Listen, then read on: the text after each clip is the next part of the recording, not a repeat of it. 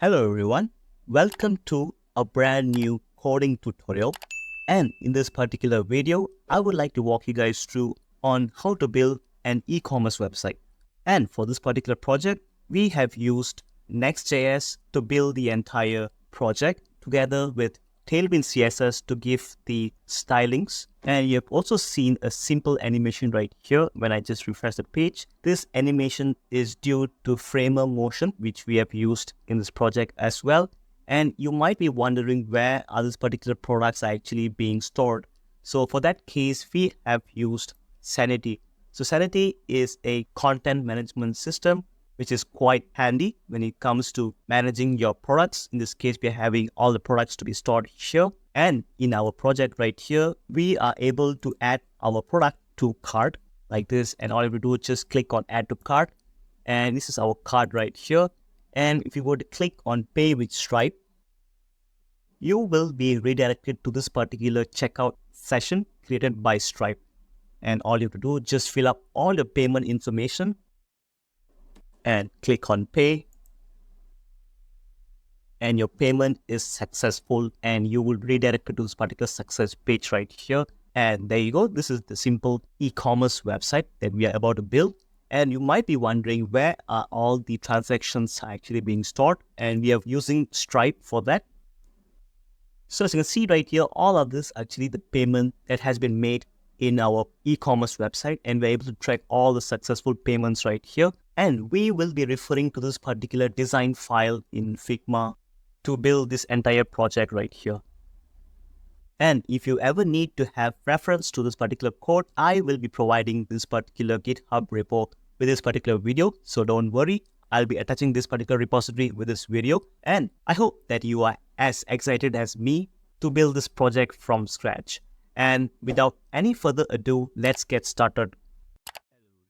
So in the first part of the video, I would like to walk you guys through on how to set up the Next.js project. And also, I'll be walking you guys through on how to set up Tailwind CSS as well. So by having these two, we are able to set up the front end. So let's get started. So first of all, we need to go to our browser and just go to Tailwind. And just go to this particular get started link and just look for framework guides. And here you're able to install the Next.js together with Tailwind CSS simultaneously. So we are able to just save our time just by having this two downloaded by just having this command. As you can see here, it says npx create next app latest. This is exactly the same as if you would go for directly to Next.js applications website. So all you have to do is just need to copy this in our file right here. I'll make a new, I'll open my terminal inside my local file. And of course, I have to paste the command. And as you can see right here, you're able to have this particular my project. My project is basically the name of the project that you would like to give to your project. And just go to this particular my project text right here. Just replace it with your preferred name. In this case, I like to give shop, and I like to leave TypeScript, and of course I won't be needing ESLint right here.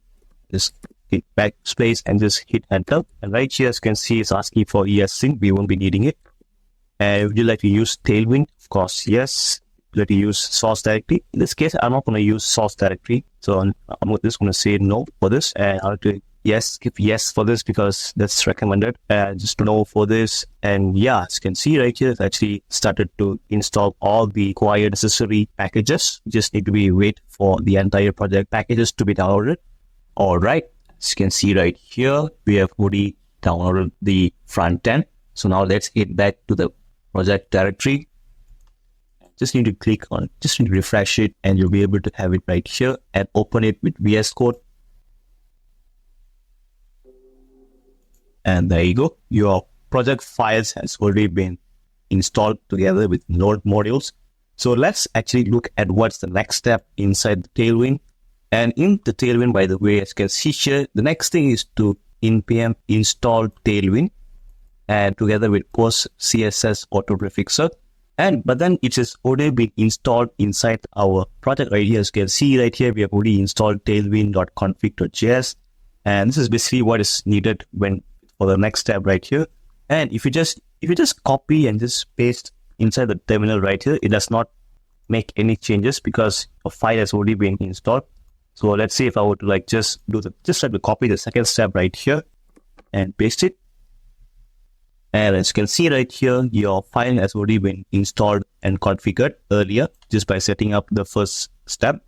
Now, in the third step right here, we need to be placing all these directories. As you can see right here in our tailwind.config.js, it is already been implemented as well. So we don't need to make much changes. And if you go to our fourth step right here, you need to be looking for globals.css, which can be accessed inside app. So I just need to click on this app. As you can see right here, these three things are already there also. So we don't need to do any of this particular step. And the next thing is we just need to run npm run that copy and just use the terminal that we have just opened and just paste it right inside here. And of course, you need to be running it. And there you go. You just need to click on this particular link that the server created. And there you go. This is the basic boilerplate when we set up a Next.js project. So if I go to this particular page.tsx, which is basically the most root page of all, and I can actually just change the entire page so that it actually looks like what we wanted to have. Example, I need to comment the main part right here, and inside here I'm just going to add my own custom code. And of course I need to be having this particular open and close tags right here, which is empty, and just add like an h1 tag.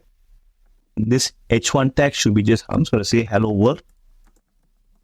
And not just that, I would also like to test whether the Tailwind has already been installed and configured properly. So in that case, I like to use class name. And inside this class name, I like to give some basic Tailwind styling properties so that complete my test that I've already installed Tailwind. And first styling properties I like to give, I like to underline this particular text. So just by saying underline, I must be able to see that this particular text should be having an underlined text right here. So as you can see, this particular text has already been underlined.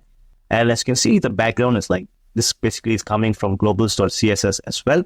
So we can just change a bit of this particular background styling properties. As you can see here, we don't be needing any of this particular background also. And as you can see, if I comment this particular part, and if I head back to our browser, you're able to find the background does not exist anymore. And there you go. This is basically one way to check whether you have already installed and configured Tailwind into your project.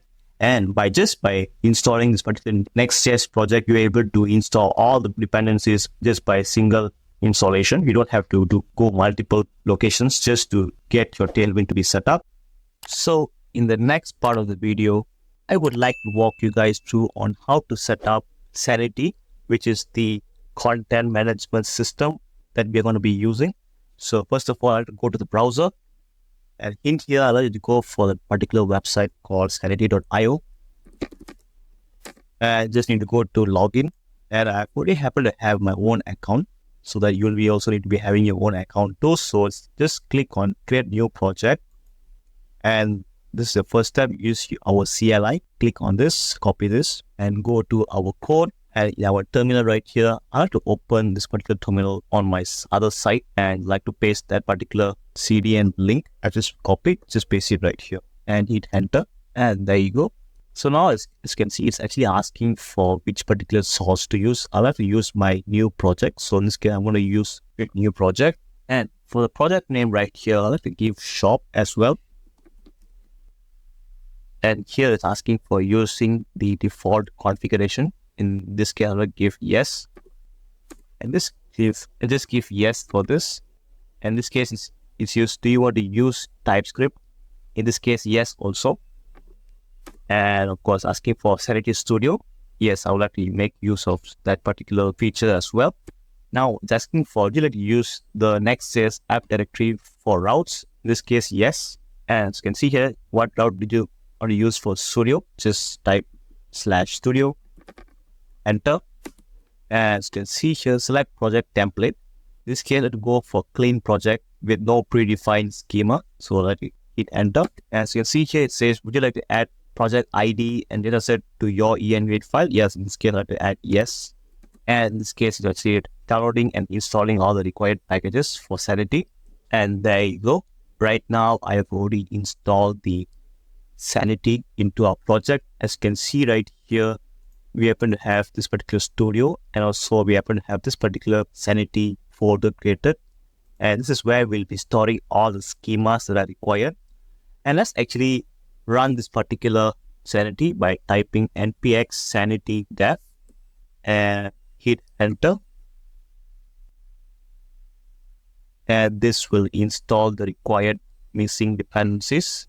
And there you go. Right now we are able to have this particular localhost link generated. So just need to copy this and open it in the browser.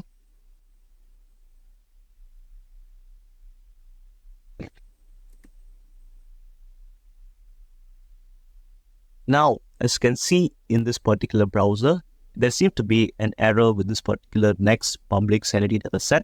So in our code, you'll be able to find that particular issue that's actually causing inside this particular env that falls under sanity. And there you go. As you can see right here, it's next underscore public underscore sanity and underscore dataset. This is not actually able to be found by this particular browser, but particular sanity. So just need to be replacing this particular value of this directly from env. So as you can see right here, we happen to have next public sanity dataset. Just need to copy production. Just replace it with this particular process.env for next public sanity dataset. Just need to be having this production like this. And if you hit enter, the next thing will be, there's another error here, next public sanity project ID. So it's also coming from this particular env file as well. And just need to copy this and just need to replace it with this particular project ID that's coming from env. Replace it like this. And if you go back to this particular Sanity Studio, you'll be able to find, you're able to solve that particular error. And of course, you need to be just log in to that particular account that you've used right here. And in this case, I like to use my account. And there you go. This is what you'll be able to have once you have already set up your Sanity. And the next thing is to add schemas. Schemas are the ones that contains the data sets of your database. So in this case, let's say you would like to have a database of products. So in that particular products database, you need to be having a table of all the required fields. So there needs to be a table for products in which you must be having all the data fields, which example, the name of a particular product, the price of a product, description, the image, and all those very essential data fields of a particular product should be kept inside this particular schemas. So it's more like creating a database field name. So let's head back to our code, and in our code right here, I like to make another new folder called schemas right inside this particular Sanity folder. So I need to create a new folder called schemas. And inside this particular schemas folder, I like to create another new file called product schema.ts. And inside here, I like to keep all these particular schemas of a particular product. And inside this particular file, I like to import two of the most important Sanity functions. So this can, let's say, import, open curly braces. And first is I'll be calling define field. It's coming from directly from Sanity right here. And of course, there's another file called define type. And these are the two functions that we'll be using that's coming from Sanity.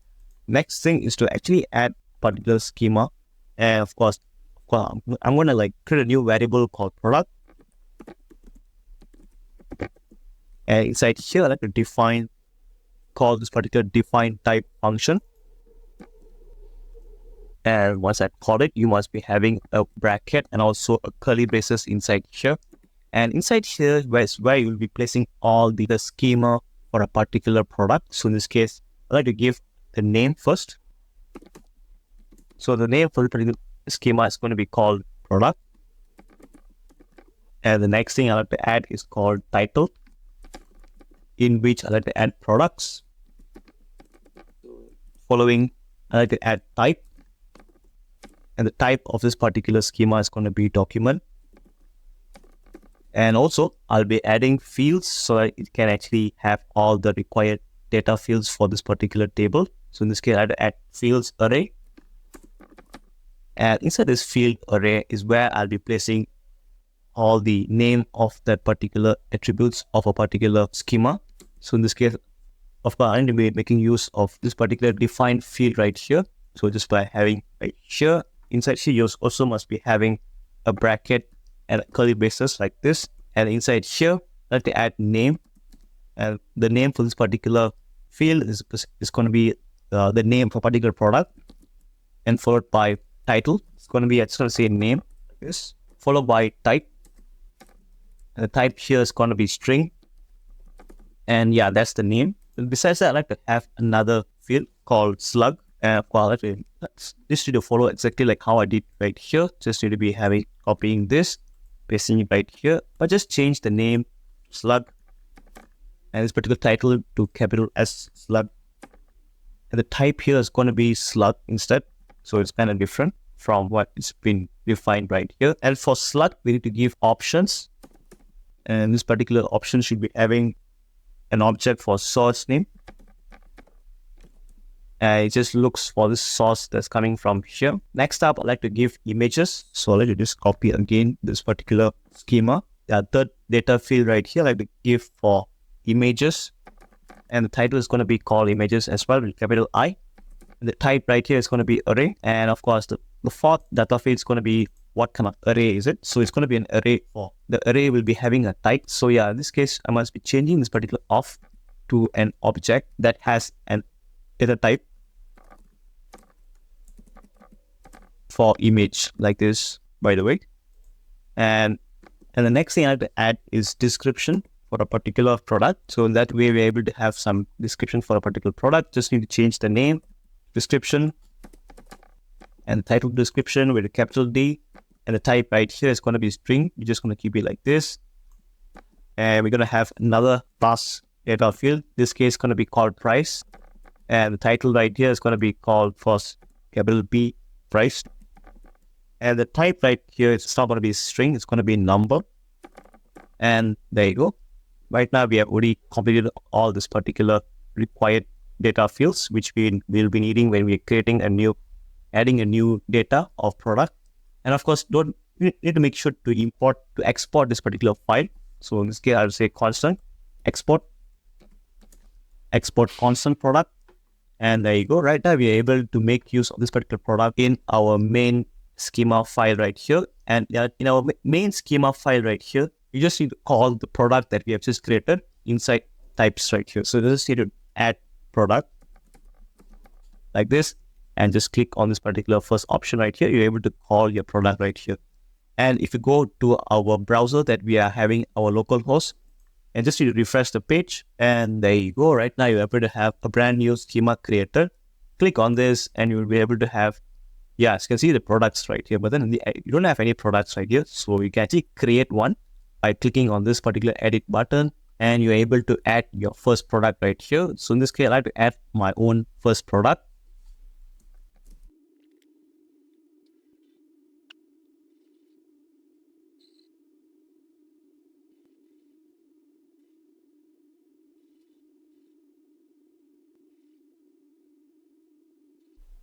And there you go. I have already published a particular product, which is a product called AirPods Pro. And we must be able to see these particular products in our front end. So we need to head back to our code. And I'll have to go to the app file right here. Need to go to page.tsx.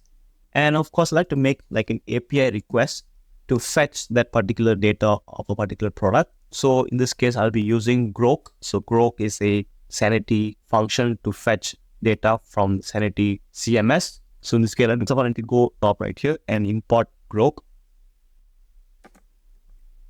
And which is coming from Next.js Sanity like this. And right inside this particular, our main function, we need to be creating a variable for products, constant products, and which you must be able to fetch that particular data that's coming from Sanity. So in this case, I call client.fetch, and it's going to make a GraphQL request whereby I'll use grok followed by quotation mark right here. And inside here, I like to have this particular code which says underscore type, which refers to the name of the schema. In this case, we're going to be saying product like this. And in this case, it's just looking for a product, a schema named product, and then it just fetches whatever it's been stored inside here in the form of array. And of course, you need to make sure to import the client as well. So in this case, I have to add import Sanity. This client coming from Sanity as well. And the next thing is I'd like to see whether is this particular products, I have to console this particular products. So in this case, I have to add console log products. And we must be able to see in our console in the bottom. So we go to the bottom right here. Now there seems to be some issue right here. If we check our console right here, there seems to be an error which is related to fetching that particular product. And yeah, I think that's the only way where we can solve this particular issue is just by adding a wait. And by adding a wait, we must be able to have this particular async. By having a wait here, we must be adding async in the main function right here. And so that it actually complements this particular function. So if we go to the bottom part right here, and there you go. Right now we are able to have this particular array. And this array has contained all the required data that's coming from the Sanity that we have created. In this case, we have set up an AppPost Pro, and that we happen to have the slug. And of course, the images are right here. And yeah, there you go. This is one way to test whether your Sanity data that you have created inside that particular studio are able to be fetched in your front end. And yeah, that's the end of this particular part of the video. Now, on the next part, I'll have to walk you guys through on how to add all the front-end components, for example, Navbar and hero section and all the products. So let's get started. So in the next part of the video, I'll have to walk you guys through on how to add Navbar. So let's look at our Figma design. And in our Figma design right here, we are able to see this particular Navbar. And this particular Navbar is just to kind of simple, by the way, where it just has a logo with a text and there is an icon, shopping bag icon, together with its counter. And this is quite easy. And we just need to take note on what exactly this particular font is being used. As you can see on my right hand side, you're able to see this particular font is being used. It's called Urbanist.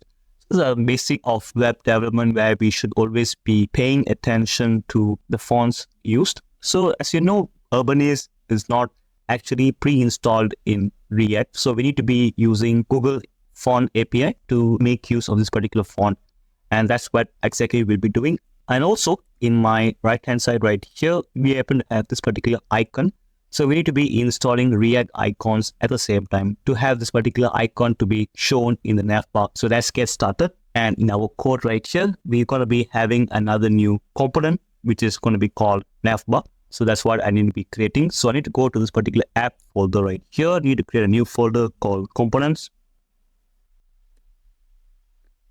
And inside here is where I like to place navbar. So in this case, I create a new file called navbar. And it's going to be a TSX file. And inside here, I like to place, first of all, I like to have like the functional component. In this case, I like to say RAFCE. And just by selecting the first option right here, you're able to find this particular React functional component will be generated. And this one is actually a part of an extension. You can just go to this particular extension and look for ES7. And there you go. ES7 is basically a part of React extension for React. So it's like more like a built-in integration with, it's just like a simple way where we're able to have all this React's boilerplate templates. So that's why I've used ES7. That's why I was able to also add this particular boilerplate functional component just by typing RAFCE. So this is one of the best extensions that we should be having. Now let's make this particular navbar to be available to be exported. So in this case, I must be using index file. So I need to create a new index file called index.ts, and in which I need to be importing and exporting the components. So in the first case, I have to add import navbar from navbar, and also I need to be exporting it right below here. Just by saying export and open curly braces, type navbar. And here you are able to have this particular navbar to be exported. Right now, I like to have this navbar to be having inside our, as you can see here, not inside our page.tsx, but layout.tsx, by the way. And layout is where we're able to place the body right here. And on top of body is where we'll be placing that particular navbar. Below body is where I place footer. So in this case, I just like to focus mostly on having this particular navbar at this particular part. So in this case, just I type navbar and you just need to close this particular component, and then you're able to find your navbar will be automatically imported at the top right here.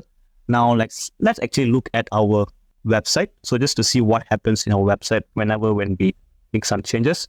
Now in our browser, we happen to find some errors here. So don't worry, this is basically because when you click on this, basically it's because of we have only placed div dot inside that particular functional component.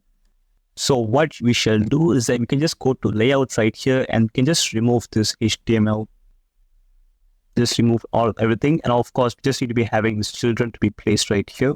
And there you go. Right now, we are able to have this particular navbar along with the children right here. So in this case, the children is just going to be having this particular page, by the way. So whatever you place within this page is where you are able to have your children. So as you can see right here, let's go to navbar back. So we check our website right here and just refresh it. And now we are able to solve that particular issue. And the next thing is that we can actually start creating that particular navbar.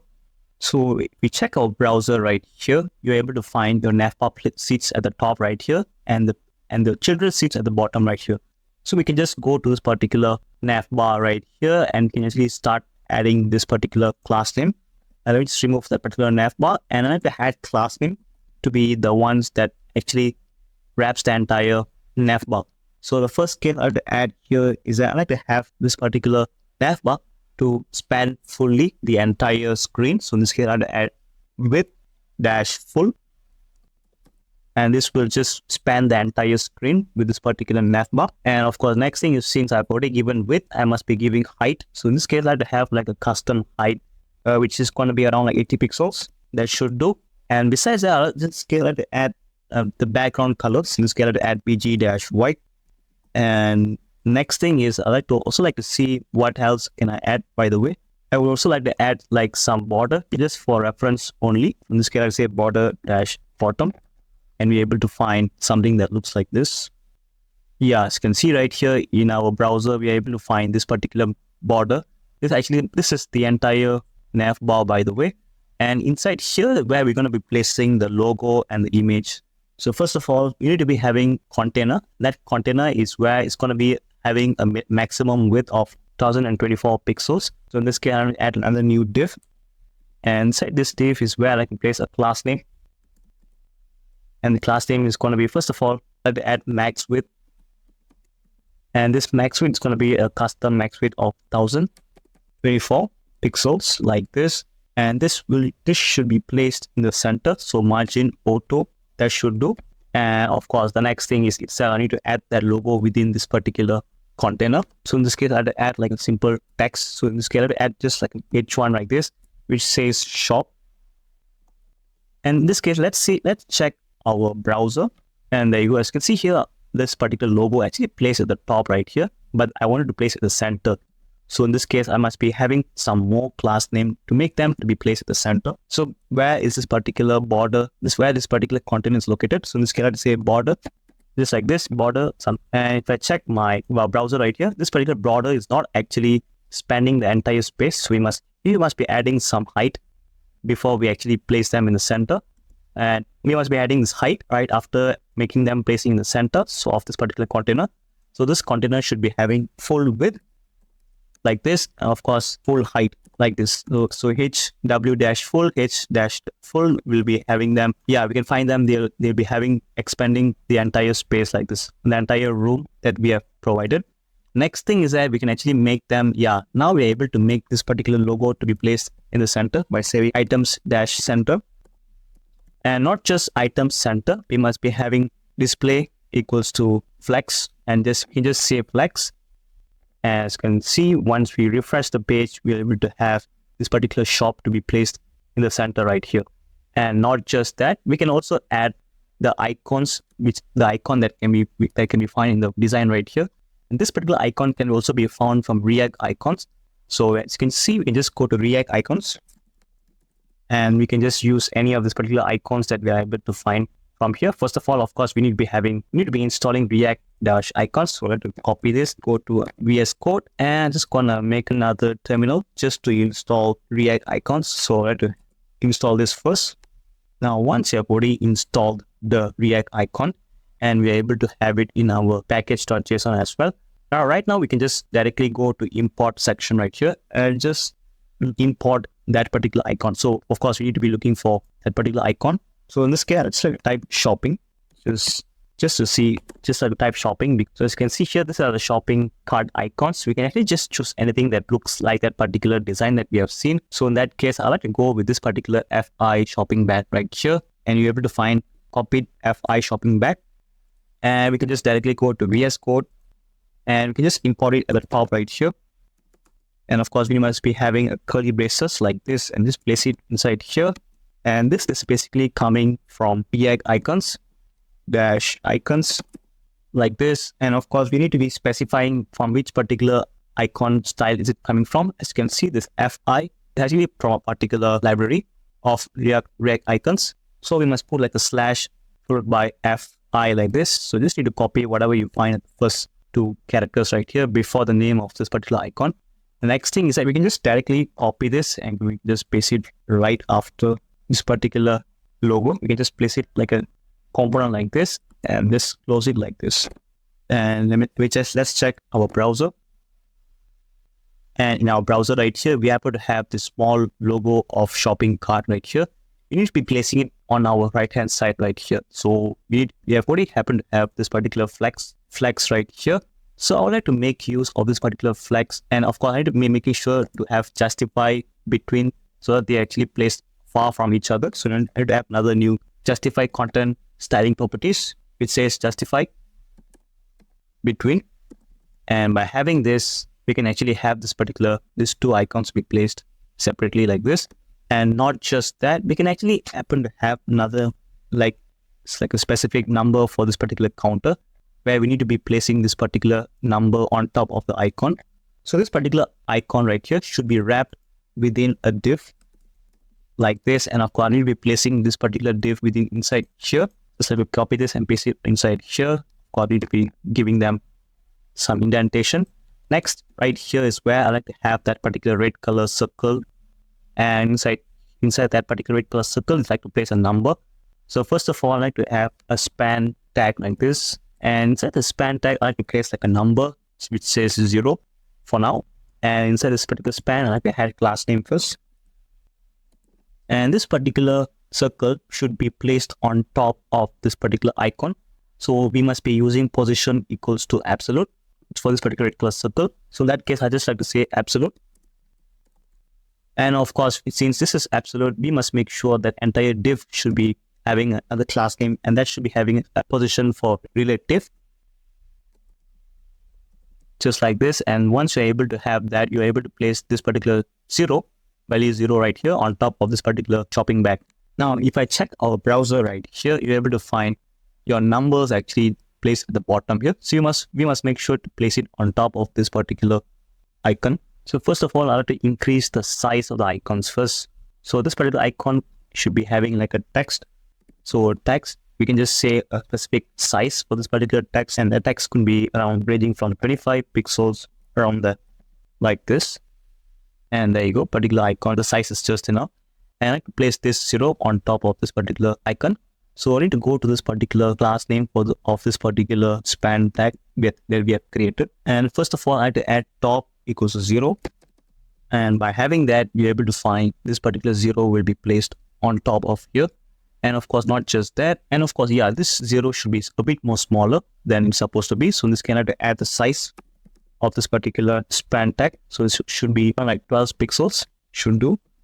And if you find it, you're able to find that the 0 should be a bit more smaller than it's supposed to be. Or left right here, I'll have to place it on my top right. So how should I do that? And of course, I have to add like a right, like this should be right. And just need to be placing the custom value. And in this scale, I have to add around like -5 pixels, so it actually goes not on this particular left hand side, but it should be right hand side like this. And of course, I can actually give the background color for this particular 0. So I'm gonna say bg-red-500 like this, and this will give a red color background, and also the width and the height for this particular span tag also. So in this case, I have to give width dash a custom value, so around like 18 pixels. And also the height should be the same, 18 pixels as well, just like this. And of course, since it's a circle, I'll give rounded, and not just rounded, by the way, it has to be the maximum rounded so that it looks circle. And by having this, you're able to find your circle will be having, your particular circle should be having like this, by the way. And not just that, this particular 0 should be placed in the center of the circle. And that's why we should place text dash center. And by having that, we can actually see this particular 0 will be placed in the center, just like this. And besides that, we can also give this particular 0 to be a different color than it is. So I like to say text dash white. And this will give a white color for the 0 like this. And next thing is that you can actually make this particular 0 to become a bit more bold. So in this case, I have to add font dash bold like this. And there you go. This is how your counter should look like. And the next thing is that we can actually give this particular font right here some custom font that so that it actually aligns with the design right here. So as you can see here, we need to be using a custom font called Urbanist. So Urbanist, it can be found from Google Fonts. So just go to Google Fonts, go here and just look for Urbanist. And there you go. Just need to be clicking on this. And right now what you can do here is I just need to be selecting all the ones from this particular font style. And this case, I like to go from selecting and just like to avoid italic because we won't be needing it. So in this case, I like to select everything that's coming from here which is not italic. Just select everything, all the font styles and the size and the thickness like this. Yeah, just all the way to the bottom. And there you go. We have selected all the ones that are not italic. And let's go to this particular font family that we have selected at the bottom, at the top right here. So click on this. You're able to find these are the fonts that we have selected, which are actually under Urbanist. All of them actually under Urbanist, by the way. And we need to go to this particular import section where we're able to get this particular import and copy this particular import section. And whatever you have that's placed within this style tag right here, just need to be copying this and go to our code. And in our code right here, we need to be going to globals.css. And as you can see, there's already been some predefined styling here, which we won't be needing them. So I can just like remove them for now, just like this. And inside here, I need to be placing this particular import of a font at the top, most top right here. And then only it works, or else it won't work. And just like this. And of course, we need to be adding this particular custom font that we have actually got it inside our Tailwind config.js file as well. And that way we are able to call this particular font. So inside this extend, and right after this particular background image here, or you can just remove background image. You won't be needing background image. We can just add like font family. And so here is going to be an object of font family. And that particular font is where we can actually, and we can just type in the name of the font that we would like to have. In this case, I called Urbanist. So Urbanist is the name of the font. And besides that, we should also be importing the actual name of the font, which is also Urbanist. So in this case, it's going to be a capitalized name. So it says Urbanist, which also happens to be sans serif font. And just like this, you're able to have this particular font dash Urbanist can be used in our project. So you just need to copy this font, this Urbanist name like this, and we can just go to our Navbar right here, and inside this particular logo right here, we can actually add a class name, and in which we can type font dash Urbanist, just like this. And if you go to our project right here, just you refresh the page, and you can find that, and we have already imported that particular font right here. So as you can see, the font has been changed, and we just need to give some font weight and some size for this particular font right here. So in this case, I have to go to the particular navbar, and in this case, I have to add the font size right here. In this case, I have to give font dash black. So this will actually increase the thickness of this particular font. So just by saying font dash black, and this will eventually make the font to become a bit more thicker. And of course, the size. And in this case, I have to add text dash 2XL. That should be perfectly fine. And there you go. We've just added a simple logo right here. And we can also make this particular navbar to be a bit more responsive. Let's check whether is it even responsive. And we can just give this particular this particular project a test. As you can see here, when we reduce the size, you can actually find this is a bit responsive right here, or we can just improve this particular navbar to be having some spacing. Like as you can see right here, I like to have some spacing at my left hand side right here, and of course some spacing on my right hand side right here.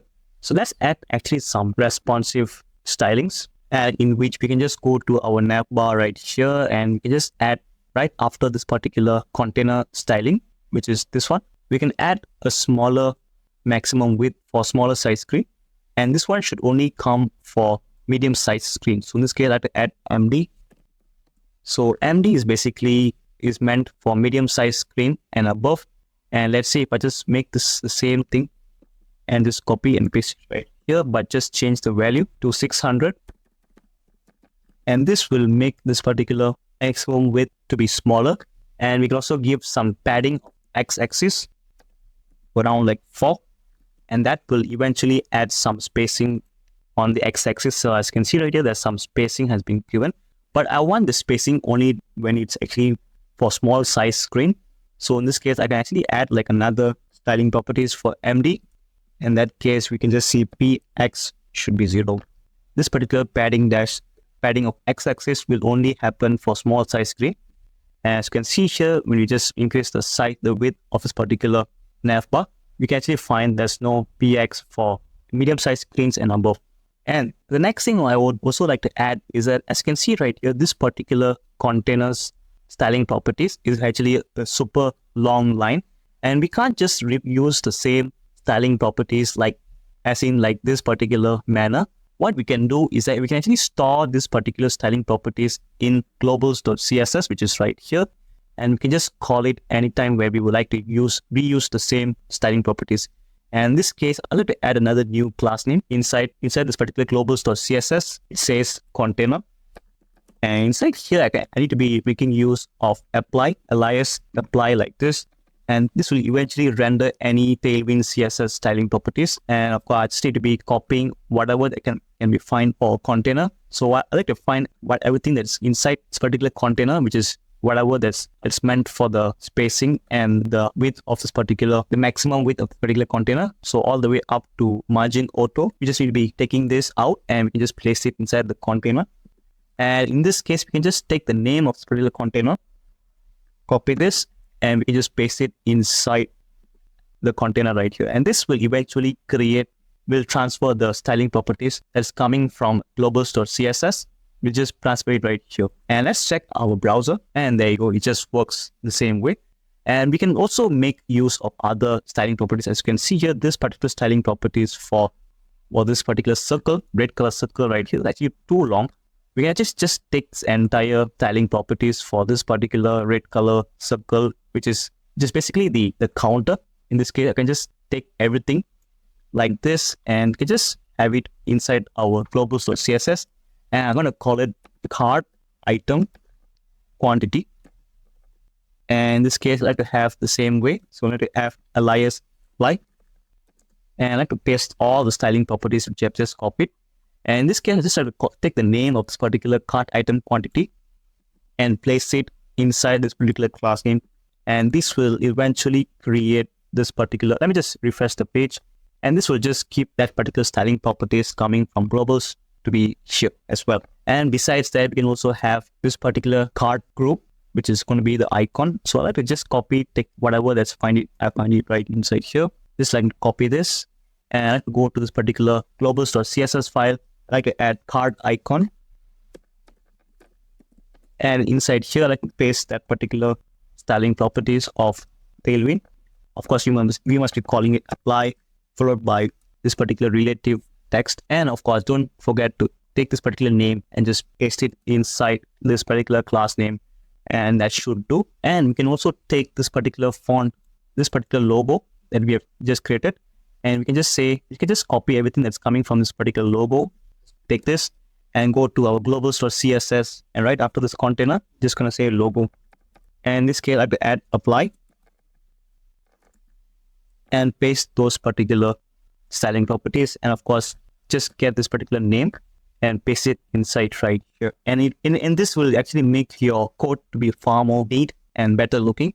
And we can also have the other sections as well. As you can see right here, we also happen to have all this other styling properties, for example, right here and here, which we can actually do as well. And besides that, of course, this particular logo should be a clickable.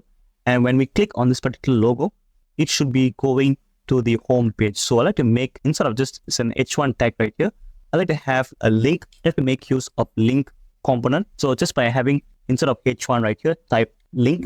Of course, you need to be importing link from Next like this. And of course, since obviously it's a link right here, we must be having href as well. And this href should be just directing to the home page like this. And this will just be, yeah, as you can see right here, when you refresh the page, yeah, this particular cursor, we just go to redirected to the home page like this. Yeah, it does not do anywhere because it just goes to the home page. And next thing is that this particular icon should be also a clickable button. So I like to place, instead of div right here, I also like to add like button in this case. So instead of div right here, just like to take button, replace it with button, just like this. And you will be able to find your card icon should be having like a cursor becomes a pointer. Let's just remove the unwanted borders because we won't be needing any of this. So this is just for reference, by the way, and also here and here. And that should do. And there you go. And let's not forget that we should apply the font to all the components right here. As you can see here, this particular font is not the Urbanist font. And also this particular 0 right here is not the Urbanist font as well. So we need to be adding this particular font, which is Urbanist, to the entire project. So by doing that, we have access to this font in entire project. So we must be having like an asterisk. So inside this asterisk is where we can actually place styling, whatever, for the entire page, for the entire project. So by having apply font dash Urbanist, we can actually have them to be for the entire project, right? Like this. And there you go. You're able to find, yeah, even this 0 has become the font type, the text right here has also became Urbanist, by the way. And there you go. This is one way we're able to have this particular styling properties for the entire page. So now we have already done the navbar. Now next, let's look at how to implement the hero section. In the hero section that we can see right here, it will be having a background. In the foreground, there will be a AirPods Pro image as well. This particular hero section can be achieved by placing this particular image on top of the background. And not just that, in the demo that I have shown you earlier, we are able to have this particular little animation. When you can see, when I just refresh the page, we're able to find this particular image will be animated when the page loads. So this basically is a part of another new plugin that we can actually make use of, which is called Framer Motion. So in which we are able to make use of it to achieve this particular animation right here. So let's get started. In our code right here, we are able to have the navbar to be placed at the first component. Now let's actually create another new component. All you do just need to go to this particular components folder, create a new file called hero.tsx. And inside here, in which I like to have the boilerplate RAFCE, and just need to click enter. You're able to have this particular boilerplate code for functional component. And of course, I like to import this to the main page. So I just need to go to this particular index.ts file first. I need to import it here first. And I will just like to change the name to hero, just like this. And I'll need to export it right here. And this will be able to accessible from the main page.tsx file. All you have to do is just need to go to the right below the navbar called hero, and just need to have this particular hero section to be imported right here. Of course, you need to be having this particular import for hero section as well. Just need to update it right inside here. As you can see, your hero section will be called here, and in our browser, you are able to find the hero section will be placed right here, which is right below the navbar. And there you go. Now we have already have this particular hero section to be placed right here. And of course, let's just remove this particular unused hello world code, and we just go to hero section directly. And in our hero section right here, we can actually create that particular section first. So in this case, I have to first of all, I have to go create the outermost div right here. And the outermost div, I have to place the class name, the styling properties for this particular section, where there should be an image as the background, and there should be another image on the foreground. So in this case, I like to make use of display equals to flex. So that way we are able to achieve that. So in this case, first of all, I like to add class name. And in this particular class name, I like to have width equals to full and also height. And in this case, I like to have height of 600 pixels. And like I've said earlier, I like to have flex, display equals to flex. So in this case, I can just say flex. And besides that, I can also happen to have container. So container is where I can actually place things within a maximum width. And in this case, I can just like make another new div right inside this particular div. And this particular container div right here, of course, I like to add a class name again. And here I like to have the width and the height as well. So first of all, I'll give height. And in this case, the height is going to be full. And besides that, I like to give width. But in this case, I like to have like a maximum width. So it's going to be max width of 1024 pixels. Like this, we'll need to be also be heading for mobile size screens. So in this case, I like to have like another maximum width. So in this case, I like to have maximum width of 600 pixels. And this will be coming for whatever that is not medium-sized screens and above. And the first one that we did here is meant for MD. So we need to place MD like this. And yeah, this will automatically be having for only for medium-sized screens. And this will be for mobile-sized screens. And besides that, I would also like to have margin auto. And this will make sure that this particular container is being placed in the center. So we can just say m-auto. And next, we can actually start placing that particular image that we seen just now, the background image. So we need to be having the first div right here. And this div is specifically for the background image. So in this case, I have to add class name. So in this case, since it's a background, I can just add directly an image. So in this case, first of all, I must be adding like the fill type of this particular image. So in this case, I have to have object cover. And let's actually add that particular image that we have seen earlier. Now we can just copy this particular image from the Figma file and we can just export it like this. As you can see right here, we're able to export this particular airports image right here. And what I've done right here, I've already imported both of this particular image file in our VS Code. And as you can see right here in our public file, you're able to have this particular hero airports.png and also hero banner.png. And we can just directly import it into our file. And before that, we also need to be creating an index file so that we're able to easily import any of these files coming from public. So in this case, I have to add another new file. And in this case, I have to have index.ts file. And inside this file, I have to import both of this image.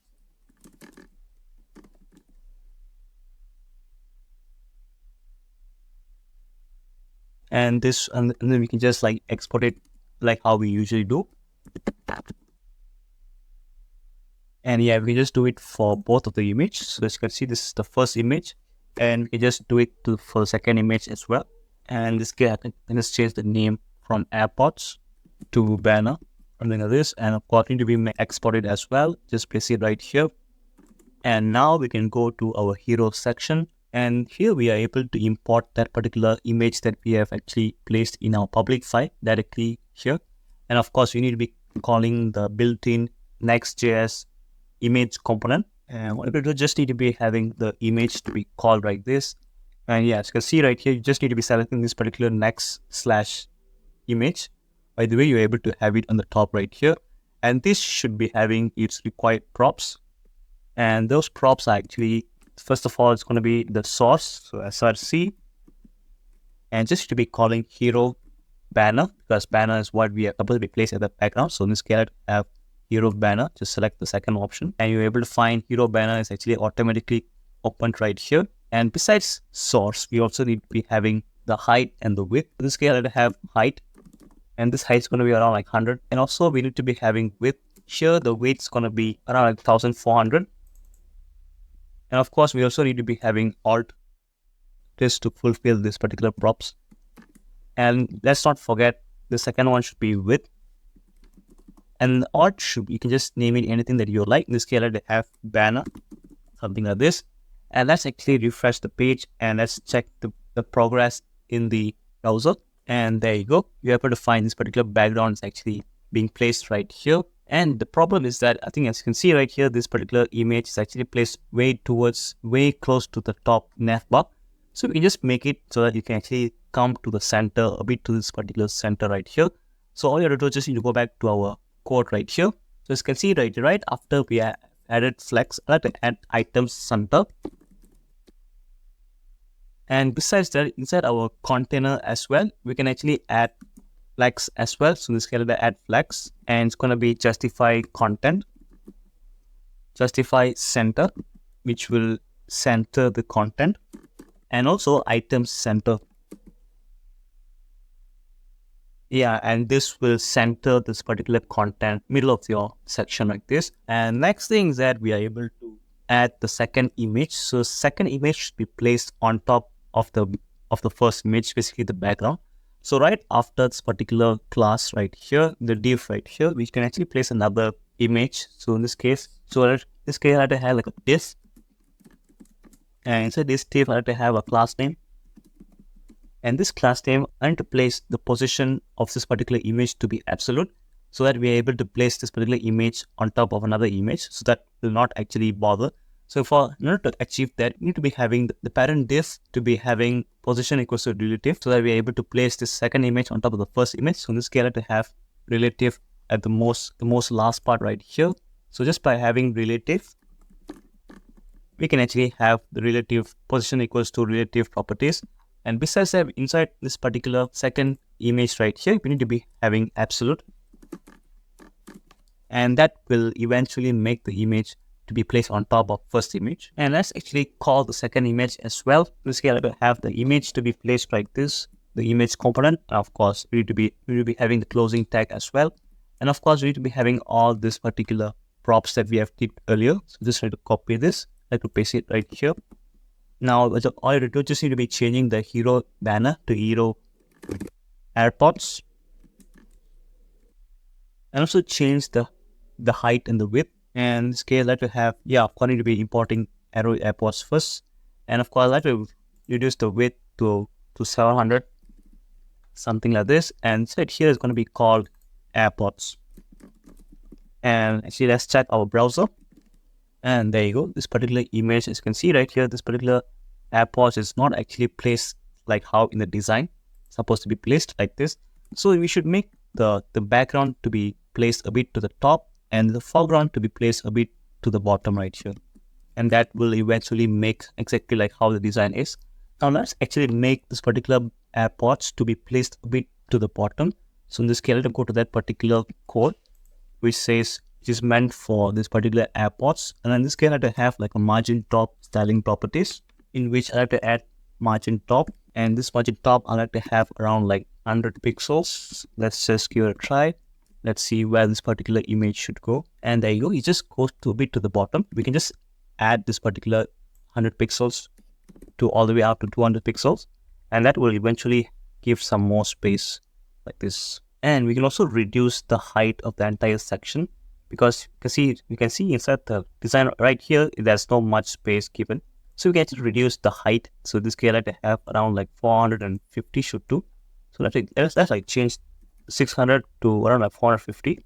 That will eventually reduce the height, the gap right here, just like this. And of course, we can also add more padding top. Instead of just 200, we can just keep around like 250.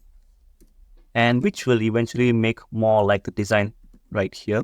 And that will eventually make it more like the design like this. And I guess it should be 300 should be the best one, I guess, because if you give 300, you should be having some spacing and here, right? So when we refresh the page, you'll be able to have some spacing like this.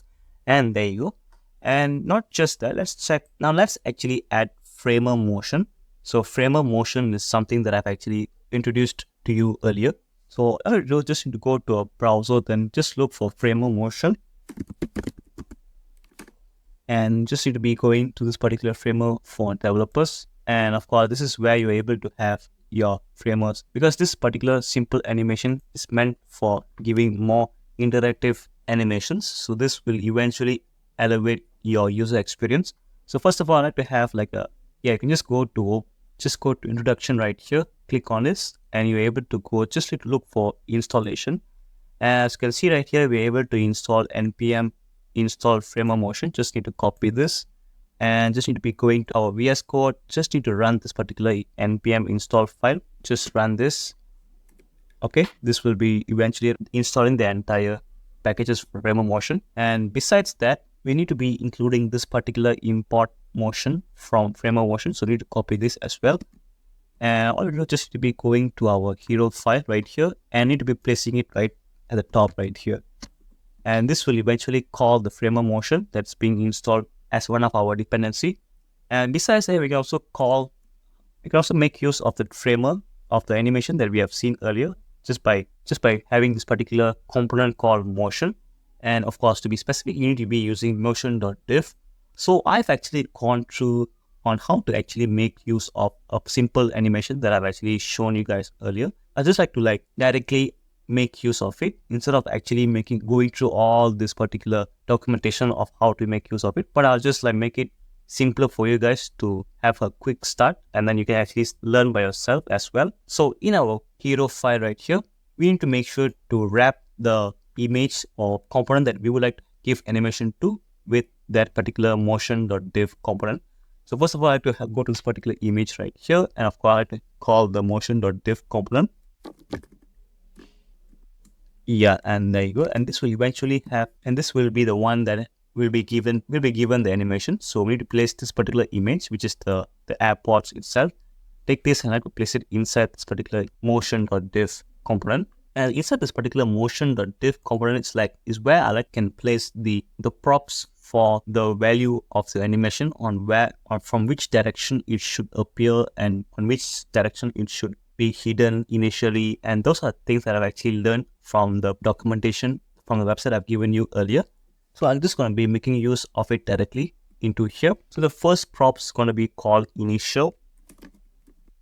So initial is going to be the initial state. So in this case, my initial state of the particular image should be hidden. And the second prop is going to be called animate. And animate should be visible. And the third prop I like to give is called variance. So this particular variant is where we can actually place the position of our image before and after when the page loads. So first of all, I'd like to make this particular value of this particular variance to be a separate object. So that particular object is going to be called variance as well. And this particular variance, actually, I need to be initializing the value right at the top right here.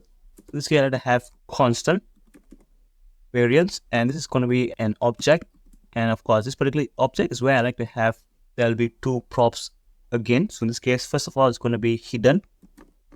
So this particular hidden is where I like to place position of the particular image when it's hidden. So first of all, I like to have an object. So in this particular object, it's I can place the x-axis, basically the x position, to be 0, and the y position should be around 70 should do.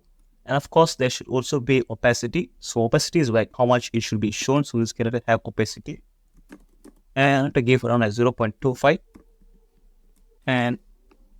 And also there should be another props. This case is going to be called visible. So inside here also we'll be having all these three props as well. So I have to copy all of this, and of course I'll be just replacing the y-axis right here to -10 and the opacity to 1. Should be just change it to 1 like this. And we can also add another props right inside the visible. So in this case, it's going to be called transition. And inside this transition also we can have another object. In this case, I can say delay about 0.05 seconds. And that should do. This is some basic idea of how you're able to make use of framework motions animation. So this case, of course, the variance has already been implemented right here. So in that way, we are able to make use of this particular framework motion in our website. So if you check our website, you'll be able to find this particular error. This particular error is because by default, Next.js uses server-side rendering, which will not be suitable for framework motion. So we need to make use of client-side server by default just for this particular page. So we can just go to our page right here in our code. This will be calling use client at the top of the line, just by saying use. client. This will eventually solve the issue because we don't want Next.js to run server side first, because this particular project that we're using, which is Next.js 13, will be automatically running server side rendering first, which is not suitable for Figma motion, because Figma motion is actually kind of animation, so it has to be running the client sides first. So this is how we're able to make use of that.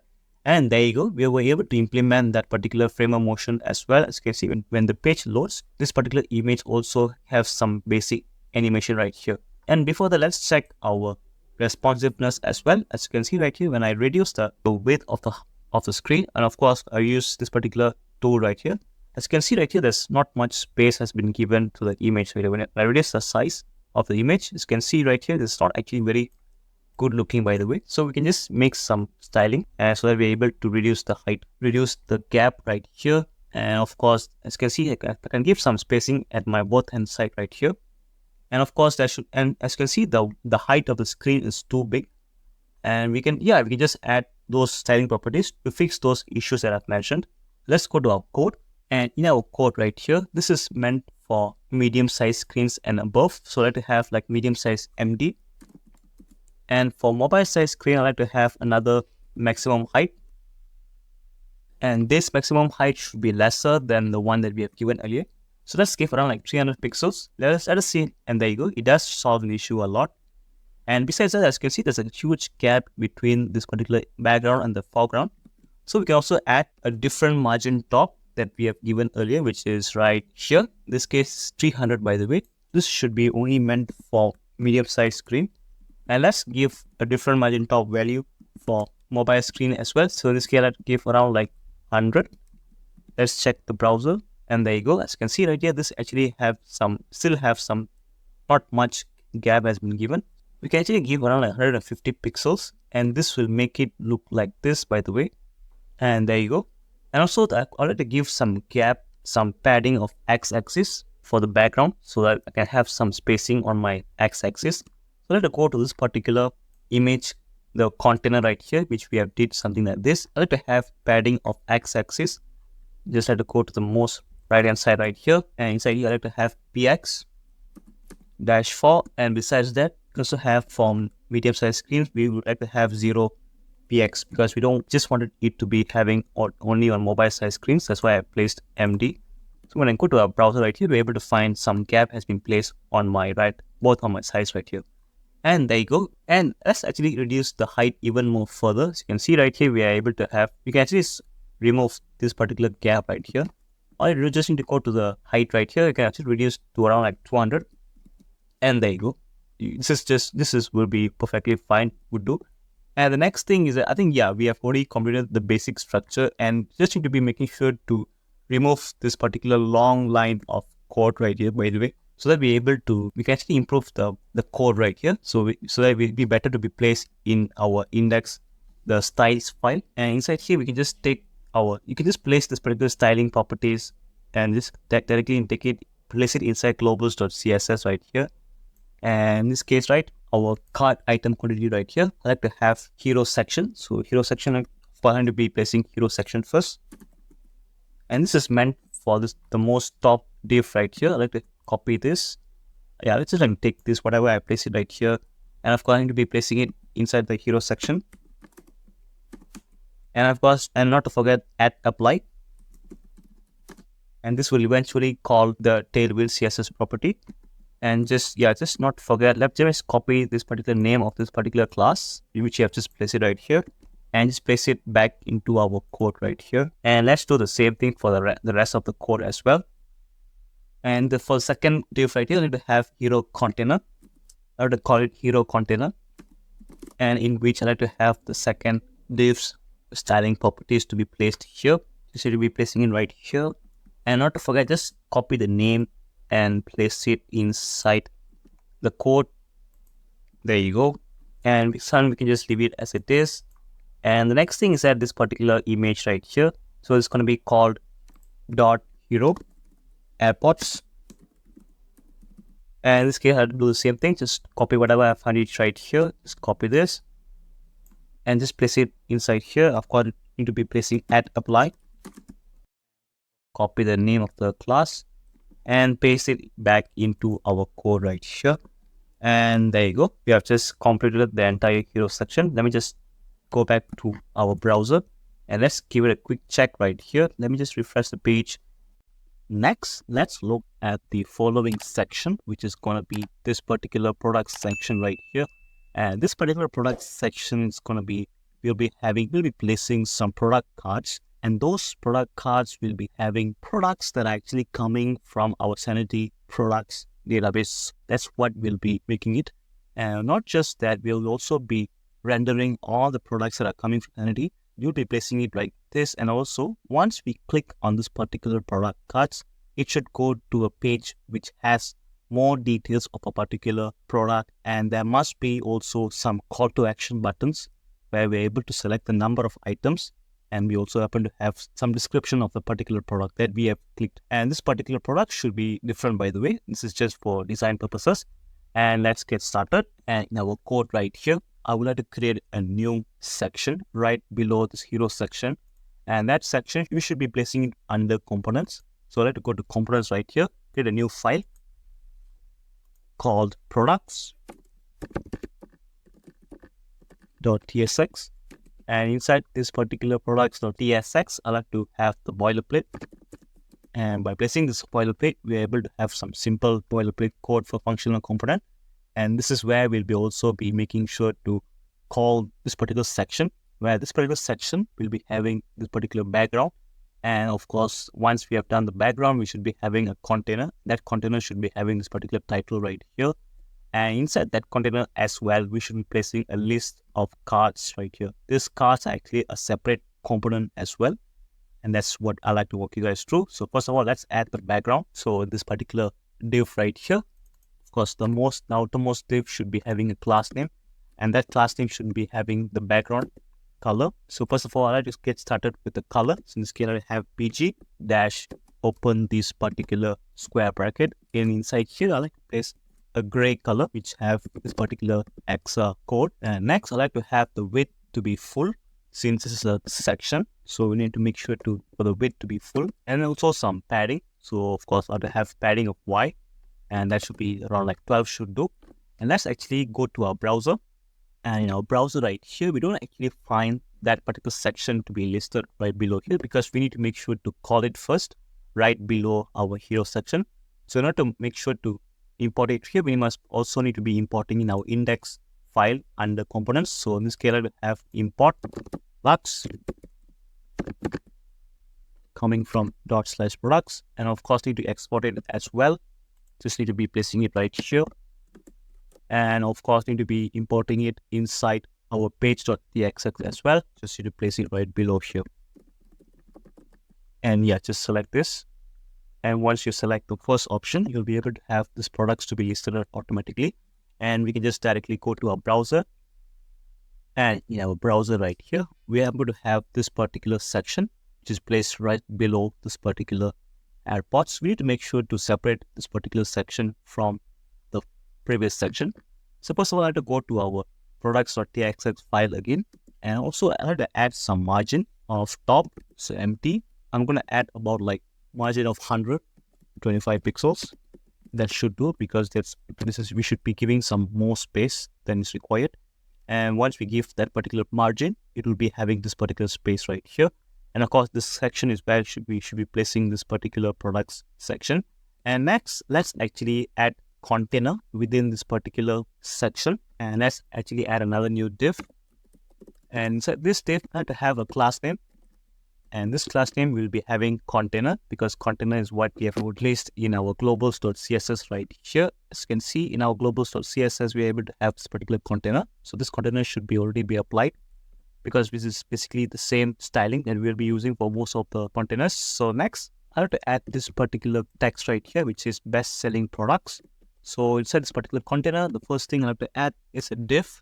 And this div is where I like to have our first text. So in this case, I have H1 tag right here. Inside the H1 tag, I like to have best selling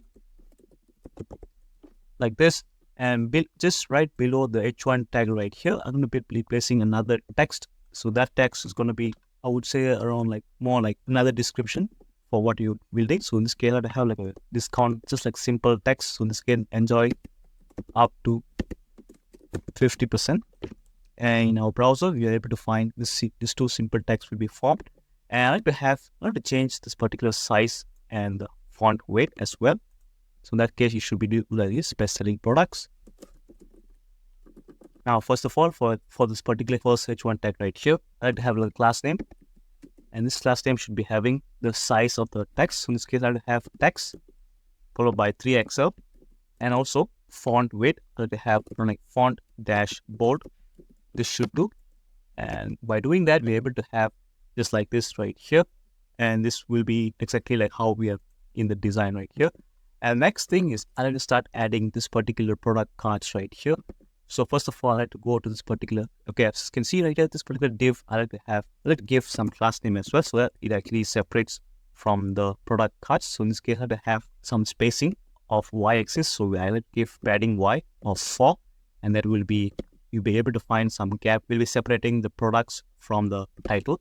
And below this particular div, which is basically the title, I like to have another div. And this div is actually the div that we are going to be placing the list of cards. We're going to have a class name for this. And this class name, like, first of all, I like to have like a margin top first of 6. And before that, we should also be having some border, because I like to see just for a temporary purposes where I just like to see where is this particular border is located. So in this case, I have to have border dash black.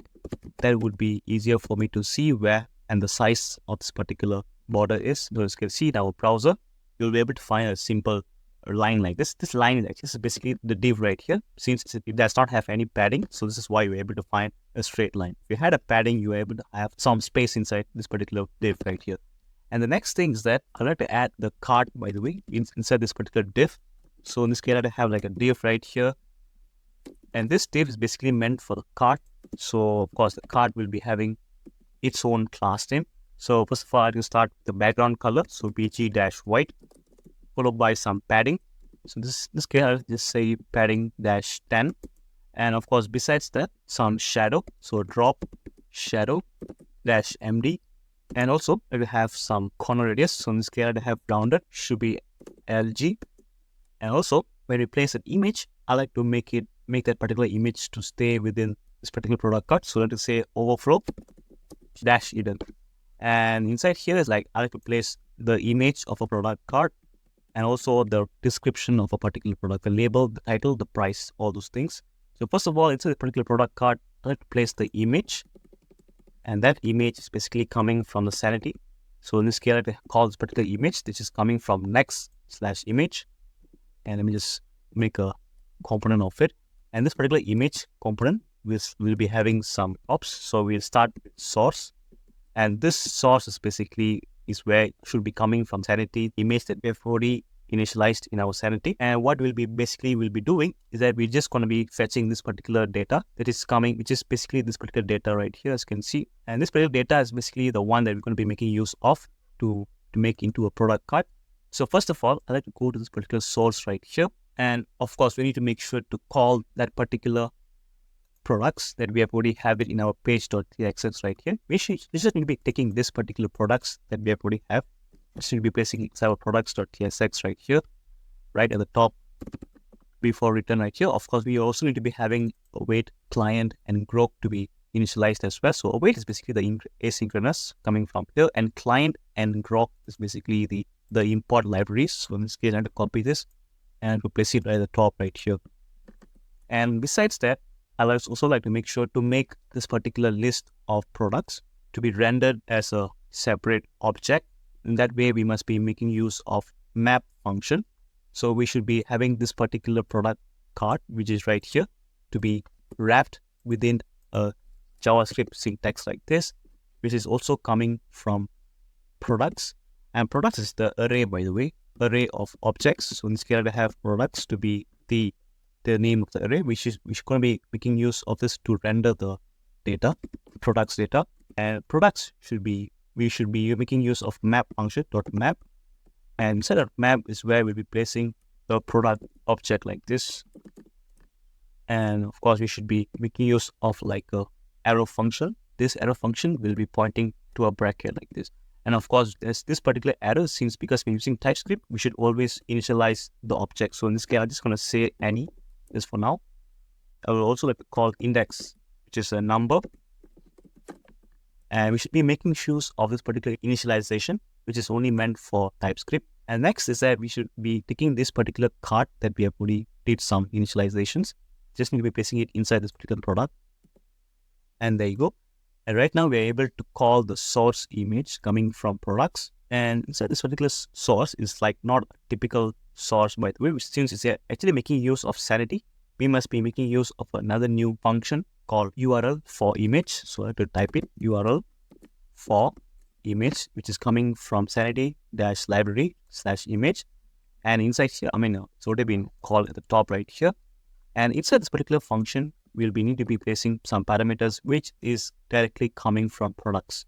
And not to forget, we should also need to be completing this particular function. We should be making it this particular function to become a URL. So it should be like this, dot URL and some bracket right here. And inside here is where we'll be placing products dot images.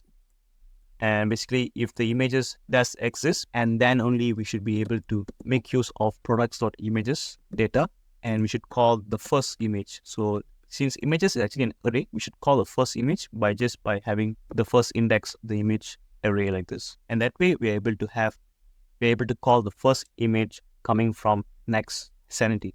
And of course, next, besides source right here, we must be adding this particular alt. So I have some simple alt right here. In this case, I called the alt the slug, by the way. So products/slug. And next, let's go to the next prop right here, which is also the most important, which are height and the width. So in this case, I have width first.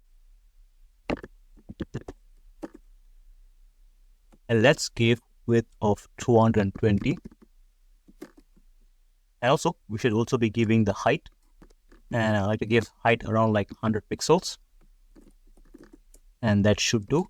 And not to forget, also, we need to be giving class name. And this class name is meant to style the image. So what are we going to add is that I would like to make sure that the image has to be within the product card. So in that case, I like to add object cover, which means object fit cover. And also the height for the image in this case, I'll give H32. And also I like to make it to stay in the center all the time. So margin X, auto. And that should do the job. Let's check our browser. Okay, as you can see here, it says there's an issue right here. We need to make sure to unable to resolve image URL. So as you can see here, I just spotted an error. We're not actually taking the products as in the array. We must be taking product coming from this particular object right here. So no S after the products right here. So just need to be removing the S. And once we've done that, we must also need to make sure to have product to be the object and not products. And let's check our browser. And there you go, there's another error. And this time is a bit different because this we need to make sure that we must be having the host name, like which is coming from cdn.sanity.io to be initialized in our next.config.js. And that way we are able to make it we can actually make that particular URL, which is cdn.sanity.io, to be listed in one of those particular configs. So we need to be adding an array, an object called images. Images object should be having domains. So these domains are the ones which are actually accepted. We can't take any URL except for this particular listed URLs. So that particular list of domains, we should be coming from this particular CDN of sanity.io. So we just need to be copying this and we need to be pasting it inside here. And this will eventually allow images to have this particular link, by the way. So this particular link is basically how we are able to fetch that image coming from the Sanity that we have already set while setting up the products. So as you can see here, now we are able to save this particular file, and of course need to make sure to refresh the page. And there you go. Right now we're able to find this particular card actually being listed right here. And as you can see, this card is actually filling up the entire container, which is not what we would like to have. So we must go back to our card right here, which is basically this one, this particular card right here. This is basically the card. This is the card, by the way, and this is the repeating list of cards. So we must make sure to make this particular cart to be having a certain width and height so that it actually aligns to one particular side, and also we must be able to add more than one product cards, and instead of just making this particular cart to fill the entire space of width right here, we must make sure to only occupy a certain grid, by the way, and so that we are able to add more product cards in one row. So how are we able to do that? We must be adding grid inside this particular border right here. So this particular, we're going to be removing the border, and instead of border, we're going to be having grid like this. And besides that, we also need to be having grid columns. So grid col, I like to have around like 4, and this particular 4 is actually meant only for large size screen, basically not for mobile screens but for PCs and of course large size screens as well. So as you can see right here, when I add this particular grid column, right, eventually it actually becomes like this, and this is exactly what I wanted. So this grid cos 4 is actually meant for big sized screens. So in this case, I must be giving the LG, basically whatever that's bigger than medium sized screens. So, and also we must be adding 1 for whatever that is not LG, by the way. So when we check our browser and we go to our mobile app view right here, we must be able to find that when we reduce the radius of width, you can find that this particular card actually fills the entire space. And this is exactly what we wanted it to look like. But as you can see here, when I actually reduce the width, it still occupies the entire space, by the way. So basically LG is not suitable. So try to remove it and make it MD instead. So by making it MD, you're able to find this particular product card does not occupy the entire space, by the way. So when we reduce it a bit more further, and then you're able to find product card actually fills up the entire space. But as you can see here, I can actually fill up 2 product card right here. So for this one, I like to have SM, and SM should be having 2, by the way. So by doing that, we're able to have this 2 product card will be having 2 grid spaces, and that way we're able to have for small size screen we can have 2, and for ultra small size screen we can make it fill up the entire space just like this. And there you go. And right now we can also add other description for this particular product card right here. In this case, we need to be having the name and the price of the particular product. And let's go to the code right here. And right below the image right here, we're going to be adding those 2 text. So first of all, of course, I'm going to make sure again I have to have a create a div first so that it can be separated from the image. So the first one is going to be an h1 tag. And inside the h1 tag right here, of course, I'm going to be making sure the name of the product, it should be coming from the object, from that particular dynamic array. So in this case, product name like this.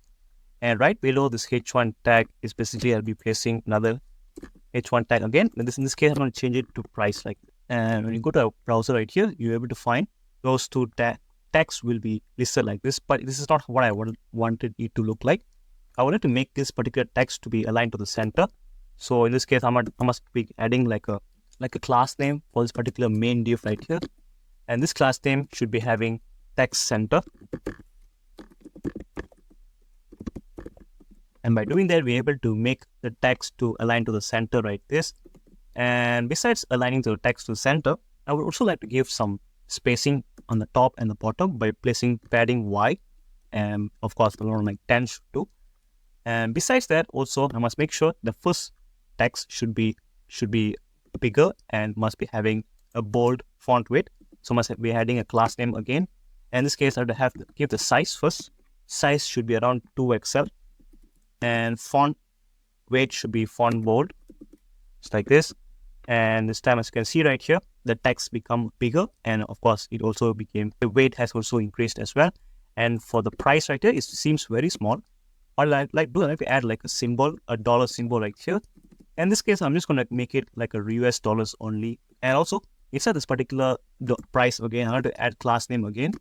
And this particular class name, I have to give the font size to be around like font text equals to XL. XL is kind of small. And also the color, I like to give around like text should be gray of 500. And also a bit more font weight, by the way, just to give some detail so that it does not actually looks very small and thin. And there you go. This is how this is the simple card right here. We can just make it exactly like how in the design right here. And besides that, of course, as you can see right here, there's only 1 image right here. We can actually add more images by going to that particular Sanity. we must say npx sanity start, and this will eventually start the server, by the way. So we just need to be clicking on this particular link right here, and this will eventually open this particular server for your CMS, the Sanity CMS. And in here, I like to add more products. So by clicking on products, you're able to have the product that we have already listed, which is AirPods Pro right here. We can actually add more products, by the way.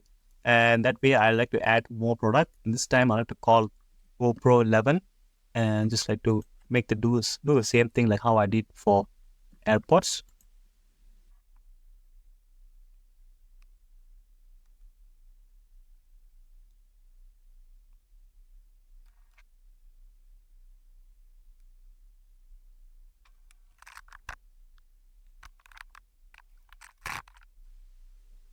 And once I added all the details for this particular GoPro, I can just click on publish. And once I refresh the page in our browser, we're able to have this particular product already been listed again. So what I like to do, I like to give some, must be giving some gap right here between the cards. And in our code, we're going to this particular grids right here. We have made this particular grid. And right after this particular grid calls for, I like to give gap. So by giving gap of x-axis, I like to give around like 1, and that should do. And when we check our browser, we'll be able to have some gap right here. And this is just very small gap right here. We can just also give some more gap by just increasing this particular value of the gap, which will look like this. And we can also add more products inside our Sanity Studio right here. And in this case, I had to add 2 more products.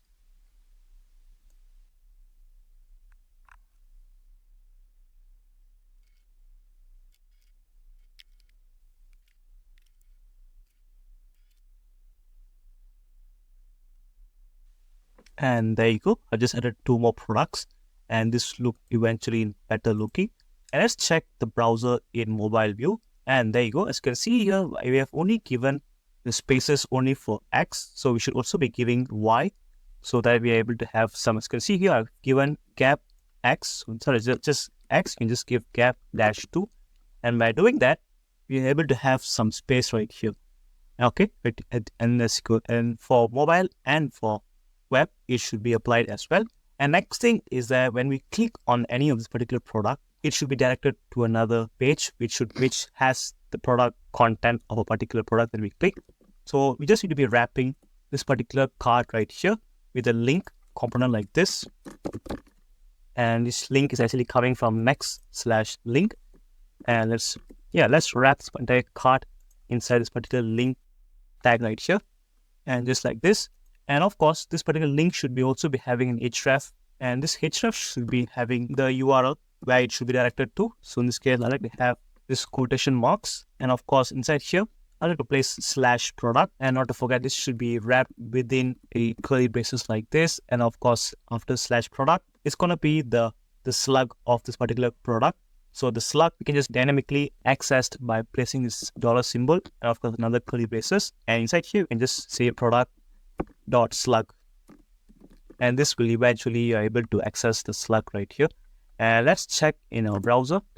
So as you can see here, there's an issue with here because we are not actually accessing the slug yet, because the slug is still an object. So we must be placing another value called current, and this will eventually we'll be able to access the value of the slug.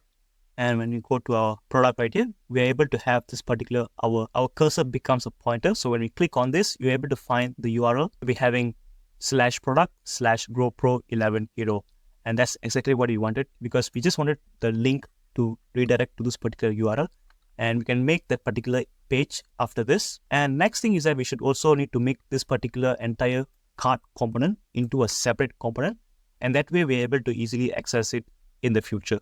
So we just need to be going to our components, create a new file called cart.tsx. And inside here, I like to have the boilerplate again, RAFCE, select the first option. And inside here, I just like to take whatever that I've placed inside this particular products right here, just to copy everything, place it inside cart right here. And of course, you need to make sure to initialize the whatever the things that we have not actually done. So for link, you can just take from here. We can take the link from here and we can just place it at the top right here. And that way we're able to access the link. And of course, we can actually fetch the product that's coming from the product list of products by placing it as the props right here. Just need to place products right here. And of course, need to make sure to declare the variable type because we are using TypeScript. So we must always do like that. So we must put any. And that way we're able to have access to the product that's coming from here. And also not to forget, we must also need to import image, which is coming from here. You can see at the top right here. And besides image, of course, there's another one called URL for image. Just copy that also. You see it at the top again. And besides that, there's no other issue we have found. So just need to make sure to pass this particular product object as a prop inside our products. So in this case, instead of link right here, I like to remove the link. Just try to remove it. And instead of link right here, I like to place card. And this particular card is coming from ./card like here. And inside this card is like, I like to have the props to be passed. So I will say product equals to product. And that way we're able to pass the product that's coming from this particular map function. And also not to forget, since it's a repeating group, we must give like a key value so that actually they're able to uniquely identify this particular card right here. And that way we're able to have access to the cards that's coming from this particular separate component that we have just made. And when we go to our browser right here, we're able to find this particular cards actually working perfectly.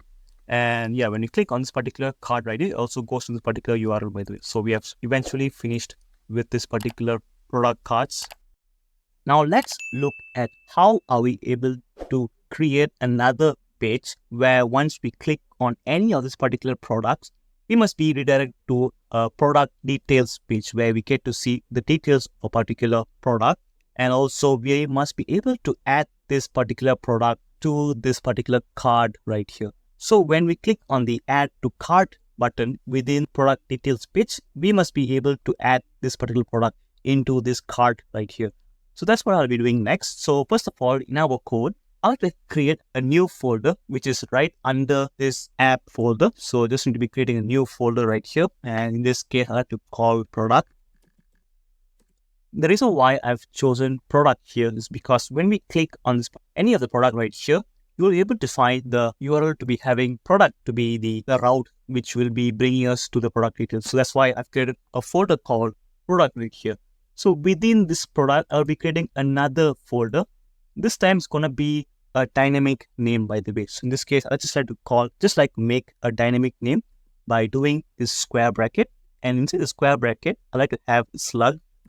And this is the name that can be a variable depending on the slug of a particular product. And there you go. Just save the particular folder's name. And inside here is where we'll be placing the page.tsx. So page.tsx is basically the index page.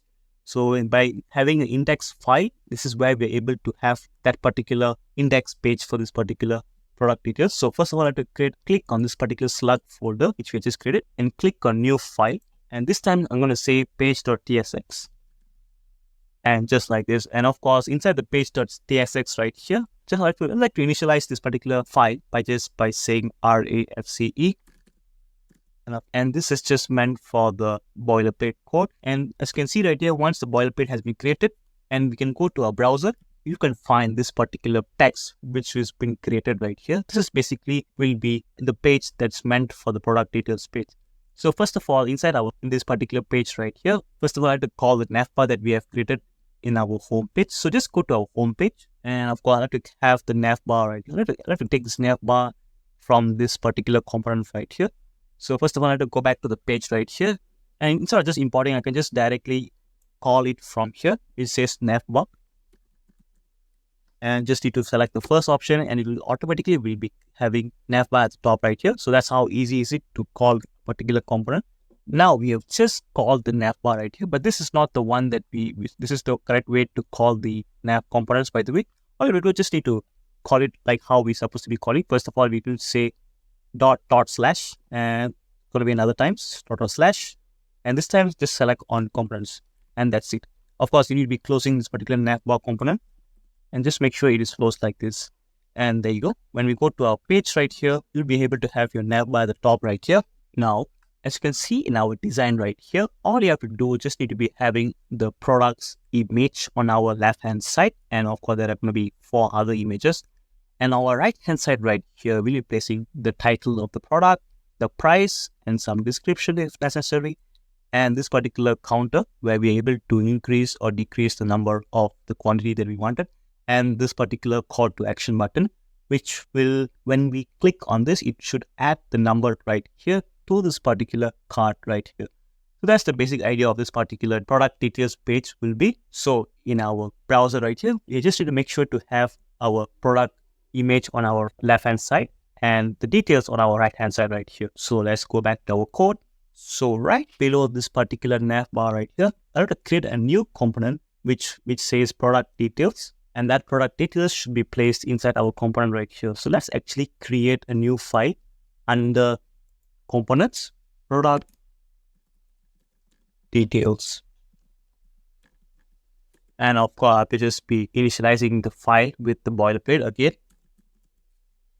And of course, I need to make sure to call this particular component inside product details page. So in this case, I have to call product details. And just like that, you will be able to have the product details at the top right here. And of course, this is not the correct way to call because you don't want to be creating a separate import right here. We need to make sure to call all the components within the same call right here. So yeah, let me just fix this first. So just need to make sure to wrap the entire components within a parent element. For example, it's going to say a blank tag right here and just place them all the components within inside here. And this will eventually solve the issue. So first of all, I like to make sure to make this particular product details to be available from the index of the components. So just go to index.ts, just add another new import called product details and just export it here. And yeah, there you go. And then just need to be making sure if you are able to have this particular product details can be just coming from the same import of the navbar. And just by placing this particular product details right off navbar, you'll be able to have this particular product details to be called together with navbar. And let's actually make sure it is working perfectly. As you can see right here, product details actually working perfectly just because we are just calling it from this particular div right here. And next thing is I like to pass a product, and that product should be coming from the slug. And that particular slug is basically coming from the URL, by the way. This is the param, by the way. This is basically the slug that we are passing. So based on this particular slug, we must be finding that particular product that matches that particular slug. So that's what we'll be doing. So first of all, I like to get that particular slug from the URL. So in order to do that, I'll be using use params. So it's a built-in Next.js functions just to retrieve the content from the params. So in this case, I'd call constant. And this constant, I'm just going to say slug. So slug and equals to use params. Now just select the first one right here and it will automatically be called at the top right here. And of course, just add parentheses and you're able to console what you have actually got it in your slug. Now, when we refresh our page in our browser, as you can see right here, we happen to have an issue right here. So we must make sure to include use client directive right here inside our file so that we're able to make use of use params. And just need to go to the top right here. And this will eventually solve that particular issue. And there you go. Now, let's open our console right here to just to see what's the console that is able to output. And there you go. You happen to have an object right here. This object happen to have an object called slug as well. So in order to, we can just use the restructuring method like this so that we just can directly access that particular slug within that particular object right here. And of course, we must make sure to initialize this particular slug because this is TypeScript. So just add like any right here, and this will eventually solve that particular issue.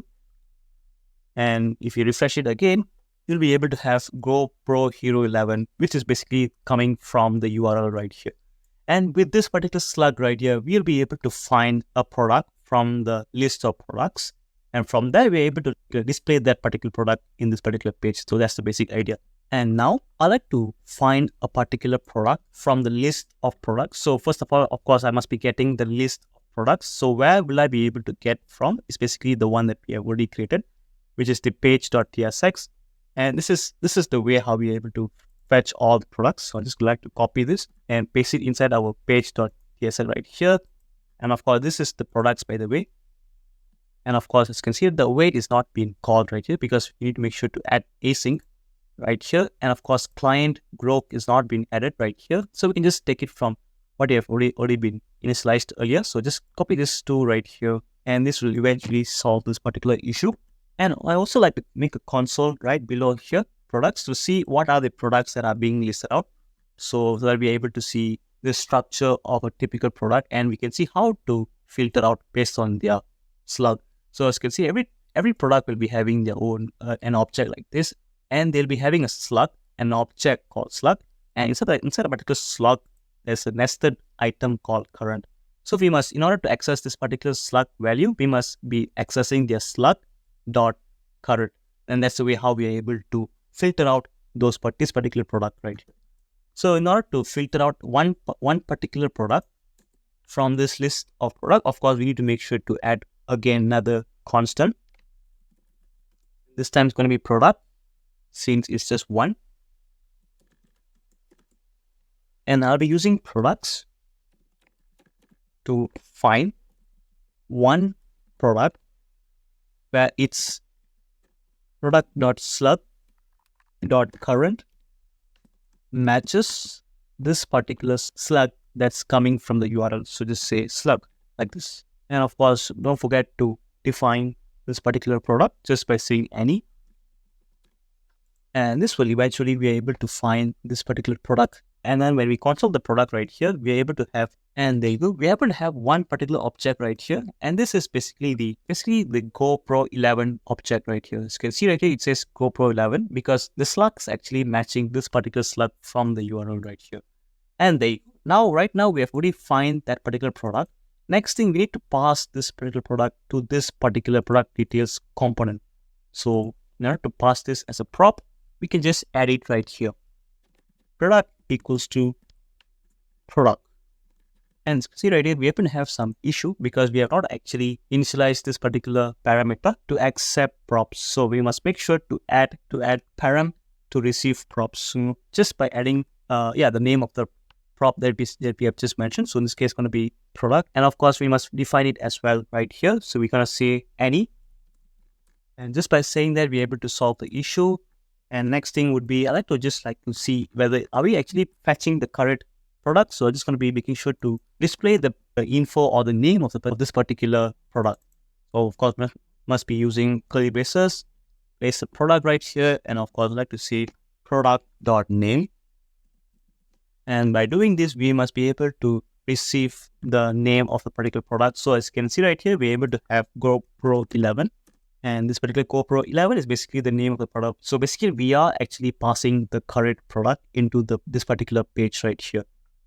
Now, let's start adding product images on our left-hand side first. So in our code, we'll rearrange this particular div right here so that we can actually happen to have multiple layouts just to see where are we going to be placing those sections. So first of all, we will be having the section of product details in which we are able to have all the content of a particular product.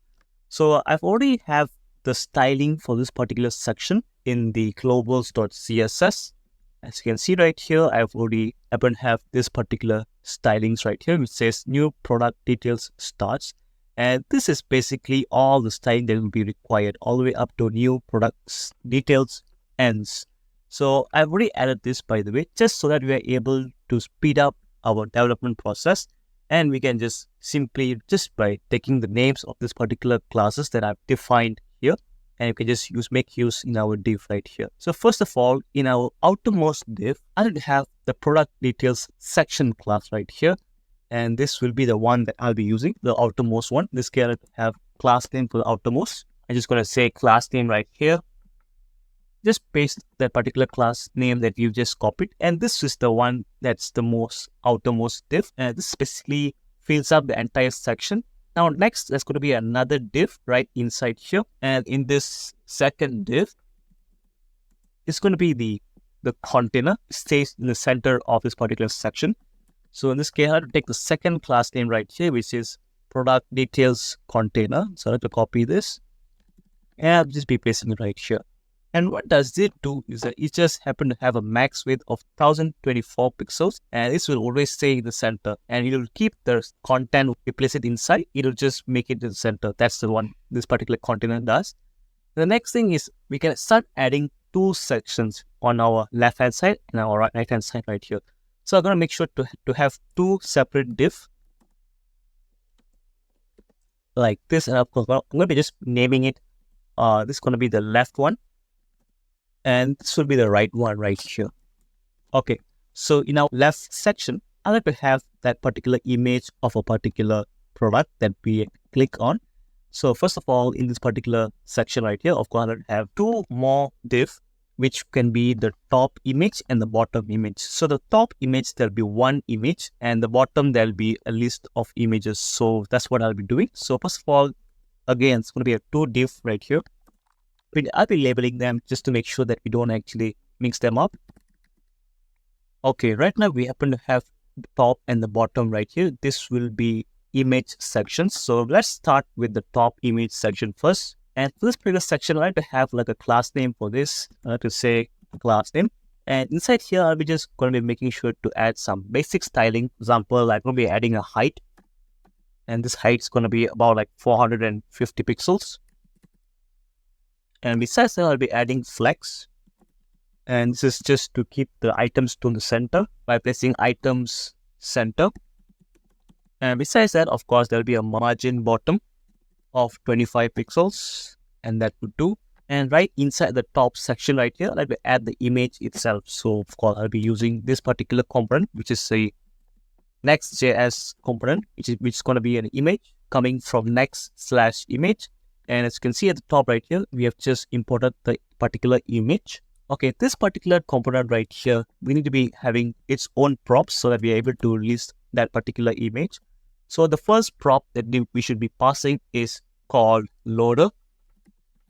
So loader will take a function, and this function is going to be pointing to URL for image. So URL for image is basically a Sanity's image displayer, so that we're able to display the particular image that's coming from Sanity. So just click on this, and inside here we will be opening a parenthesis, and this URL for image should be having like a dot URL, so that we are able to extract that particular URL from the image.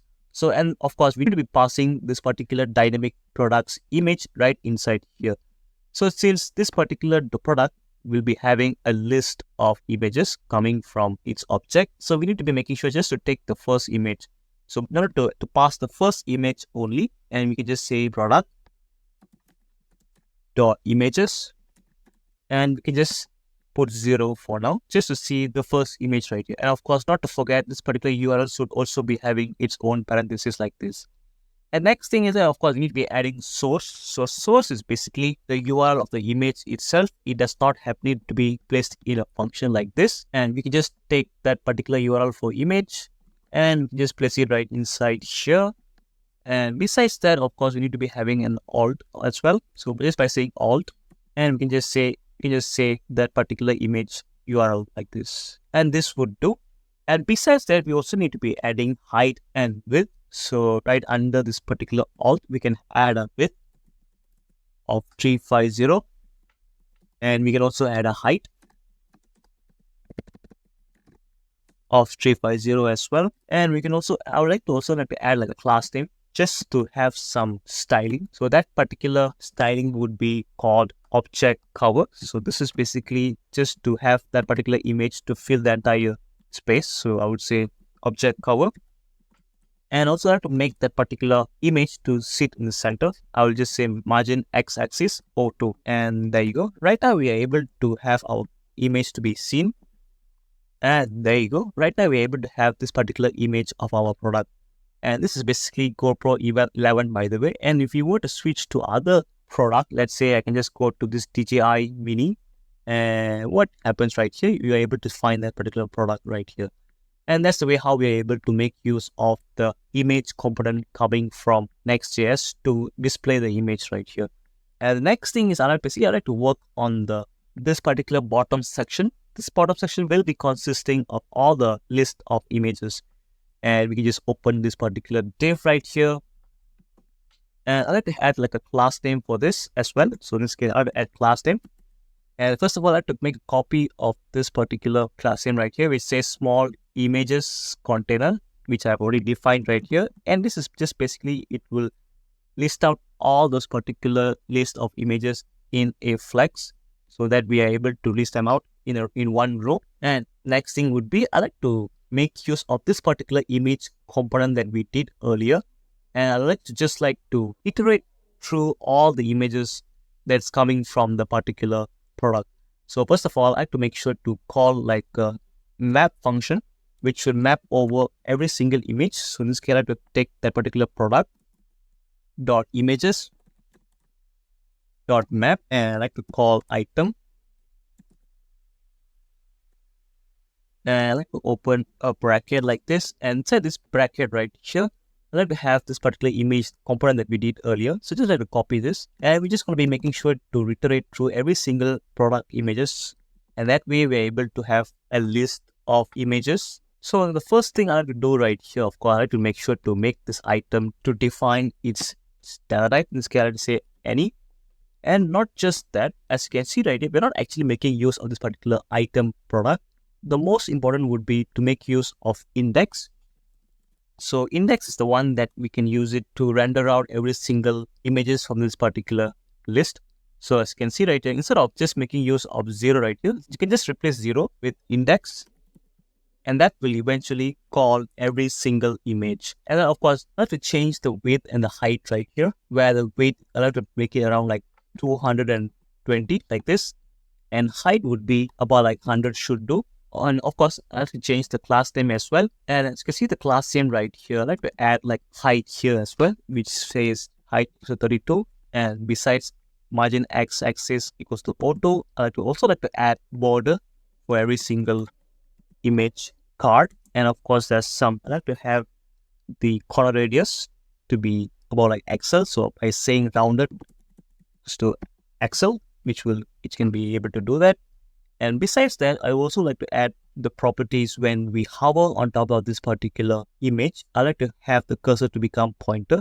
So I like to have hover first. So hover, when you hover onto this particular image, instead of saying cursor dash pointer, which can solve the issue. And let's see what else can we improve on. Now let's go to the browser and let's see what's the difference right here. So as you can see right here, our image has already been created right here. As you can see right here, we're not able to click on this anything at the moment. So what I like to do is that when we click on any of this particular image, this particular main image should be changed according to what we clicked. So there's a way for it. We can just make sure to have this particular image to have, instead of 0 right here, we can just make it index as well, just like the way how we did it here. So in order to have that, we need to make sure to have like a global use state, and it's going to be putting it right here, right above the return right here. And it's going to be quite simple, by the way. So I'm just going to say, it's going to go very quickly. So constant index, and of course set index as well would be needed. And I'll be using a use state function as well. So just by saying use state, and you'll be able to call it right here. And of course, you just need to be initializing this particular use state value. And in this case, I'd say 0. And I need to copy the index right here. And of course, let's place it right here. Just replace this first 0 that you see right here with index. And of course, as you can see at the bottom right here, we are also making use of index right here, which we wouldn't want it to confuse with. So let's replace this index with I like this. And that would eventually do the same thing, by the way. So also we need to make sure to add like an on-click function right at the last part here. So in this case, I'd say on-click. And this on-click should be a function. So in this case, I have to add like a bracket function. And inside here, I like to have the set index function to become whatever that we click. So let's say when we click this particular image with this particular I, and it's going to be passing the I right here, this particular index gets updated. And eventually it will update the image at the top right here. So that's the basic idea right here. Oh, of course, do not forget that we need to make sure to make use of use client when we make use of client component. So let's go to our code right here, and just at the top right here, just add use client like this, and this will eventually solve the issue. And there you go. Right now, let's say we would click on the first one because it does not get updated, and the second one, it gets updated by the way. And there you go. Then that's how simple it is to make this particular section work. Now that we have already done our left-hand side section, now let's focus on the right-hand side. So in this particular right-hand side div here, I'd like to open the div right here. And of course, I'll be adding the class name for this as well. And I'll like to list those content of this particular right side section, where it will be the title of this particular product, the price, and the call to action button in one single column. So in this case, I like to make use of Flex. So Flex has its own way to sort things. So in this case, I like to make use of Flex column so that we're able to arrange them in one column. So first of all, I like to have Flex followed by Flex call. And in this case, I have to add gap of 8 will do. Now next, let's add the actual content of this particular section. So I'd like to have another div, and I'll have a class name for this as well. And here I'd like to place another Flex column as well. So by having Flex followed by Flex call, and also some gap would do of 4 this time. And here I like to have the text right here. So I like to have a div first, and in this case, gonna be product name like this. Besides the name of this particular product, I like to also add the price of this particular product. So I just have to replace this name with price, and that would do. And let's add some class name here as well. So the class name here would be, I like to have the size of this particular text to be 3XL by saying text-3XL. And the font weight should be bold, just by saying font-bold will do. And besides, for this particular, the product price right here, I like to have a class name for this as well. In this, text XL would do. And in this case, I like to have the font weight to be medium by saying font-medium like this, and this should do. And let's check our browser, and there you go. This particular title and the price would be placed on our right hand side right here. Let's check on our mobile version as well. As you can see right here, when I reduce the screen size to mobile, as you can see, it just goes to the bottom right here. So that's perfectly normal. Okay, now let's go to the following part, which is to add those buttons. So right after this div right here, so right below the first inner div, I like to have another div right below the first div right here. So let's have a class name for this. And this time it's going to be meant for the quantity part, where we can actually increase and decrease the quantity that we would like to have. Now, I'm going to be adding some flex as well. So in this case, I'll add flex. But this time, I won't be adding this particular flex column right here, because this time I like to have this spread in one row. So that's why I never used flex-row this time. But of course, I'll be adding gap instead. And I'll give a gap of 2 like this. And this should do. And also to make sure for the items to align to the center by saying items center, just like that. And inside here, right inside the first element of this particular div would be, I like to have like a text element right here. I'm just going to add h3 tag. And it's going to be, I'm just going to say the quantity of this. So it says quantity. And let's check our browser. And there you go. You're able to see it right here. And right below this h3 tag right here, I have to add a p tag. And this p tag should be a box where it has minus followed by a number and of course a plus button. So of course, let's start with the class name first. So I like to have this particular class name called quantity followed by description. So I like to copy this. So this is one that we'll be using so that it can actually have like the button styling to be applied. So in this case, I'll have quantities followed by description. And also I'll be adding flex followed by item center and also some border. So in this case, I'll just say border -black. This should do. And let's go to our browser. As you can see right here, there's a small box right here. This is where we'll be placing the plus, minus, and the number, the quantity of this particular product. Okay. Right now, right inside here, inside the first p tag, inside the p tag right here, I'll add a span tag like this. And inside the span tag, of course, let's start with having class name first. So in this case, I already happen to have a class name just for this, and it says minus. So as you can see right here, we're able to have this particular class name called minus. So I have to copy this and just paste it right inside here. So this will be the minus button. In this case, I have to add like a minus icon. So I have to go to the top right here. So I have to call the minus icon coming from awesome icon, React awesome icon. So I have to say import, open curly braces, and inside here I have to say AI, which stands for awesome icons. In this case, I have to add outline and minus. And this is a particular icon that we'll be using, which is coming from React-icons/AI. And this should be able to import this particular awesome icon from this particular React icons right here.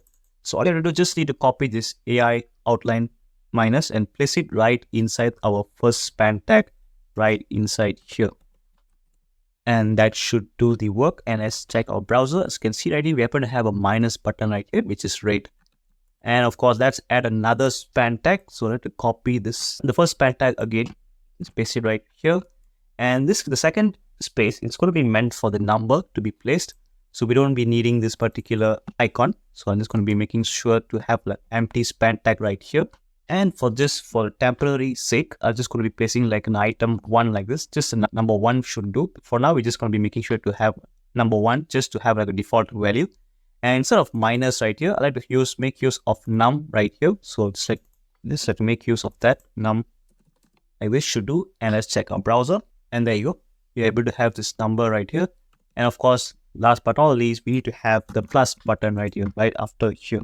And in this case, you can see right here, we happen to have AI outline minus. So I'm just going to be replacing it with AI outline plus. And we should also import it at the top right here, just after the minus. And of course, do not forget to change the name of this particular class name. Just change it to plus, like in this particular design right here. So as you can see in our browser right here, we're able to find this plus, minus, and number button to be placed together right here. And the next thing would be to add the add to cart button, which would be just need to be placing it right below this particular div right here, which is basically right after the, it's going to be the third div under the right hand side right here. So I'll have to create a new button, and this button is going to be saying add to cart.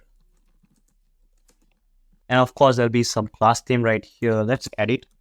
And this class name, I've already added the styling for it as well. And we can just say button. And this button would be kind of like global styling. And of course, followed by a specific one, where in this case, I've used add to cart button like this. So just have to copy this styling class name right here. And it will just be pasting it right here as well. And if we check our browser, you'll be able to find this particular add to cart right here. But as you can see right here, this particular section is placed very to the top right here. Let me add some padding so that it actually matches this particular product view right here. And let's go to the most right hand side right here. At the outermost div for the right hand side, I'd like to add some padding. And in this case, like we have for medium sized screens and above, like we have padding top of 32. And of course, if we do it for medium sized screens and above, we should also be doing for mobile sized screens. So in this case, let me say just have to say PT, which actually also applies the padding top for whatever screen sizes which does not fall under MD and above. So as you can see right here, if we place like this, we're able to have this should be placed a bit to the center, which is actually aligns to this particular product. And of course, when we check our and inspect to our mobile version, we're able to have this particular add to cart button to be placed at the bottom as well. So that's it for this particular part. Now we have already done the product details page. Now let's say if I would click on this particular add cart button, I would like to have this particular product to be stored in my cart right here. So cart is where we are able to see all of our products that we have chosen to add to cart. So that's what we'll be doing next. So in order to have this particular component called cart right here, of course, it's a separate component. It's going to be placed right here. And once we click on this particular button, it should pop up. So let's get started. And in our code right here, you're going to make sure to add another new component right here. So in this case, I'm just going to create a new file called cart.tsx. In this cart.tsx right here, I like to create, of course, the boilerplate first, RAFCE, and then just press enter. And let's actually call this particular cart in our, in order to make sure to read this particular component in our page right here.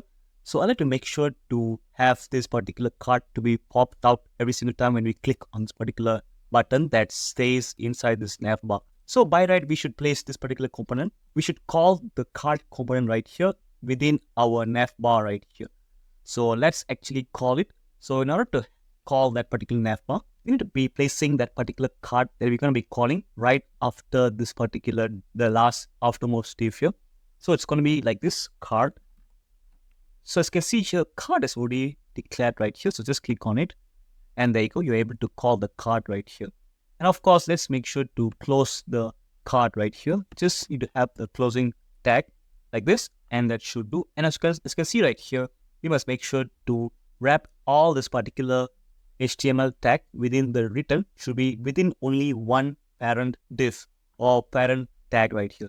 So let's actually make a simple blank tag like this, and just need to be placing all the HTML code that we have written inside this return, just placing it inside, and that should do. So if we go to our main page right here, you're able to find the cart button right here. So you can see right here, you're able to see it right here. This shows that we are actually making sure to call the cart component from the navbar component right here. So in this case, of course, let's add styling to this particular cart, where we should be placing it not on our left-hand side, but it's going to be placed on our right-hand side right here. And let's actually go to that particular component called cart, which is right here. And in here, I'm going to be making sure to add some basic HTML tags right here. First of all, it's going to be, I'll be starting with wrapper. So in this case, I'll be calling the outermost div right here. I'll be calling it cart wrapper. Now, I would say that this particular cart wrapper is actually a class name that I've already created in our globals.css file right here. So if you check our globals.css right here, you are able to find all the stylings for this particular cart component as well. So all you do, just need to go to this particular cart starts right here. So you're able to find all the stylings that are required right here. So that's the first div right here. And in our second div right here, I like to call div, another div again. And this second div should be having a class name called cart container.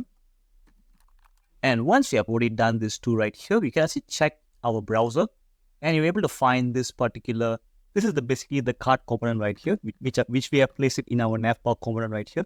And there you go. Right now we have already added this background right here. And inside this particular cart content right here, first of all, I like to add a button.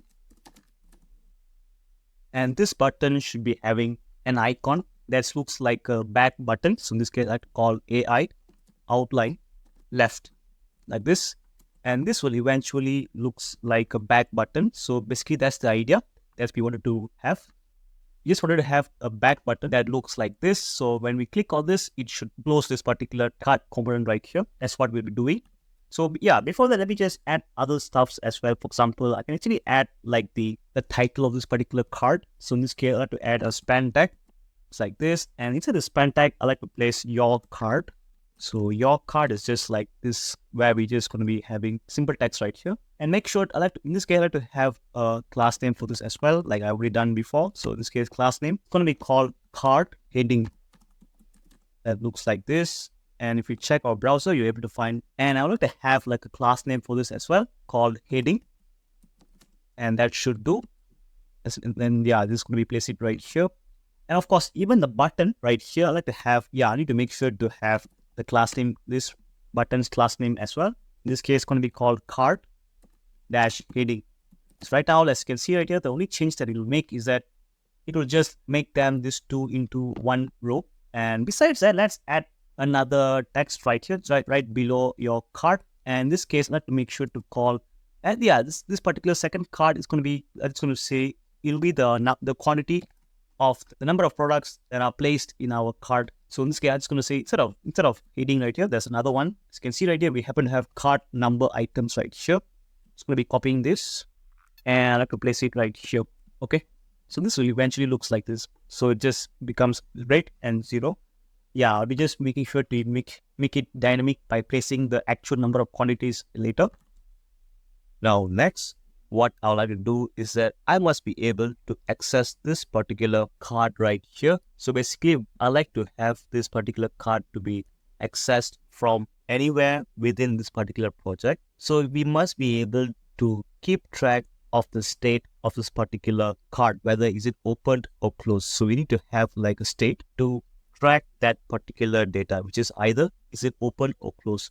And not just that, we must be able to access that particular state from anywhere within this project. So in that case, I would like to make use of use context, which is a hook, and it also has this particular feature of managing states of a particular component. And not just that, it's able to manage, save, update, and from the state of this particular component from anywhere within this particular project. So that's the reason why I like to make use of context hook. So in our code right here, I like to create a new folder. This particular folder will be under this particular app folder. So in this case, I'll create a new folder called context. And inside this particular folder as well, I can create a new file called card context.tsx. And this particular file is going to be having all the states that we would like to have. And that particular state is going to be making use of use state. And the first thing that I like to create is that I like to import create context hook. And there you go. You can just select this particular option right here, which actually imports directly from React. And also I like to make use of use state hook as well. So first, I like to create a new context hook called card context. So in this case, I have to make sure to initialize it first. Like in this case, I have to say constant card context, which equals to create context. So I'm just basically making use of this particular create context hook, which we have just imported right at the top right here. And this particular hook will be having an initial state of a empty object like this, and that should do. And next, we also need to have of course, and before that, we must also make sure to export this so that we're able to make use of this particular context. And next, I like to call another function called card provider. So let me say constant card provider like this. And this particular function is going to be we'll be receiving an argument. In this case, going to be called children. And this particular children is going to be having an initial data type of any. And of course, I like to make sure to have that arrows to make it a function like this. And this is where we'll be placing this card context right here. And of course, let's start because we're going to be making use of a state, and that state is going to be helping us to open and close that particular card that you see right here to be accessed from anywhere across this page. So I'd call a new use state hook just to keep track of the show card and not to show the card. So in this case, I have to say constant square bracket. I would say show card and also set show card. And of course, we're going to be making use of use state hook. And also we need to make sure to initialize it. So in this case, I have to have it false by default. And since this is a function right here, I have to make sure to have a return call. And inside this return here, I like to make sure to use of that particular card context that we have actually initialized here. So it's going to be a component for card context. And not to forget, we need to make sure to add dot provider like this. And let's have it as a component right here. And of course, not to forget, we must be adding this particular prop called value. And this particular value is where we'll be passing this particular show card and set show card use state function right here. So in this case, I have to call show card here to be placed right here, and also set show card to be placed right here. Okay, then this will be the initial value that we would like to pass into this context hook right here. And not just that, we must be making sure to wrap our entire project with this particular create context provider. So we must be having this particular children that we have actually called earlier, which is right here. Just copy this and make sure to have curly braces, and inside the curly braces, just place children like this. And this will eventually wrap our entire app with this particular create context hook. And let's not forget, we must also need to make sure to export this as well, so that we're able to import it in our other components as well. Now, next, I like to go to this particular layout right here.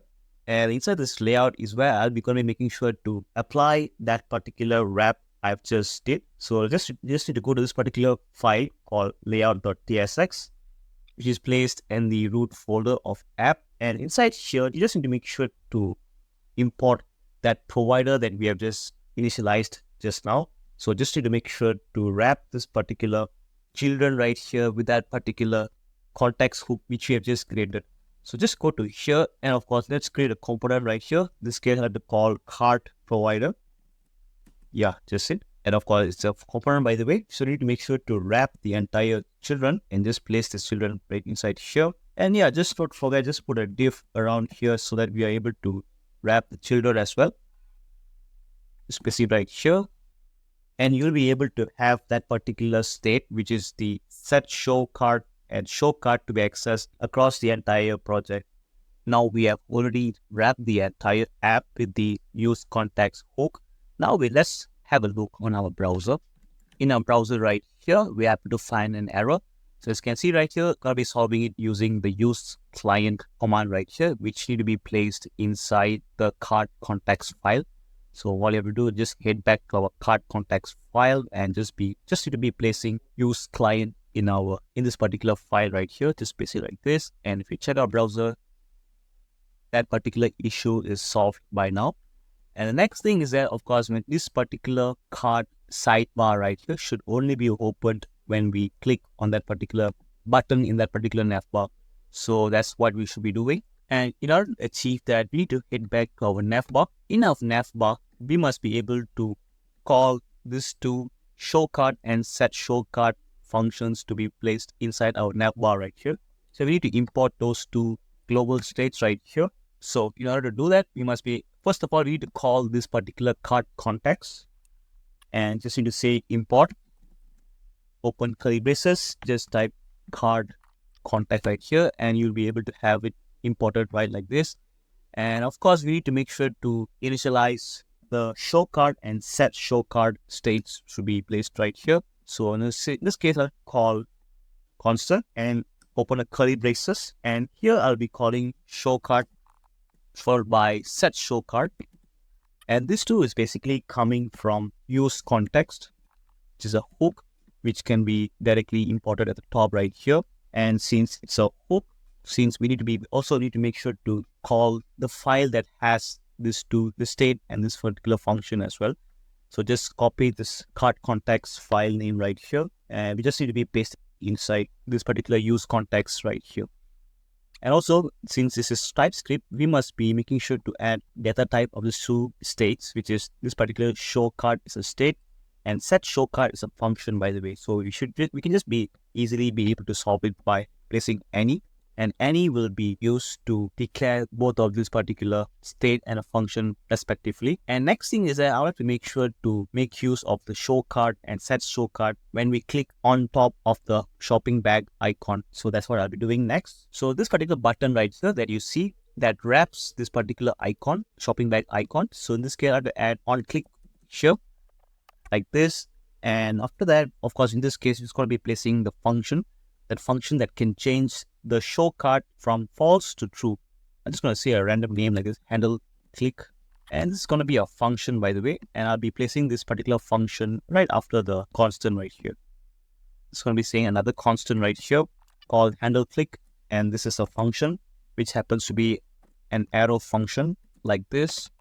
And this particular arrow function, what does it do? We just makes use of set show cart function, which will change the current value of show cart to its opposite value. We just need to put this particular exclamation mark, which will eventually make the value of show cart to become the opposite of its current value.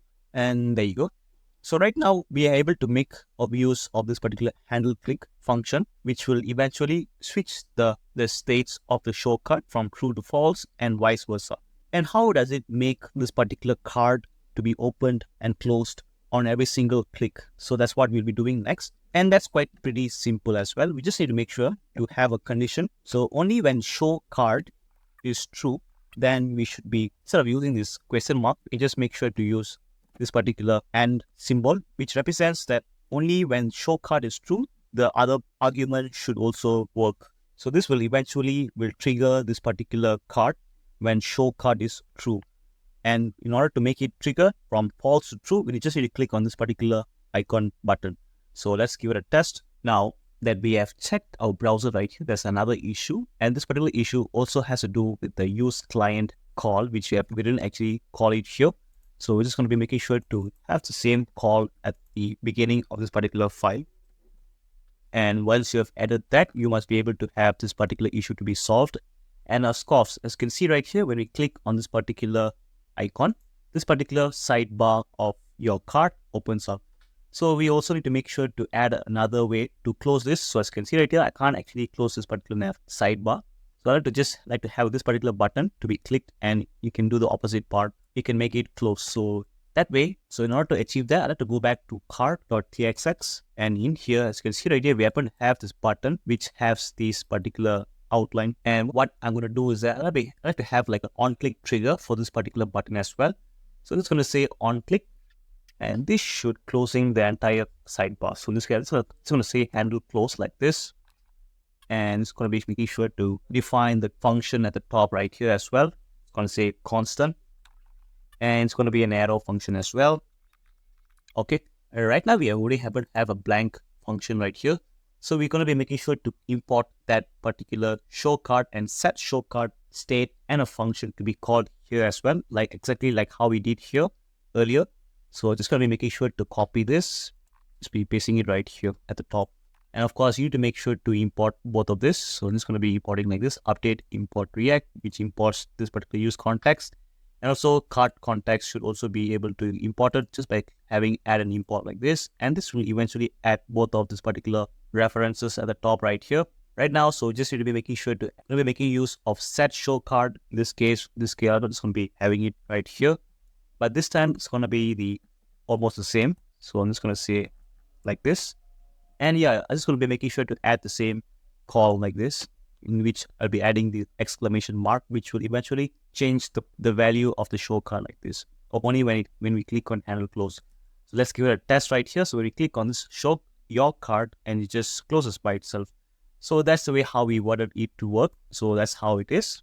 All right. Now next, as you can see right here, the quantities counter for this particular product is static at the moment.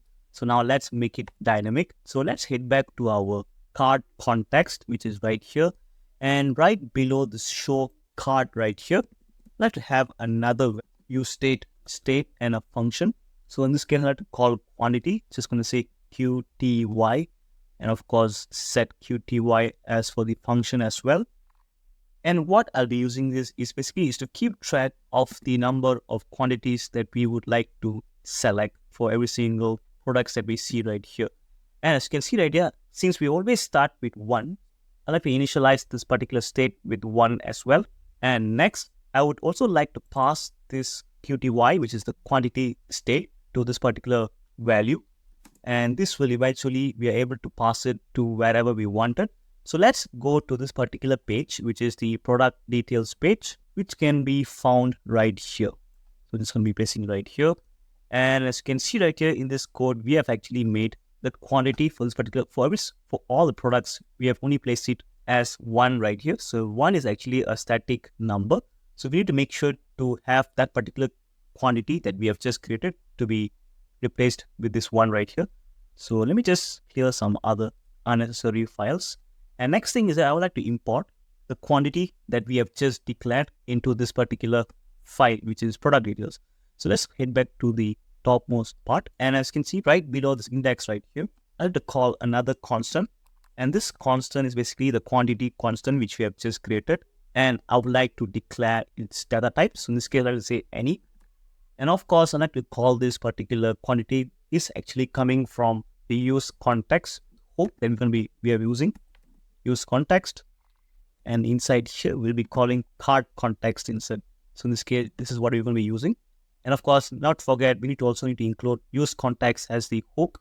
So as you can see right here, we just need to update the import React, which will be eventually easily can be updated right here. And now all you have to do, we just need to make sure to take this quantity and just replace it with number 1, which we have just placed it right here. Just put, make sure to have a curly braces, and of course just place the quantity. And if we check our browser, we'll be able to find number 1 is right here. And basically this is the new value of the quantity. Basically number 1 is the one. And of course, let's proceed with actually changing this particular value of the quantity. When we click plus or minus, we should be able to see the differences in the number of quantity that we would like to select. So let's have something to be called as function. So in this case, I'd like to add 2 functions. One is to add the number of quantity and one is to reduce the number of quantity. So first of all, right below here, I'd like to make a simple function. So in this case, let's say constant. And in this case, let's say increase, just say inc and quantity, qty. This function can be used for increasing the value of the counter. And it's going to be an arrow function. And in order to update the value of quantity right here, we'll be using set quantity like this. And of course, we would like to have inside this particular set quantity to be having a function that will eventually update the value of this particular quantity by +1 right here. But as you can see here, we must always need to keep track of the previous values. So in this case, I have to pass the argument as pref, or you can say previous quantity. And this previous quantity will be the previous value, and just need to be replacing the previous quantity as like this. And this will, every time when we trigger increase quantity function, the value of the counter will increase. And also, we're going to be making sure to add another function right below here. And in this case, it's going to be called decrease quantity. And in this case, it almost does the same thing, where it just, the only change is that we're going to be replacing with number -1. But of course, we must also need to consider the fact that whenever the counter is 1, we can't click minus because it will end up being 0. So 0 is not a valid counter. So in this case, we also must be considering when the previous quantity is 0, we should not -1. So that's what I'll be adding. So in this case, I have to wrap this particular inside of this function with a curly braces so that we can have multiple lines. So I have to make the if statement right here. So in this case, if the previous quantity -1 is less than 1, so this is where we wouldn't want it to minus by 1. So instead, we're just going to be making sure to keep it as 1. So I like to return 1, just like this. And only if it does not fill this particular condition, it should return the following line, which is to return previous quantity -1. And that's how it should work. And of course, do not forget, let's pass these 2 functions, which is increase quantity into the value into the provider right here, and also the decrease quantity as well. Just pass it like this. And this will eventually be added to the context provider of all for the global access. And we can go back to product details again. As you can see right here, we happen to have this minus and plus. So with the minus right here, I can have like an on-click trigger. So this will say on-click. And of course, do not forget, we need to make sure to add decrease quantity at the top first before we come to the bottom. So we just need to really be sure to add decrease quantity right after this quantity, like this. And of course, not to forget, we also need to be adding increase quantity. And just need to make sure to add these 2 particular functions, which is decrease quantity for the minus, and for the plus right here, I'd like to add on click again. And the second on click is for the plus we need to be adding. So in this case, I'll be having increase quantity like this. And there you go. Let's have a check our browser. So when I click on the plus button, as you can see right here, the number actually increases. And if I were to minus or decrease the number of counters, it will go down all the way up to number 1. And when I click again, after when it's already reached 1, it does not change. And that's the logic behind what we have just did. Next, I would like to have this particular card that we have just made to be having the list of products that we choose that we added to cart.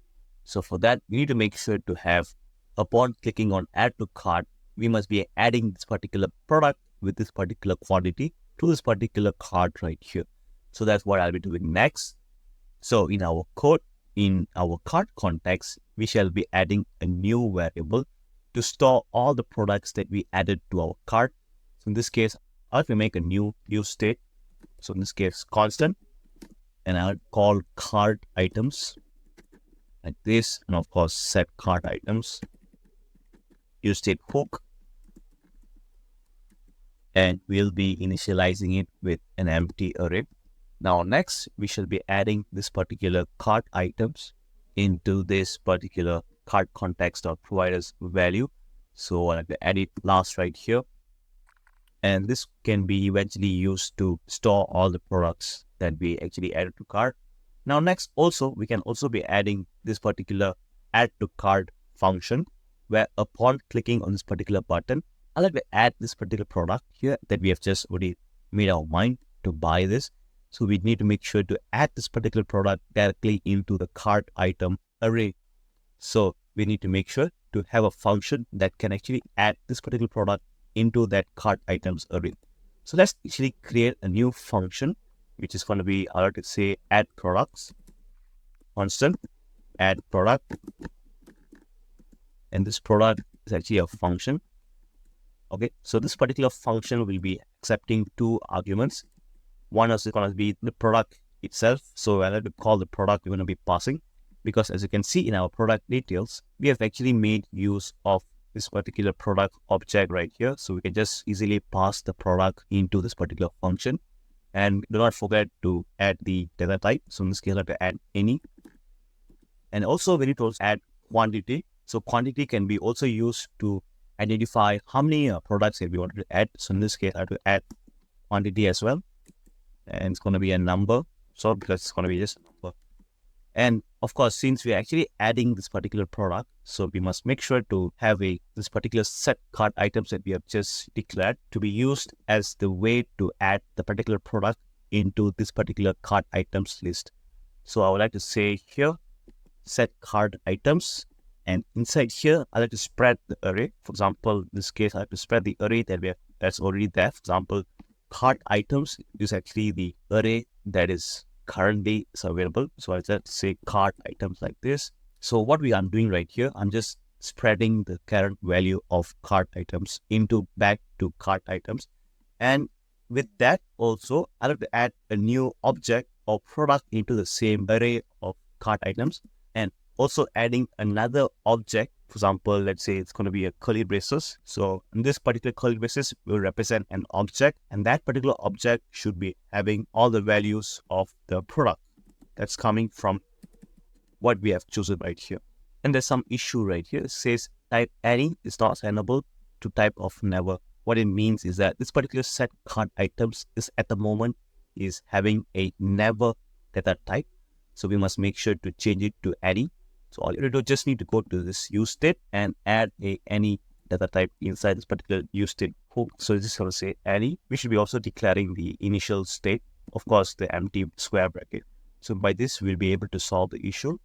So right now, I just was able to add a product. This particular function, what it does, it just adds a product, which we have just called via the function. And this function will also be having quantity. And this also, what does it do mainly is just adds the product back to its cart items. And what does it do in this particular line is that it just add up to this particular already existing values. So it's going to be another object which actually follows in the same list.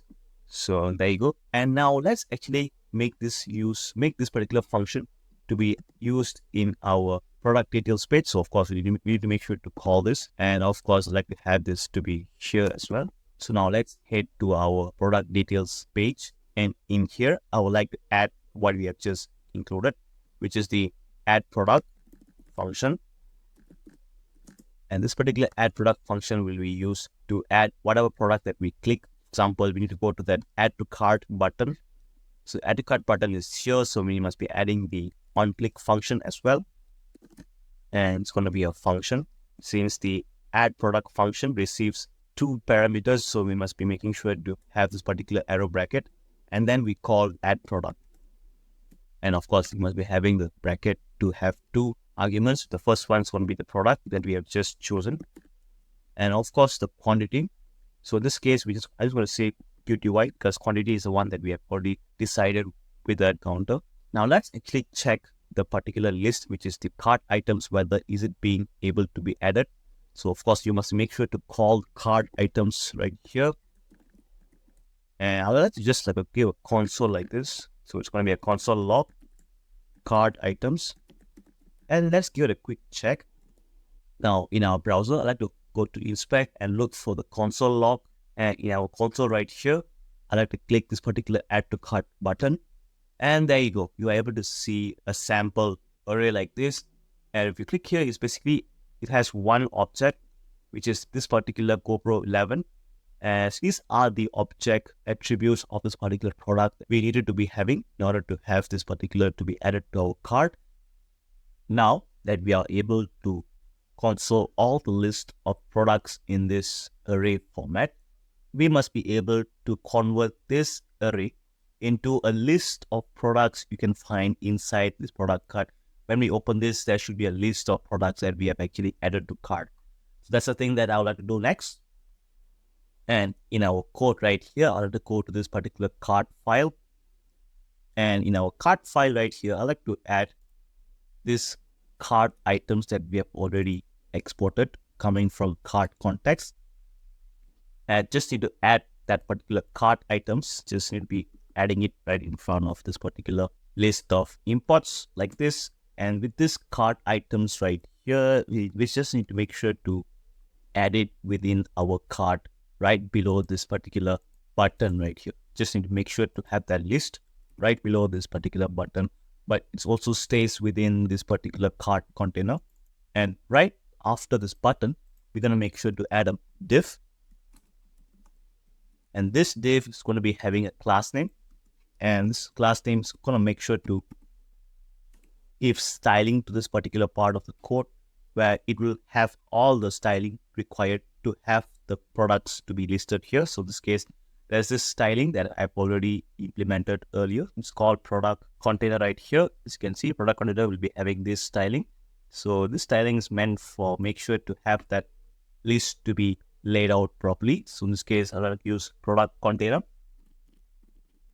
And within this product container div, I like to call that particular list of cart items so that I'll be able to list out all the items you are placed inside. So in this case, we need to make sure to have that particular array name called cart items. And we're going to be making sure to map through every single object of this particular array. So in this case, it's going to be called map. And inside here, we're going to be having a function. So an arrow function like this, and in which we will be placing the object as the product. And of course, we must make sure just to have like a declare, like an any property. Also, inside here is where we'll be placing that particular list item. So every single item that you can find in this list is basically what you are able to map through this particular product. So I'll have to create a new div. And this div is going to be having a class name called product. And also we must make sure to have like a key for this, because this is the one that's going to be iterated. So I'll have key. And this key is basically coming from product._id. And this will just eventually make this particular div to be unique, although it has multiple items. Okay, now this is the outer layer. Now let's go to the inside layer of the particular product div right here. So I like to place image. So that's the first step I like to do. So I like to have image. Image component we have already used multiple times. So I have to make use of that particular image component, which has already been used in our previous files. So let's have a copy of that. So I'm just going to make sure to copy over on top of this image component right here. And there you go. Once we have pasted this particular image code snippet, you are able to find some errors. Of course, the first thing would be we need to actually to import the image component right here. So we just need to make sure to go to the top right here, just import image. And this image is coming from next/image. And that should eventually solve the issue. But there's one more thing to solve, which is the URL for image. URL for image has a separate import call. I just need to add import from Sanity library image. And that should solve that particular issue. Next thing would be is we have our index is not declared right here. And since we won't be needing index because we're just going to be making sure to use only one image. So the first image is what will be used. And that first image will be placed as the first index. So in this case, let's replace the index with 0 like this. And that should eventually solve the issue with the image right here. So we can also give a check in our browser. So let's add a product card. So now I've already clicked on this particular add to cart button. You must be able to have this particular cart items to have this particular image right here. So this is the first step right here, is to have image. And beside image, there'll be other details as well, which we'll be adding now. And right after this image component right here, I like to add another div.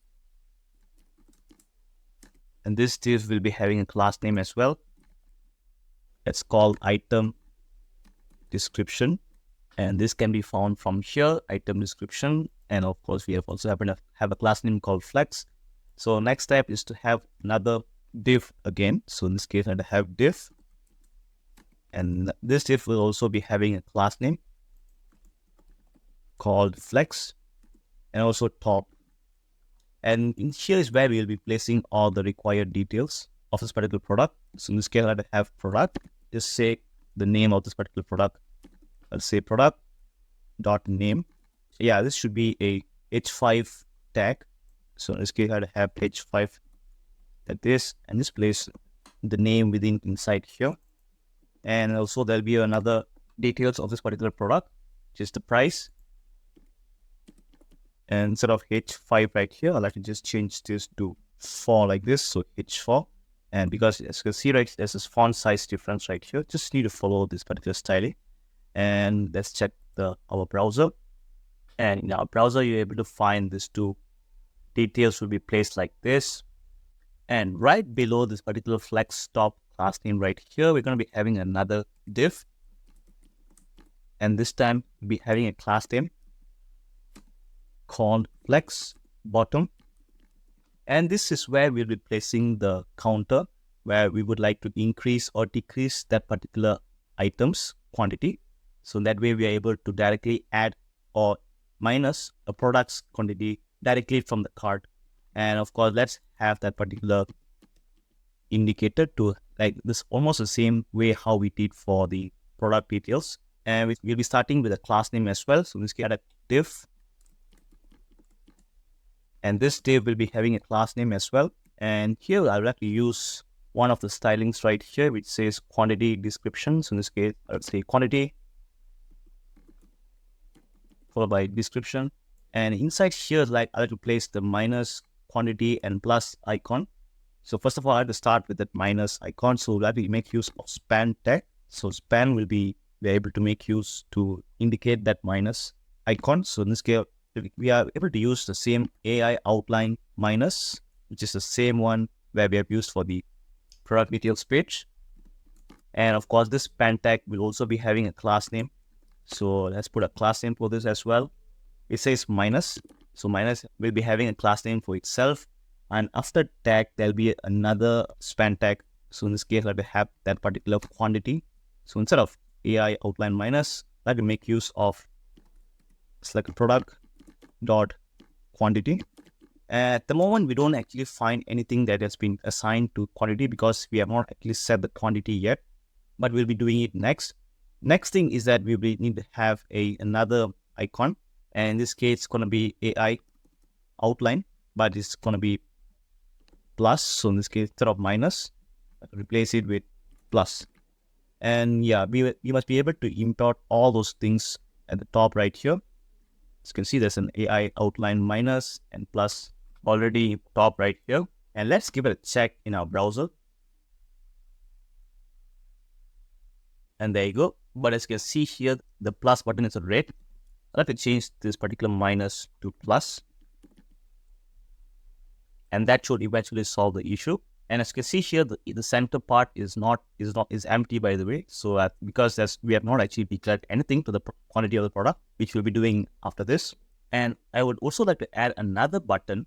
Let's say if you would like to have this particular product to be removed at all, no matter how many products out there, we can just directly click a cross button that should clear this particular product, and in which we are able to make use even inside this flex bottom container.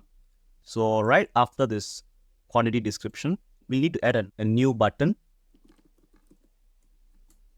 And let's have like a icon for this button as well. But this time we'll be using TI, which is also another style of icons. I would like to say TI, delete outline. And this is a icon as well. So this icon can be imported from a different styling besides that particular AI. So right after this AI, which is right here, we're going to be importing TI icon, and which is coming from React icons /TI. And just like this, you're able to import that particular TI icon. And if you were to go to a browser, you'll be able to have this particular icon right here. And this is the one that refers to this to clear everything. So I like to add some styling for this as well, where in this case I have to place some props. This particular button is it's a button, by the way, the type. And besides this particular type right here, I would also like to have a class name for this. So I like to have class name that says remove item. And we'll be having on remove function. And this will eventually gives the styling for this particular item card right here. Now, as you can see right here, I happen to find some design issues right here. As you can see right here, I would like to have this image to move it a bit to the left side. So in this case, I have to make sure to reduce this particular width of this particular image. So we can just change to 200, and that will eventually solve some basic issue like this. And of course, there's a huge gap right here.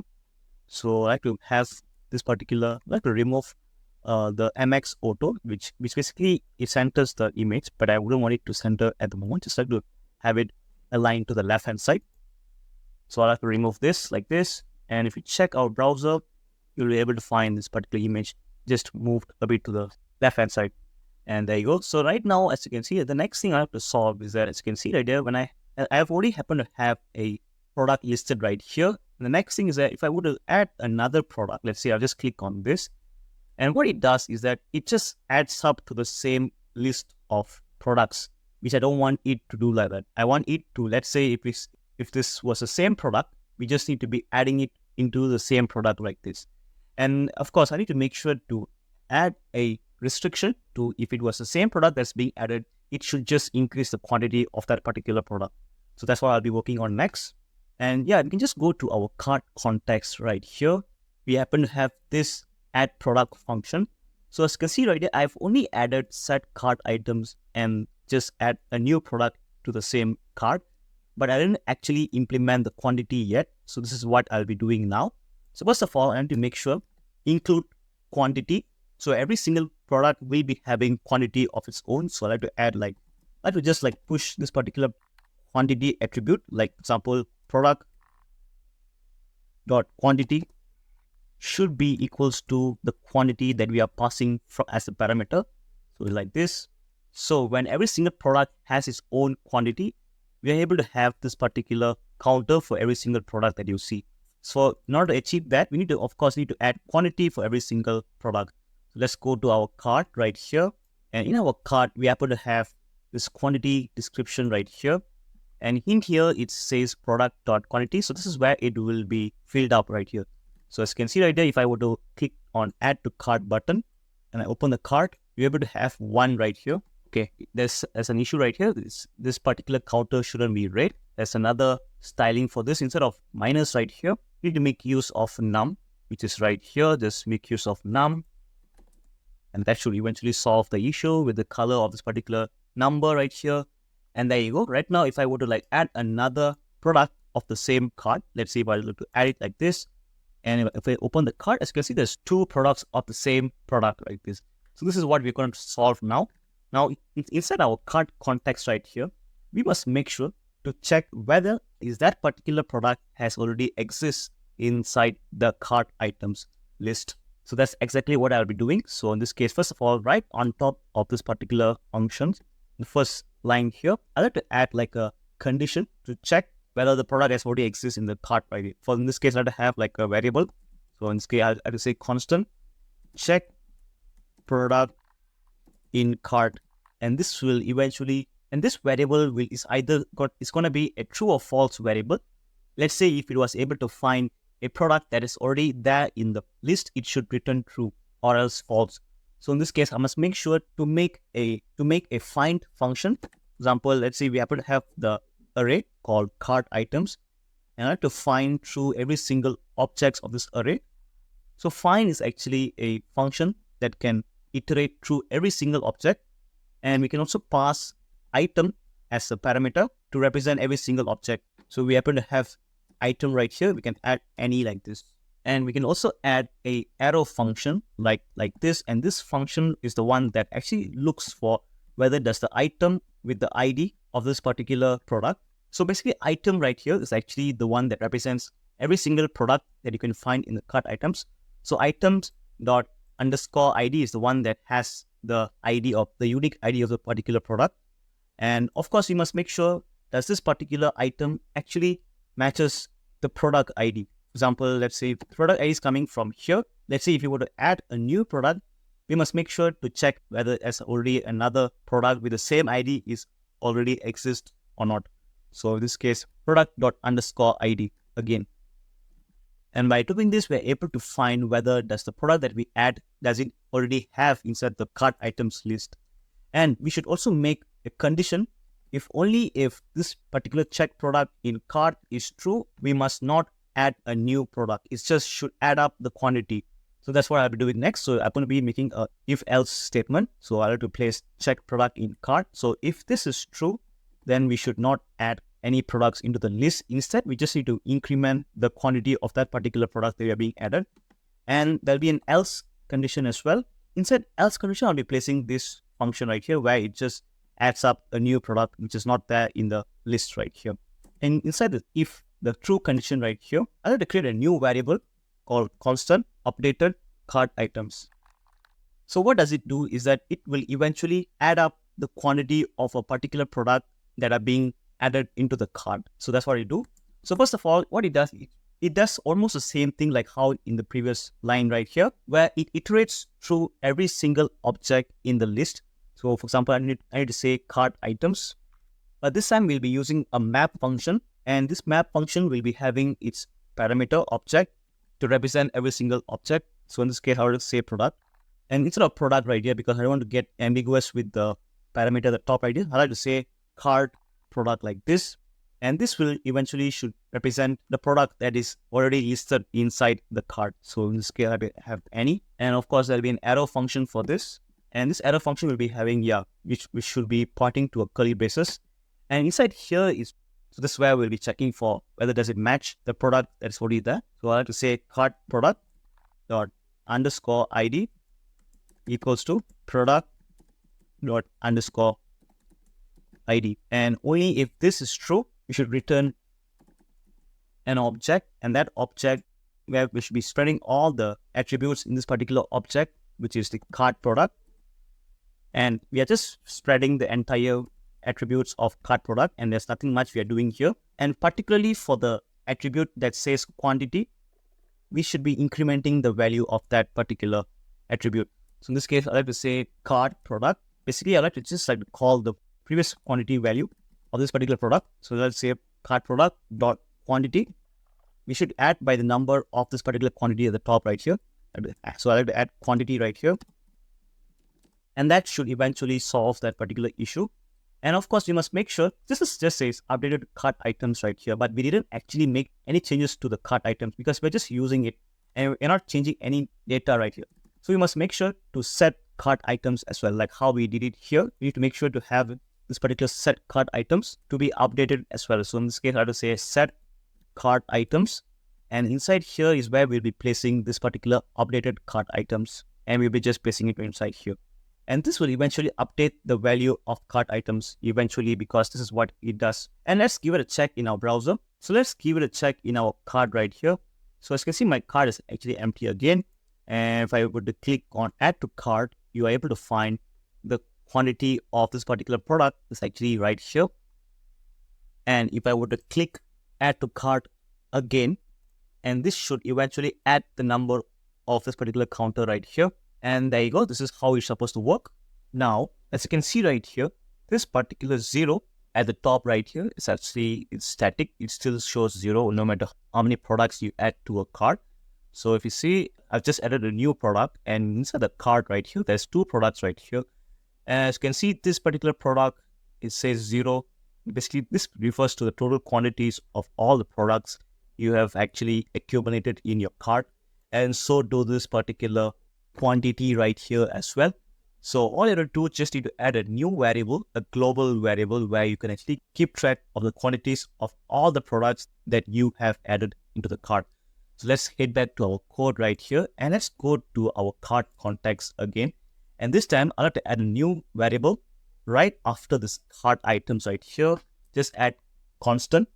Of course, it's going to be a square bracket in which you would be placing total quantity. And also another function called set total quantity.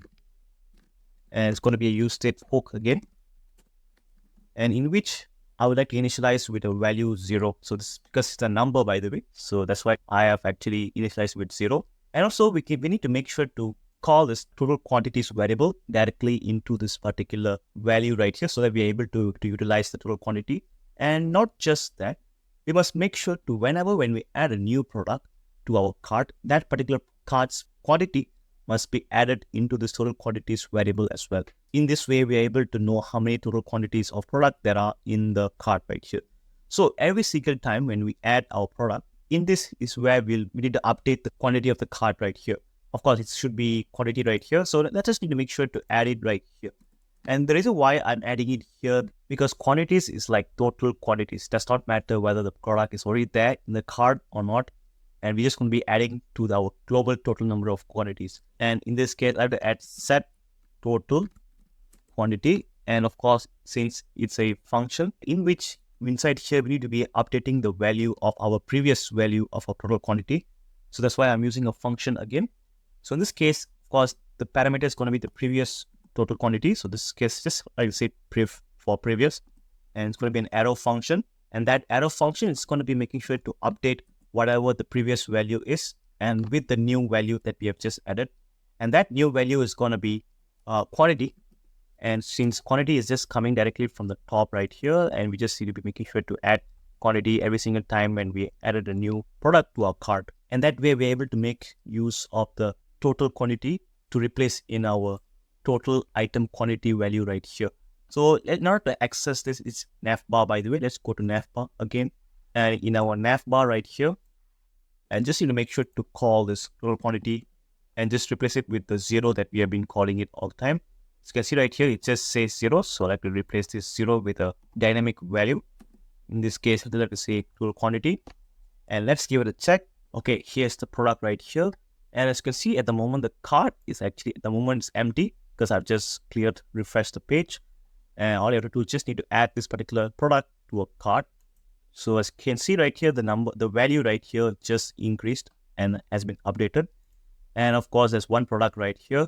And also we must make sure to update it here as well, just to see how many products there are in your cart. So this is basically located in the cart right here. And just, of course, let's do the same thing here as well. In this case, I have to add total quantities. And with this total quantity, replace it with this 0 value right here. And there you go. Right now, we have just added this particular feature. And we can also add other products. Let's see if I go to our main menu right here. I have to go to the next product right here. And this time, I have to add this particular add to cart button again. And here is 2 products right here. 2 has been added. And there you go. There's 2 particular products has been added here. And here it shows 2 because total quantities is 2. And let's see if I were to add the same product. And this time it says 3.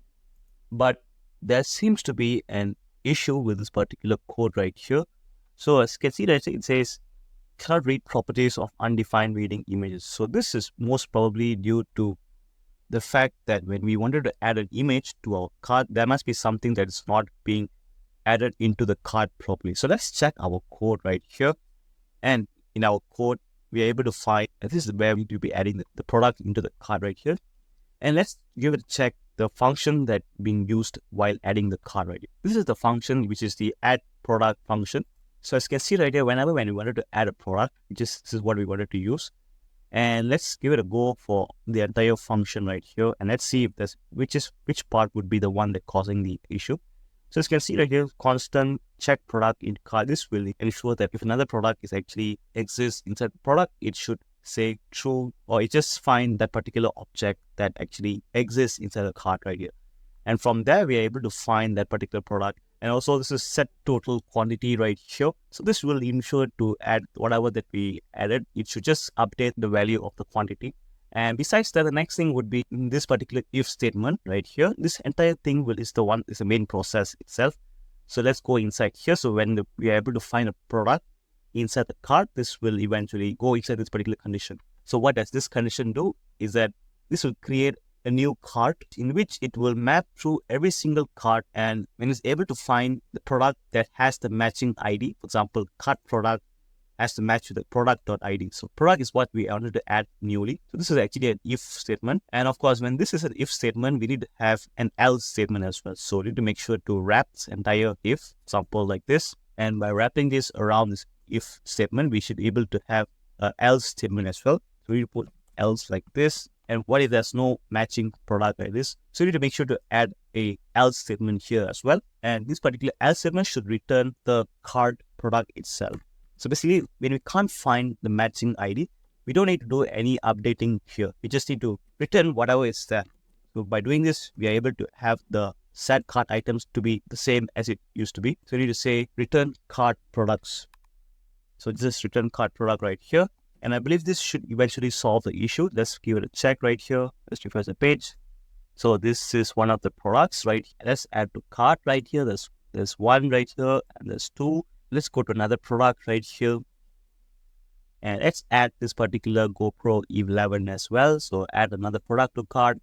And there you go. It works without any issue right here. It's able to add 4 products because we have added 4, and this is 2 right here. And I think we have already fixed this particular bug. Let's add this to AirPods Pro as well. And let's go to here. Yeah, there you go. So right now we have already fixed that particular bug issue. The next thing that we can add is that the functionality to add the price of the product together with this particular counter right here. So when the price of the product is 250, we must be multiplying the number of quantity that has been input right here. And also when we have more than one product in this particular cart, we must also be having total price for all the items in the cart. And this is where we'll be able to see the total price for all the items in your cart. So that's exactly what I like to work on next. So in this particular cart context right here, what you can do is that you can add another use state where in this case, this time it's going to be total price instead of quantity. I'll be just replacing with price. And we can keep the initial value to be 0 as well. And so this is basically the total price. And this should also be updated when we add a particular product into a cart. So this is where we should be adding.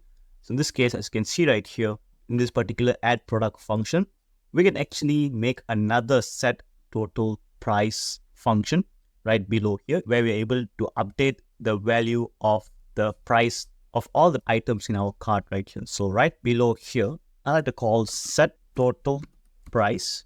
And it's a function which it accepts the previous value to be the parameter. And we can give like a more specific name instead of brief. We can just say previous total price like this. And let's make it like an arrow function as well. So what does this set total price do is that it just will update the total price of all the items in your cart. So when we add a new product right here, when we click on a new product, and that product's price should be added to the total price. So that's what exactly we should be doing. So of course, we need to be having the previous value. So in this case, previous total price, and we need to plus the price of the new product that is being added. So in this case, I have to say product dot price, and we must make sure to have the quantity to be multiplied to this particular product as well, so that we can know the number of product that is being added. So in this case, I have to add multiplication symbol like this, and of course, quantity as well. So what does this do is that it will eventually multiply with the quantity every single time when we add a new product. And the next thing is that we need to make sure to call the total price in our cart right here. In this case, I have to copy the total price right here. Of course, we need to make sure to export it in our context.provider value right here, just need to put the total price right here again. And this will eventually we are able to read from the cart right here. So in this particular cart file right here, we need to add total price right here like this, and in which we are able to find the value to be updated every single time. So let me just return this particular value like this. We can actually see the value that's being updated as well. So let's check our browser. Now, let's say if I were to add a new product right here, example, GoPro 11, and I would like to add this particular item to my cart. So I just need to add to cart. And as you can see in our cart right here, there's one product right here, and the total price is 250. And let me just add another one. Let me just add to cart again. And eventually we're able to find 500 right here because there's two items. So yeah, there's 500. And let me just add another totally new product in this time, and in which I like to add this DJI Mini 3 Pro. And I would like to add this particular item to my cart. And of course, you can see the price is here is supposed to be 1,000. So let me check the total price. And there you go. Right now, it is indeed showing the correct value, by the way. And basically, it is 250 and 1,000. And there's two of this. So that's saying, yeah, actually, it is indeed the correct total price right here. And the next thing is that we need to make sure to show this particular total price, not here, but we can actually show it in a proper format at the most bottom right here. And together, there should be a button right here where we can click on checkout or proceed for payment. And that button should lead us to our Stripe payment gateway. So that's what we should be adding next. So in our cart right here, we happen to have the total price to be placed right here. And what you can do right below product containers div, which is right here, we can just place another div. And this div is going to be having a class name as well. Let me just add a class name right inside this div. The class name is going to be called cart bottom. And of course, we already have the styling for this particular product. So in this case, you can find it from globals.css right here. You're able to find cart bottoms styling here as well. So as you can see in our globals.css, we happen to have this particular styling right here. So we can actually make this particular cart bottom to be our outermost div to have the button and the total price. And inside this class name, I have to place another div as well. So in this case, I have to call div class name. And this time it's going to be called total. So total is where I like to place the value of the total price, and in which there'll be two text components. So in this case, I like to have h3 tag. And the first tag would be having subtotal, just to let you know this is the total of all the items in your cart. And there'll be another h3 tag, in which you'll have to place this particular total price dynamic variable, where we can show the actual total price of all the items in our cart. So let's give it a check. And there you go. You're able to find the subtotal and the total price to be placed right here. And let's add like simple dollar symbol right here, which will just to indicate this is the price of a particular product. And besides the total, the value to be placed right here, we can also have another div right below here. And of course, this is going to be having a class name as well. And in this case, I'd like to place the button, since the button is where we'll be needed to click when we decided to buy any of the products in the cart. So I like to say button dash container. And this is another styling for just to have the button to be placed at the most bottom right here. You're able to find it right here, button container. And next is that inside the button container as well, I like to have the button itself. So in this case, it's going to be a button. And inside this button tag, we'll be saying pay with Stripe. And in which this is the one that shows the call to action button. And let me just add some class names at the same time. Double button should having a type. So in this case, I have to say button. And of course, there should be a class name for this as well. And in which I like to say checkout button like this. And there you go. Right now we are able to we have placed this particular checkout button. Let me just check the browser. And of course, you must be adding a just simple product right here. And we open the particular cart right here. We're able to find the button to be placed at the most bottom right here. And as you can see right here, so when we don't happen to have any products in our cart right here, there'll be, it should be showing 0, but there's no point of this particular button to be placed right here. So we need to make sure to not to show this particular button when there are no items in the cart. So let's make a condition to only to show this particular cart bottom only when the number of items in the cart items array is more than 0. So let's actually make this particular div, which is the one that we just added, to be wrapped within a curly braces, and this should be having cart items dot length should be more than 0, and we should make like a ternary operator when the first condition is true, only then the second component would work. So that's what this particular code does. And let me check the browser, and there you go. We happen to have no buttons to be placed right here. And of course, because the item is 0, it should be showing none of this particular buttons. So let's say if I were to add one product, and yeah, there you go. Right now we happen to have this particular button together with the total pricing. Now we have already happen to have a particular product in our cart right here. So as you can see right here, we are able to have this particular product. But I would also like to have this particular plus and minus to be working as well. So in order to have this particular plus and minus button to be having, now the basic idea is just to, when we wanted to click on add, the quantity of this particular product should increase while minus should decrease. And that's the basic idea.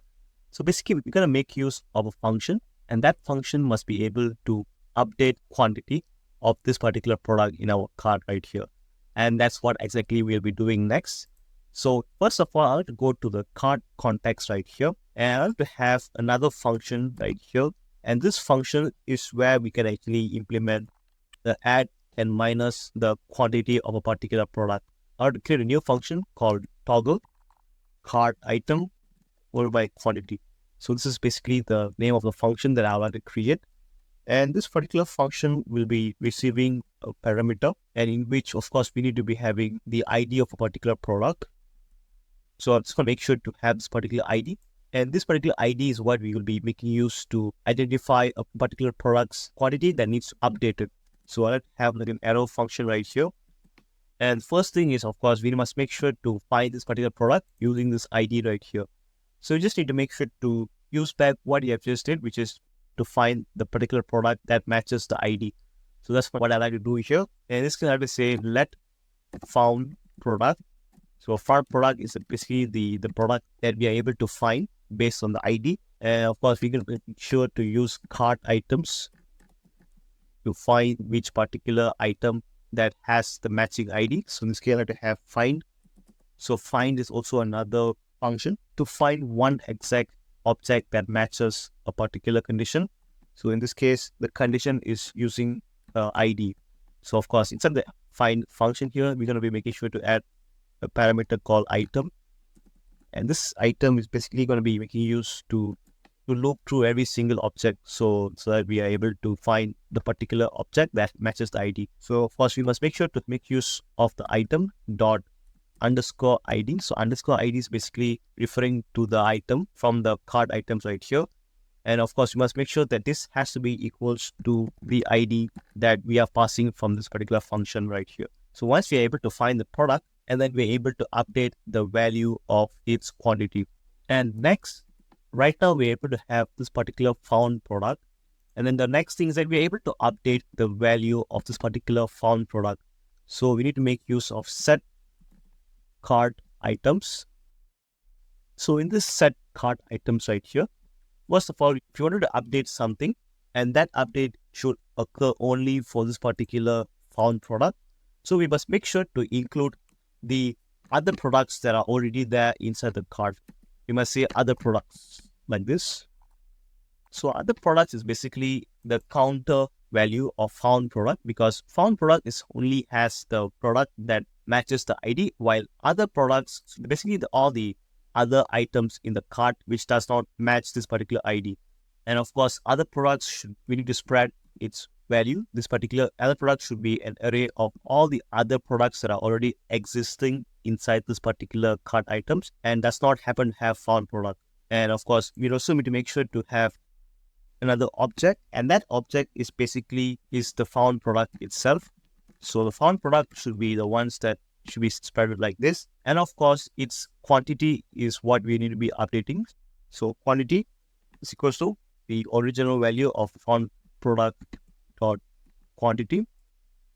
And of course, we need to make sure to either, let's say if I had to add one right here. So if you wanted to add this particular one, we need to make sure to have this particular toggle cart item quantity to be only to be adding one.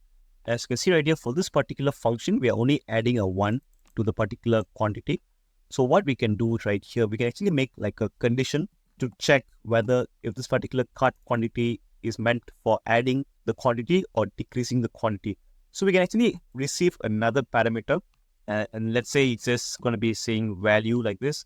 And this values can be used to either to increase or to minus the quantity of this particular item in the cart. So let's say if the value variable, let's say we are passing a string called plus, so we can run this particular adding quantity, right? And of course, not to forget, we must also need to make sure to have the other products as well. So in this case, I have to have constant other products. Other products is actually an array of all the products that does not match the ID of this particular product that's being added. So basically, we need to make sure to use cart items again. And we need to, of course, we are going to be making use to filter. So we'll be filtering out products. Let's say an item. And we'll be filtering out all the items, for example, using the item dot underscore ID that does not match the ID that we are passing. So this will eventually be the other products that does not have this particular formula, so that we are able to spread all the other values like this in this particular manner. And for this particular found product, we are able to edit its quantity right here. And by this, we are just adding by one. And we can also have like an else condition as well, and which, let's say the value is minus, or we can just say else if. We can pass the value to be minus. Instead of plus, we can just say minus. So when it's minus, we can actually have this particular quantity to minus by 1. And we must also make a condition to not to minus when it's already a 0, or we shouldn't keep 0 value in the cart. We need to put another condition just within the else if. We must put like an if condition, and if found product dot quantity has to be greater than 1. And so that we don't actually minus quantity to become 0 or less than 0. So we must make sure to have this particular condition to be checked. And we can pass this particular function to our cart context provider right here. Just pass it like this. And of course, we must be receiving it in our cart again. And you just need to be adding it here for the first time. And once you have added it here, we must be also be adding to our plus minus buttons right here. So we happen to have our minus here, and we happen to have a plus here. So when they clicked on this particular plus button, so we can actually have this particular function, which has to be an on-click function. And when it's on-click, we need to be adding the toggle cart item quantity. And of course, we must be also be passing the name called plus right here. And in that way, it will know that this is increasing the quantity of this particular product. So since we are actually passing arguments into toggle cart item quantity, so we need to make sure to have like an arrow function like this, followed by toggle cart item quantity. And of course, we need to be passing the two arguments, which are the ID of the particular product, and of course the value, which means it's either a plus or a minus. So we'll be adding that next. So first of all, we need to be adding the ID, which is in this case we can use by product dot underscore ID, or by plus, by the way. So I just want to be copying plus and I'll replace it right here. So yeah, we can actually give it a check in our browser. So when I add this to cart, and of course we can actually go to our cart right here, and we should be increasing here as well. And there you go. But as you can see here, when I increase the quantity right here, but this particular price hasn't been reflecting as well. So we also need to make sure that our price has to be reflecting to this particular updates right here. So that's what we should be doing next. So of course, not to forget, we should also be able to minus this particular quantity. Just copy this particular function and just paste it inside the minus right here. So we just copy, instead of plus, just take the minus and replace it with plus. And if we check our browser, we must be able to, reduce the quantity of this particular product. And when it's less than 1, of course, it shouldn't do anything right here. Okay, that's what we wanted to achieve. So the next thing is that we must be also need to have this particular total price of this particular cart to reflect on the number of quantity that we have added. So it should be like when there's 4 items, so that means 4 multiplied by 10, it should be 4,000, something like that. So that's like a simple multiplication. So in this case, we can go to our cart context right here, So in this case, we need to be updating our total price. So in this case, we need to call the set total price function. So set total price, and in which we need to be adding the same way how we did it earlier when we added a product. So we just need to be having almost the same like this, by the way, where we need to be increasing the price with the product that we have just added. So of course, we're just going to be pasting it right here as well. So in this case, we're just going to be making sure to have it like this, where total price is here, and we also haven't have previous price. And instead of product right here, of course, we must be making use of found product, by the way, because found product is what we just added. We just wanted to add, so found product dot price times quantity. And I think we won't be needing quantity because it's always increases by 1. So we don't need it to be added quantity here, but we just need to be having previous total price, and we just add it with the found products price, like just by 1. That way we are able to have the total price to be updated based on the previous value and the new price of the particular product that we selected. So let's give it a check. So in our browser, we can actually add this particular product to cart, and since there's 2 items, and there you go, it just reflects the total price by multiplying this particular 2 times 1000. It's actually 2000 right here. When I increase, and there you go, it just reflects right like this. And let's give it a check by having other products to be added into our cart. So in this case, I have to add this particular product as well. So if I go here, and there you go. So let's see, times 2 is just 500. So 4000 plus 500 is 4500. This is actually correct. Now let's do the same thing for when we minus. So just need to be having this, and just place it right below here. But then instead of plus right here, we can minus this particular price right here. And we don't need to be checking for any issues, for example, because when the value is less than 1, it won't run any of this line of this code. So it won't be an issue when there's negative value or not. Okay, now let's give it a check as well. So when we wanted to add this particular product right here, let me just add 4 products right here. And let's say, 4 times 250,000. And we can reduce the number of items, and it will reflect the price right here. But as you can see right here, when I actually reduce the number of items to 2, but it actually says 4 still. So we need to be updating the total quantity of the entire products, even after when we reduce or increase the quantity of a particular product. So it should reflect to the set total quantity, which is right here. So the next thing is that we must also need to make sure to update set total quantity, and in which we need to make sure to use the previous total quantity, and in this case, going to be an arrow function where I'm just going to be making use of previous total quantity plus 1, and this will eventually update the total quantity by 1.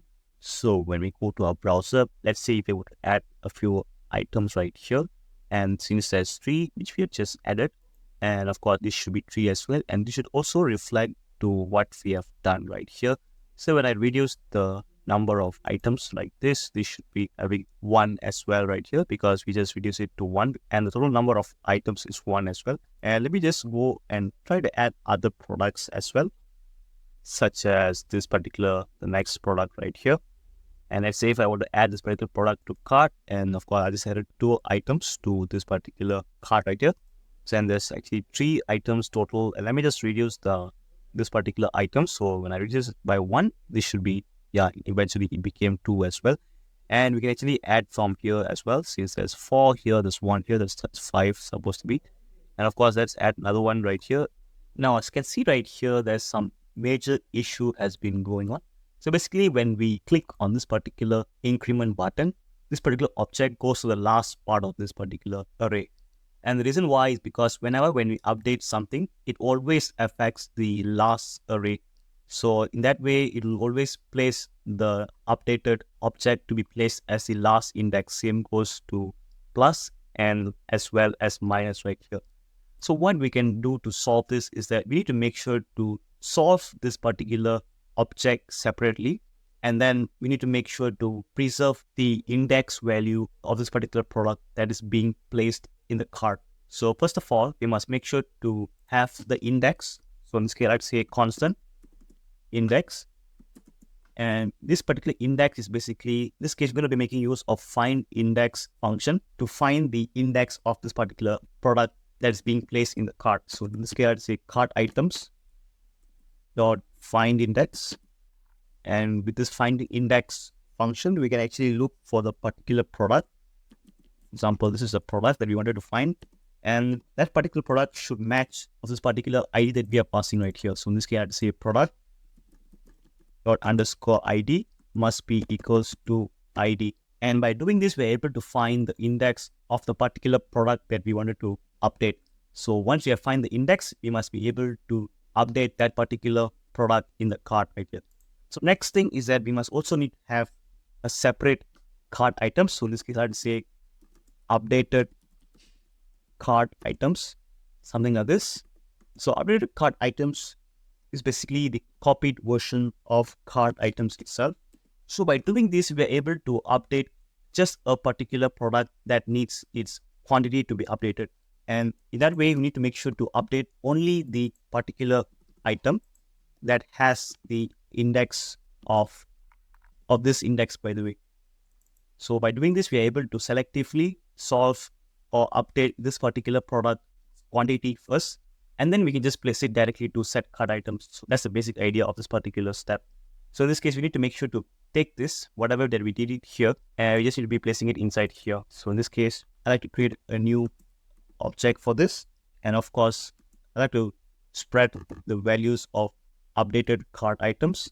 And of course, it's going to be only the object that's already being there. So you must make use of index here. So basically, whatever the value that's inside updated cart items is going to be spread here in this object as well. And besides that, this part I'll be needing to update the quantity of this particular product. So I'm just going to be copying this and I'll paste it right here. And what do I do here is that I'm just updating the value of this particular quantity of the particular product.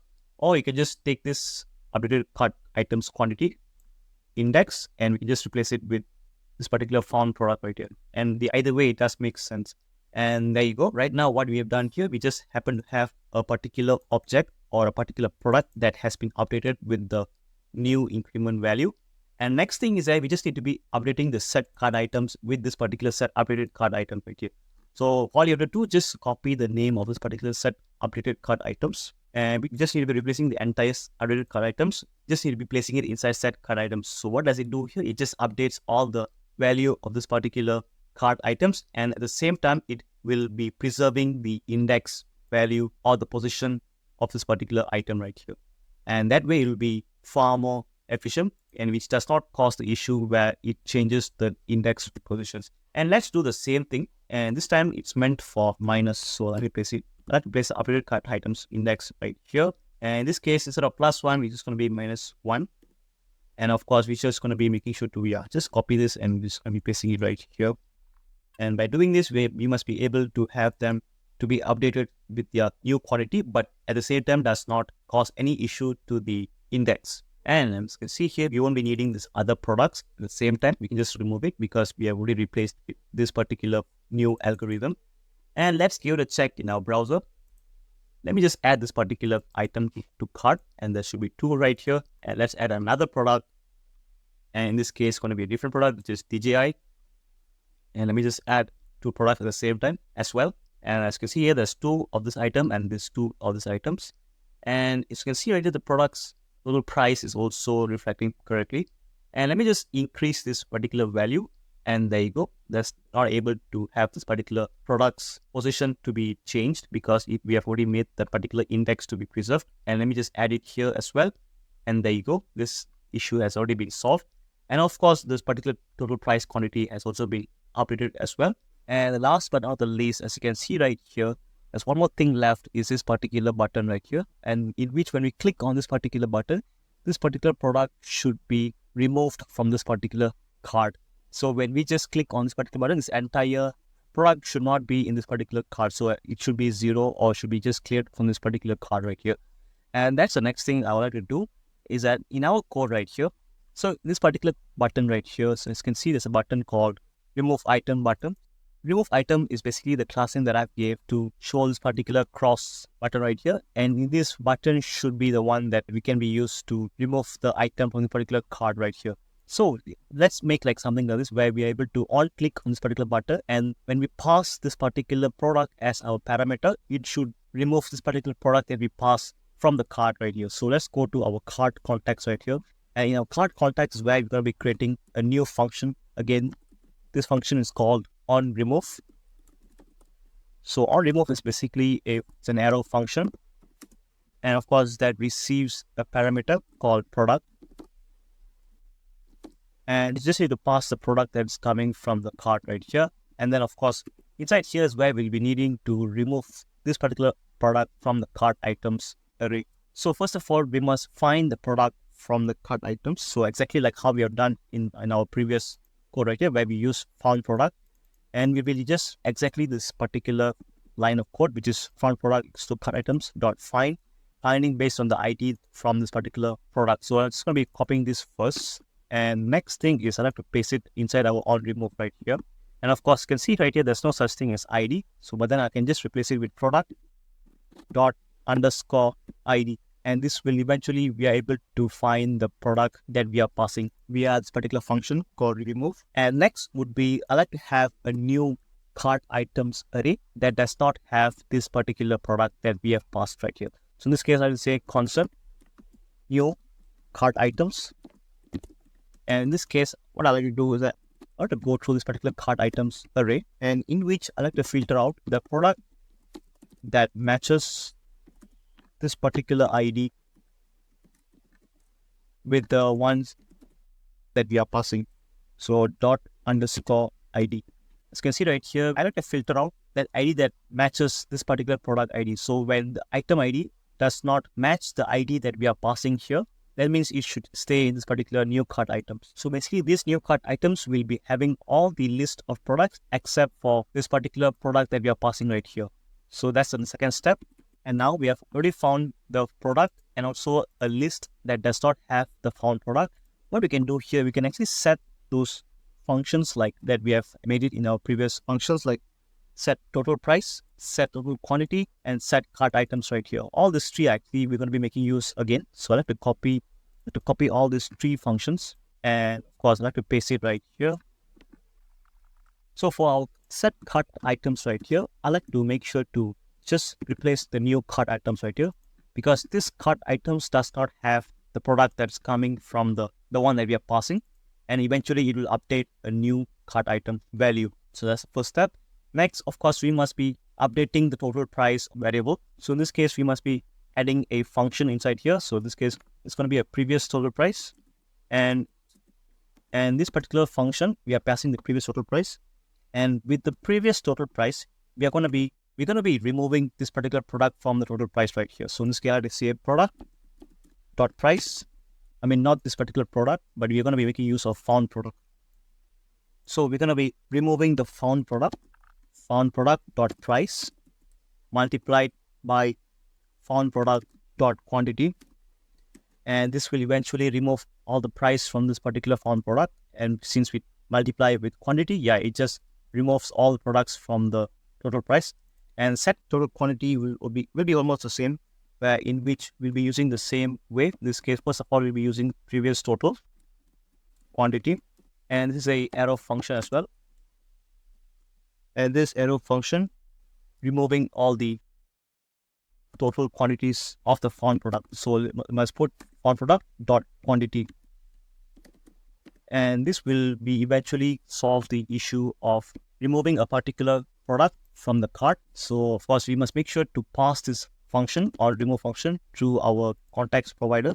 Pass it right here, and once we have passed it here, we must also be accepting it inside our cart. So in our cart right here, we must be adding it right here. So on remove, and once you have added on remove, you must make sure to add it at the bottom here as well for the remove item button. So right after this particular type, you can have like on click props. And in this case, we're going to be making sure to use arrow function as again, because we are actually passing argument to this particular function called on remove, and the argument that we are passing is product. And this will eventually solve the issue with the removing the products from the cart right here. So let me just add this particular item, which is there's 2 items of this particular cart. In this particular cart, there's 2 items of the particular product. So there's 2. And let me just go add another product. Just say this particular DJI. And let me just add this product as well into the cart. And as you can see right here, there's 2 products of this and there's 2 products of this particular DJI. So let me just remove the last one right here, which is the DJI Mini 3. And as you can see right here, when I remove all the product of DJI has been removed and of course has updated the total price as well. And when you click on this as well, you're able to find there's no product has been added right here. And of course, there's nothing here as well. So this is the basic idea of how we are able to make use of onRemove function. Now that we have already completed the basics of adding our products to cart, and the only things that's left right now would be making the payment. So right now, as you can see right here, we are already happy to have our products to be placed in the cart. And once we click on Pay with Stripe, we must be able to make a checkout session in Stripe, and in which Stripe must be able to conduct the entire payment process. So that's what I'll be walking you guys through next. So as you can see in this particular illustration right here, now I've just laid out all the required steps that we need to take in order to create the checkout form with Stripe. So right now, what I've done here, I've actually laid out all the required steps that we need to do in order to get Stripe to be integrated to our store. So right now, as you can see right here, first of all, there are 2 major steps that we need to take. The first one would be is to set up Stripe in our local project, in which we will be doing is that we're going to be installing the Stripe dependencies, like you can see npm install Stripe/Stripe.js followed by Stripe. And of course, there's going to be, we need to have a Stripe account, an actual account. All you have to do, just need to go to that particular stripe.com website and create an account from there. And of course, once we have created the account, we are able to get those API keys from that particular Stripe account, and we need to place it in our project's environment file. For example, we'll be usually placing in the env file as usual. And once you have set up the Stripe in our project, we must be setting up the API of the entire Stripe services that we provide. So in order to have that Stripe to help us to create a checkout form, we must be creating API endpoint in Next.js. So as you have already know, Next.js is not just a front-end framework, it also can act as an API endpoint. So I will walk you guys through on that later. And also, we can actually need to get the active products that we have added to our cart. And also, once we have added all those things, we just need to create a checkout session in Stripe with all these things configured. So these are the basics on how to have Stripe payment gateway to our project. So let's get started by setting up the Stripe first. And as you can see, we can also get this particular npm install Stripe dependencies directly from their Stripe website itself. So let's go to Stripe. And this is the platform that we will be using to integrate the payment. So as you can see right here, we need to have our own account right here. So we just need to create a new account. And also, before creating an account, I would also like to set up the dependencies that we can use from this particular Stripe. So as you can see, we can go to developers and we need to click on this particular pre-built checkout. And in here, we must go to the first part of this particular payments. Just click on payments right here. And you'll be able to have this particular most popular ways to the usage of Stripe, which is to accept online payments. Click on it. And as you can see, this is the way how we should be getting started with. The first step is to set up the server. So as you can see, I have already clicked Next.js. So that's why you are able to find the code is basically favoring to Next.js frameworks. And of course, Stripe hosted page. And as you can see right here, this is the dependencies that we need to copy. And of course, just copy this and go to our project. And in our project right here, just open the terminal, just create a new terminal right here, and just type npm install Stripe/JS and followed by next. And this is the dependencies that we would be requiring while developing the checkout session. So meanwhile, this is downloading and installing the dependencies, we can actually set up the account in Stripe itself. So all you have to do is just need to go to here. And I happen to have a Stripe account I've already created. So I don't need to input this particular email and passwords since they are confidential. So I'm just going to be skipping this part of just signing to this particular platform. All right. right now we have already happened to create a new account in Stripe. So as you can see right here, this is your platform that we can use to create checkout sessions in Stripe. So as you can see right here, we must be activating this particular account. So in order to activate this particular account, you need to input your business details. And we're not going to do that yet because all you have to do, just need to set up this particular API keys right here. And just by clicking on API keys for developers, you're able to have those two keys that I've actually told you that we need to add in our env file. So just copy publishable key first. And in our project right here, just need to go to our .env file right here. And in here, I would like to start with saying next Stripe publishable key. And in here, I would like to paste that particular API key which you have just copied. And also we need to have another environment variable, which is in this case going to be Stripe secret key instead. So just change this to secret key. So this secret key is kind of confidential. So you can see right here, it says reveal test key. And of course, I'm not going to make use of this particular API key in the future. And I'll be deleting this particular project after this. So I think there's no need to be hiding this particular API key. So I'm just going to be pasting it right here. And make sure that we need to make this particular .env file to be called .local as well. And by doing this, we're able to have this particular publishable key and secret key of Stripe to be accessible throughout the entire project. So next thing is once we have already set up our environmental variables like this particular publishable key and secret key, now that we have already completed setting up the Stripe into our project. Now next, we need to be setting up the API endpoints in our Next.js project. So all you have to do, go to our Next.js project right here, and we need to add a new folder inside our app folder right here. Just create a new folder called API. And there's going to be another folder right here called checkout.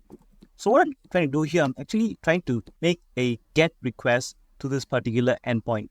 So by doing that, we're able to create an API within our Next.js project. So in this case, once we have created this particular folder called checkout, so in this checkout folder right here, I like to create a new file called route.ts.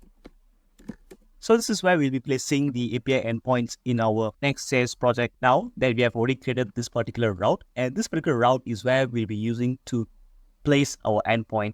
So as you can see right here, whenever we're able to access our website and we need to have this particular route where we need to have API/checkout, we must be giving a response like how a typical API does. So in this case, I like to have like a get function. So in this case, let's say export constant get. So this is the get function that we'll be needing whenever when you make a get request to our website with our domain. So we'll be needing to give a response based on what this particular API route will be. So in this case, I'll have to return. We must be making sure that whatever that we send back as a response, we need to make sure to be placed in a JSON format. So there is a way that we can do using next response. So next response is a Next.js built-in function to return the response in a JSON format. And of course, we must be placing JSON. And in here is where we'll be placing the object on what shall we pass. So in this case, whenever when we make a get request, I like to say hello world. And this is very basic. Whenever we make a get request to this particular website, we must be making sure to give hello world in the form of JSON. So in this case, let's say if I were to copy a website right here, well, so, and then we need to place our website's name, and we have to make sure to place the route that is able to access the API. In this case, we have placed it in our API folder, followed by checkout. Hit enter. You'll be able to find you have this particular response that says hello world in the form of JSON format. So this is basically what does it meant by the fact that Next.js is able to create API and to store endpoints, which then can be used to make an API request directly to Stripe. And now that we have already made our endpoint to be accessed from the Next.js project, and now we are also able to make post requests within our Next.js project itself. All you have to do, just need to change the get request right here to post. In this case, just put like this, and you will be able to make a post request directly to this particular endpoint right here. And next thing is that once we've already set up this basic API endpoint, and next thing is we need to make sure to get active products from Stripe. So what does get active products even means is that we must be able to fetch products directly from Stripe, and then Stripe can process that particular product that we chose from our shop, and Stripe can directly make the checkout that includes those products that we have in our cart. So I'd like to give us a basic walkthrough on what does get active product even means. Is that, of course, you need to make sure to get products from Stripe. And in more detail, these are the steps that I will be walking guys through whenever we wanted to get products from Stripe. So this is the first 3 steps right here. First of all, we need to find products from Stripe that matches our product cart. So when we add any products to our shopping cart, we must be able to match that particular cards in shopping carts from the Stripe dashboard. And if that particular product does not exist in Stripe, we must be adding it in our Stripe. And once we have added it, we must be making sure to do the fetch for products again. And now with the updated products from Stripe. So I'll be walking you guys through these particular steps that we would need to take in order to do this checkout session. So after getting this particular product right here, the next thing is to create the checkout session right here. And speaking of checkout session, I think we have actually come across this particular checkout session in this particular docs that we were referring to just now. And as you can see, the first step is to set up the server, which we have done already. Second step, which is to create a checkout session right here. And as you can see right here, when I click on this, you'll be able to find this particular code snippet is being highlighted right here. So we just need to have this particular code snippet, which will create the checkout session for our shopping experience. So I have to copy this particular code snippet right here. Just like to copy this, and I have to go back to our code right here. And in our post request right here, this is where I like to paste it right here. And there you go. This is the very basic steps on how to create a checkout session right here. And let's fix this particular bugs right here. As you can see, since we are using await, we must be making sure to use async in our calling function right here. So I just need to be placing this particular async right here. And we're also using Stripe right here. So we must be importing Stripe. And in order to import Stripe, I think there's a way to that. For example, just need to copy this particular constant Stripe require, where we just need to be calling the require from Stripe, and process.env.stripe next secret key is actually already been placed in our env file right here. So all you have to do, just need to copy this particular next Stripe secret key right here. Just copy this and just paste it right here. And next, it's basically, yeah, as you can see right here, it says cannot find request name. All you have to do, I'm just going to make sure to just leave it blank right here. And of course, let's leave this to blank as well. And we'll be adding the appropriate route once we have created these 2 pages. And this is basically the basic idea of how the checkout session works, where there'll be an object called line items, mode, success, and cancel URLs. And line items is where we need to include the products that we have added to our cart. So instead of placing it like directly to here, we need to be making sure to separate it from as a separate array of objects. So in this case, I like to cut all of this, and I'll like to create a new variable called constant Stripe products. And this is where I like to create that particular array just now. And of course, we should be making sure to give this back to the line items right here. And this is how the checkout session will be created, where we just need to make sure to include this particular function to create the sessions using Stripe. And of course, this is a Stripe products right here. And next thing is basically, we should go back to the second step right here, which is to get the active products from Stripe. So this is exactly what we'll be doing next. So just like to copy all these particular steps right here. There's 3 steps. So like copy this and paste it as a comment in our post request right here. Just like to copy, just like to make it comments right here. This is the first one.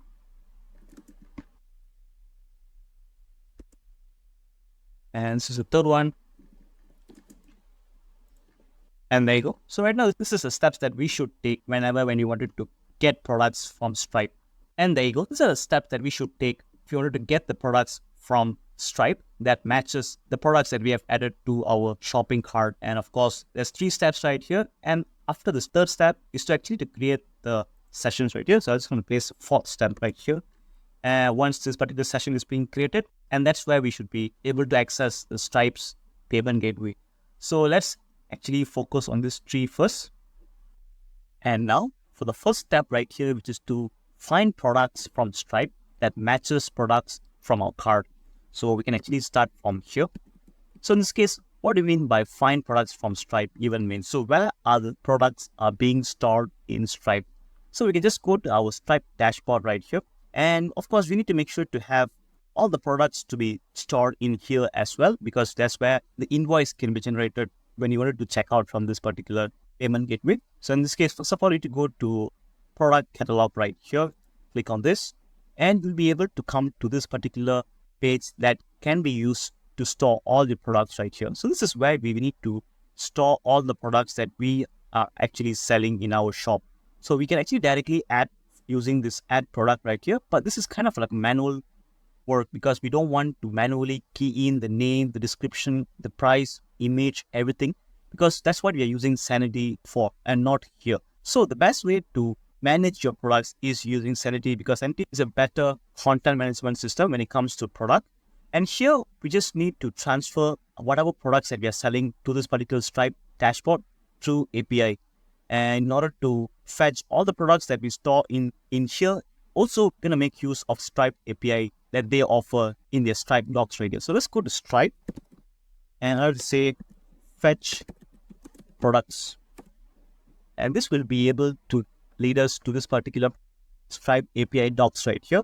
And this particular docs is meant to retrieve a product right here. And you also happen to have other API endpoints that we use to manipulate products. For example, we can create a product, update, retrieve a product, list all the products that you can find from the Stripe, and so on. So the most important thing that we'll be using is to create a product, in which we can just use stripe.products.create, and you just need to pass some object of the product. And also we need to make use of listing all the products right here. When you wanted to get all the products that are being stored in Stripe, we just need to run this particular API that says await stripe.products.list, and inside here we need to pass some object parameters. And here the most important part is to make sure to use this particular active parameter. Active is the one that we can use it to only fetch products that are active in Stripe. So active product is the most important one. In this case, you just need to replace this limit right here with active equals to true. And yeah, this is the way that we should use in order to fetch products. And let's go back our code right here. So in order to find the products from Stripe that matches the product from cart, of course, the first step is to retrieve all the products from Stripe. So in this case, I like to say let active products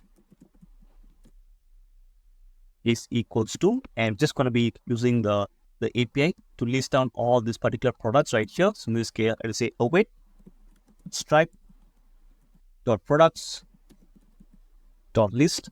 We need to be passing a parameter called active, needs to be true. And with this, we are able to find all the products that are in Stripe dashboard, and which also happens to be active right here. And next, you also need to find the products that are coming from our shopping cart. So in this case, we need to be receiving the products that are in the shopping cart through this particular payload right here. So this is the payload. This is a place where we can expect a payload to be received. When we wanted to make a post request, we need to be passing a product body. So in this case, let's say requests. So of course, and yeah, this particular data type is going to be any. So request is basically the entire body payload that is actually being placed in JSON format. And of course, we can actually destructure only the products like this coming from this particular request payload.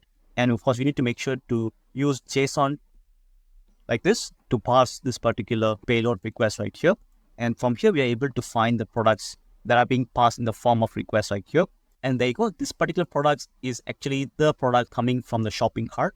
And this particular active product is the products that are actually being placed in the Stripe.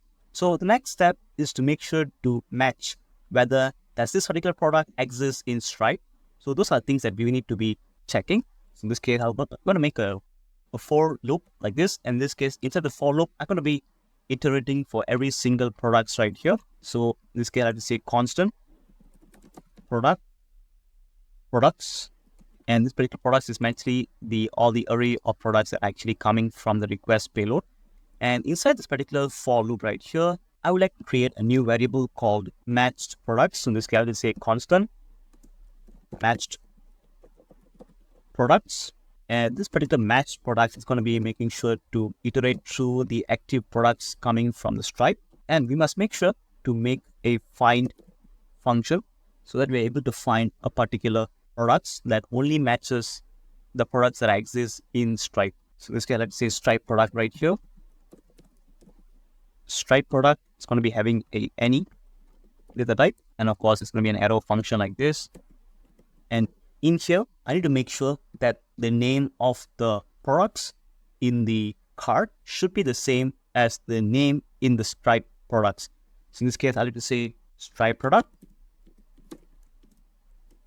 dot name, and in this case, I have to convert it to lowercase so that there won't be any issue arise when it comes to when the text have different casing, and then of course lowercase is actually a function. And we must also make sure to check whether does it equals to the products dot name to lowercase.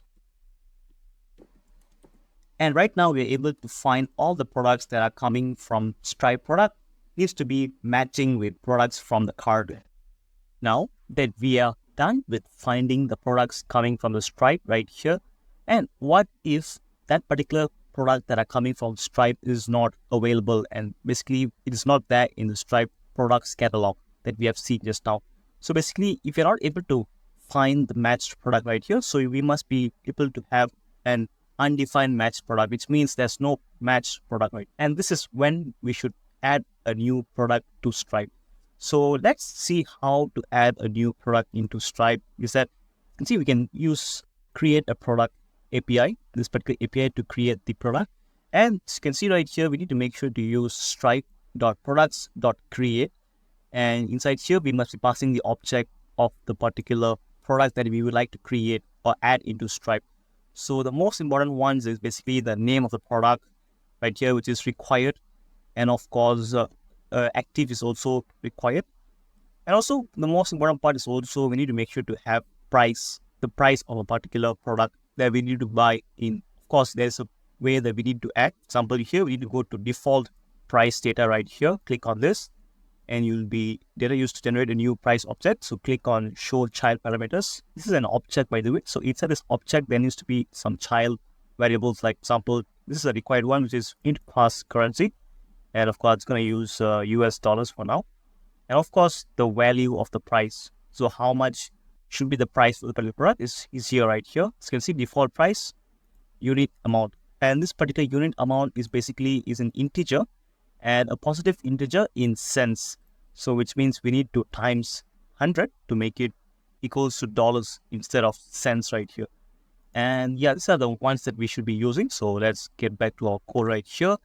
And of course, inside this particular same for loop right here, to make this, I'm going to bring this this number 2 right here to be placed within this for loop.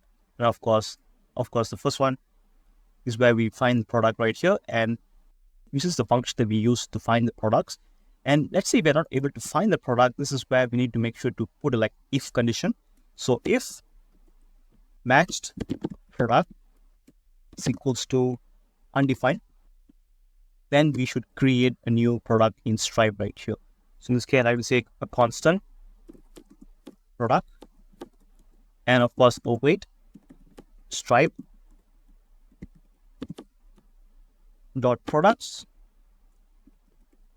dot create, and inside here is where we should pass the object of the product details. Let me get back to the docs again. So it has to be stripe.products.create, and in here, first of all, need to be passing the name. That's the most important one because it is indeed a required variable right here. So name first comes here like this. So name, and where should the name coming from is that should be coming from the product right here. As you can see, this particular product is what we should be using to create the new data in the Stripe. So I just like to change this particular name right here, which is I happen to use the same name right here, which is I'm just going to use a different name. It's say prod. And this particular name that we're going to create should be the one that's coming from the product that we pass from this particular API endpoint. So product.name. And next thing is the price. So as you can see, in order to have the price right here, we need to use default price data. So it's going to be an object, default price data. And then we open the curly braces like this. And inside the curly braces, there'll be two variables. Of course, the first one is going to be the required field, the currency. So just copy this currency. In this case, the currency is going to be USD. And of course, the actual amount of price. For example, there's this way where we can use called unit amount right here. As you can see, unit amount is cents. So we must be making use of product dot price multiplied by 100 to make it to dollars instead of cents. And there you go. This is how we should be able to create a product when it does not exist in the Stripe product catalog right here. And also, I would like to wrap the entire flow of this, which is the finding product and adding product if you're not able to find product, to inside a try catch code snippet, so that we are able to overcome any issues when we are able to perform this particular API request. And we also, it will be easier for us to identify any issues or errors in the future. So let's take all the code that we just did, how to make a try catch code snippet right here, and let's place it right here. Let's place what we have done just now, everything to be placed in try. And inside catch is where we're just going to be returning the error. So in this case, I'll say console.log, scale, I'll say error in creating a new product, followed by the actual error. And we can use throw error. And there you go. This is the one that we can use it to identify if there's any error that we might arise when we're using this particular Stripe APIs right here. Now that we have done the second part, now let's go to the third step, which is once the new product has been added to Stripe, to the fetch products again with updated products from Stripe. So basically, we need to redo what we have done earlier, which is to get the products from Stripe, which is the, as you can see right here, we are actually doing this particular getting products from Stripe right here, which is active. And of course, this is the, we should be doing it again. We just need to update that particular active product like this, the value of active product like this. And of course, we just need to be getting the products what we just issued, because this particular let active product should be outside of this try catch snippet. So just need to be placing it outside. And then we're able to update the active products right here. And after we have fetched the products from Stripe, and as you can see right here, once we have already fetched all the products that are coming from Stripe, so right now we need to make sure to only bring the products that are placed in the cart in our shop to be placed in this checkout session that we are going to create. So of course, we need to make sure to do another for loop right here. And this particular for loop will be doing almost the same thing right here, where like how we have done it. It should go through every single product coming from the cart like this, in which we're going to make sure to iterate through every single products coming from the cart. And inside this particular for loop right here, we're going to make sure that we find that particular product that is placed in the cart should be matching with the product in the Stripe. So as you can see right here, if we have done something like this, so this is exactly what we're going to make use again. So we're going to find matched products. So I'm just going to place it right here.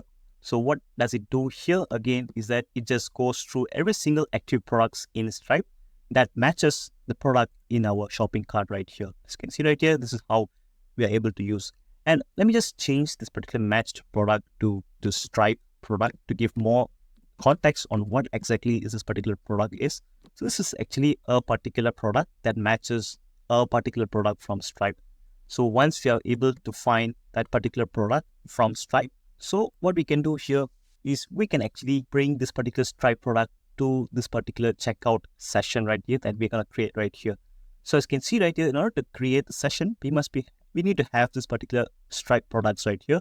And this is how the Stripe product should look like, where it's an array of Stripe products, and which we need to pass the price ID and along with the quantity of the particular product.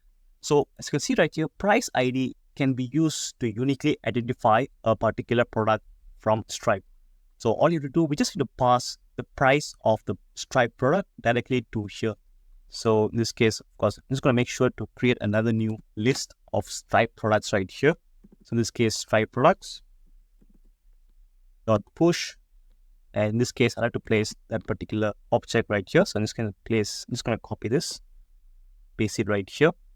And of course, just make sure that this particular Stripe product should be declared to the top right here. So I'm just going to take this Stripe product right here and want to be placing it above here, just to be placed it right here. And of course, I don't want there to be any content for this particular Stripe product when we wanted to initialize it. So I'm just going to make a blank array like this. And of course, instead of constant right here, I'm going to make it a let because we're going to make changes to the list of right products. And so as you can see right here, when we are able to find a particular product from Stripe, then we should be adding this particular object to this particular Stripe products array. So I'm just going to wrap this entire Stripe product dot push function within a if condition.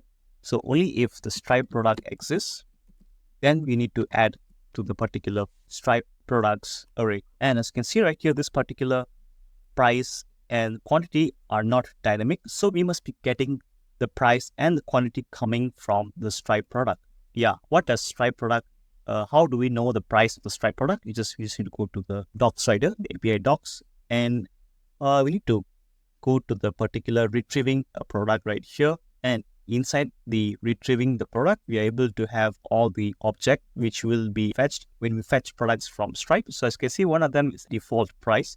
So using this, we are able to pass it as a price ID right here. So of course, let's make this particular price ID to be dynamic coming from Stripe product. And let's put a dot right here. Yeah, default price and quantity should be coming from the card. So in this case, it's not Stripe product, but it's going to be just product dot quantity like this. And of course, this is actually Stripe product, by the way, not just Stripe. And there you go. Right now, we have already happen to have this particular Stripe products. They can be used to pass it directly to this particular checkout session right here. And there's things that are left, which is the success URL and cancel URL. So the next thing here is we need to create another page that we should be get redirected to when we have this particular payment process to be successful. So let's create a new page right here. And as you can see, we can just create right in the root folder of the app. So just create a new folder called success. And inside here, we should create a new file called page.tsx. And inside the page.tsx, we should just be having the basic boilerplate, which is by typing RAFCE. And there you go. You happen to have the boilerplate again. And next thing is, of course, we need to have the successful payment or checkout session page. We should have the design in our Figma right here. And our Figma, we need to be going to this particular design that we can actually refer to. And as you can see right here, one of the pages that we should be having is this particular success page when we have successfully placed the payment after the checkout session. And this is exactly what we'll be building in this particular success page right here. And of course, let's get started with this success page should be directed to once we made the payment. And in our browser, we should be having this particular URL endpoint which says success, and this should be coming to this particular page. Yeah, and the moment the page is empty, so we should be adding it based on this particular design. So in our code right here, let's add this particular text right here. In this case, it's going to copy this particular text, and this case I like to have this h1 tag right here, and I like to paste right here. And of course, I like to have also the small text right here called success to be placed here as well. In this case, I'll use a p tag for paragraph, and also there'll be another p tag right here for this particular thank you for your purchase. Just gonna copy this, paste it right here, and there'll be a button right here. And this particular button, if you were to click on this, it just goes to the home page of our shop. And I just like to have this particular button right here to place an anchor tag right here. And this anchor tag, I just like to have this particular continue shipping text. Just copy this, paste it right here, and let's check our code right here. As you can see right here, we only happen to have this particular text to be placed on our page right here. So we need to give some styling based on the design that we refer to. So first of all, I like to make this entire thing to be placed in the center of the screen like this, so that it looks exactly like this particular design right here. So in this case, we should go to our code right here and an outermost div right here. I like to have a class name for this, in which I like to say flex items center, justify center, and also the height. In this case, I have to say height. I'm going to use screen just to span the entire screen's height. And let's check our code. And there you go. But as you can see there, all the text has been placed within the same div right here. So we need to make sure to have them to be placed in a column manner. And in order to have them to be placed in a column, we're just going to say flex call right here. And this will make them to be placed vertically like this. And next thing is, of course, I like to make sure that every single text sizes should be different. And let's get started with this particular, your order has been placed, which is the one that is the biggest text right here. I have to give some styling to this text. This get to add class name. And this particular text should be, I like to give around like 5 XL. That is bigger than usual. And font, I like to give to be bold. And the color, I like to give text gray, should be 900 as a darkest gray. And let's give it a check right here in our browser. And there you go. This is similar to the design. And next thing is, of course, let's give this particular success the color. You can see the color can just taken from here. And let's go to our code right here. Let's give this particular success text to be having class name. Let's give the color to be saying text. And inside here, we have a square bracket with a hash and paste the color code right here. And you will be able to have color to be placed for this particular text. And also, let's give some font weight. In this case, I like to give the font to be bold, like this. And besides here, we can also give the same styling for the thank you for your purchase text right here. So I just copy this entire styling and paste it for this particular thank you text. And instead of this should be the color for this particular thank you for your purchase one. This is actually a lighter gray. So let's use a text gray. Should be around like 600, should do. And let's give it a check in our browser. And there you go. And let's reduce the font weight here. We don't want that to be a bold. And it should be like this. And let's actually give more spacing in between the text right here. So we can just go to the top right here. We can actually give some gap of 4. So that should be able to fix that. And next thing is, let's work on this particular button right here. As you can see, the button does not have any background color or anything that's to be called as a design. Let's have some class name for this. So let's start with background button. So in this case, the button should be exactly the same like this particular success color. So in this case, I have to take this particular text color, which we have just did. And by giving this, we're able to have some background color for this particular text right here. And let's give the text to be white, which should be like this. And also some padding right here, padding of y-axis and x-axis. So in this case, let us start with padding x. Should be around like 3.5 should do. And also some padding y, so around 2.5 should do. And there you go. And let's give some rounded corners. So in this case, I like to say rounded. And by doing this, we're able to have some rounded corners right here. So you can actually increase the width of the rounded border radius. So it should be, let's see if I add MD, it will be even more bigger. And there you go. Also, the next thing right here, as you can see right here, this particular icon can be improved right here. We can actually make use of React icons. So we can actually look for React icons right here. And click on React icons. Let's just look for any arrow icon, right arrow icons like this. Just click on arrow and you're able to find many arrows right here. You can just choose any one of this and you're able to import it directly from here because we have already installed React icons. Paste it right here and copy the actual implementation. Paste it right here, right beside the text right here. And of course, let's make some arrangement. Let's give it a check in our browser. And there you go. But as you can see right here, this particular button contour down. So we must make sure to have them to be placed in the same row. So we can use flex. And that should eventually have them to be the same line. And of course, we must make sure to have them to be aligned to the center. And we can use items center. Like this. And also justify center. Just like this. And as you can see, we have already placed them to the center right here. And the only thing that's left is this particular gap right here. As you can see, there's no gap in between the text and the arrow. So in this case, I have to give around like 2, gap of 2 right here. And that should give some spacing between the text and the arrow right here. And last but not least, as you can see, we can give some font weight for this particular text right here. So in this case, I have to add font dash semi-bold. That should be giving some weight to this particular text right here. And there you go. And of course, let's give some href for this particular button right here. Just gonna give href.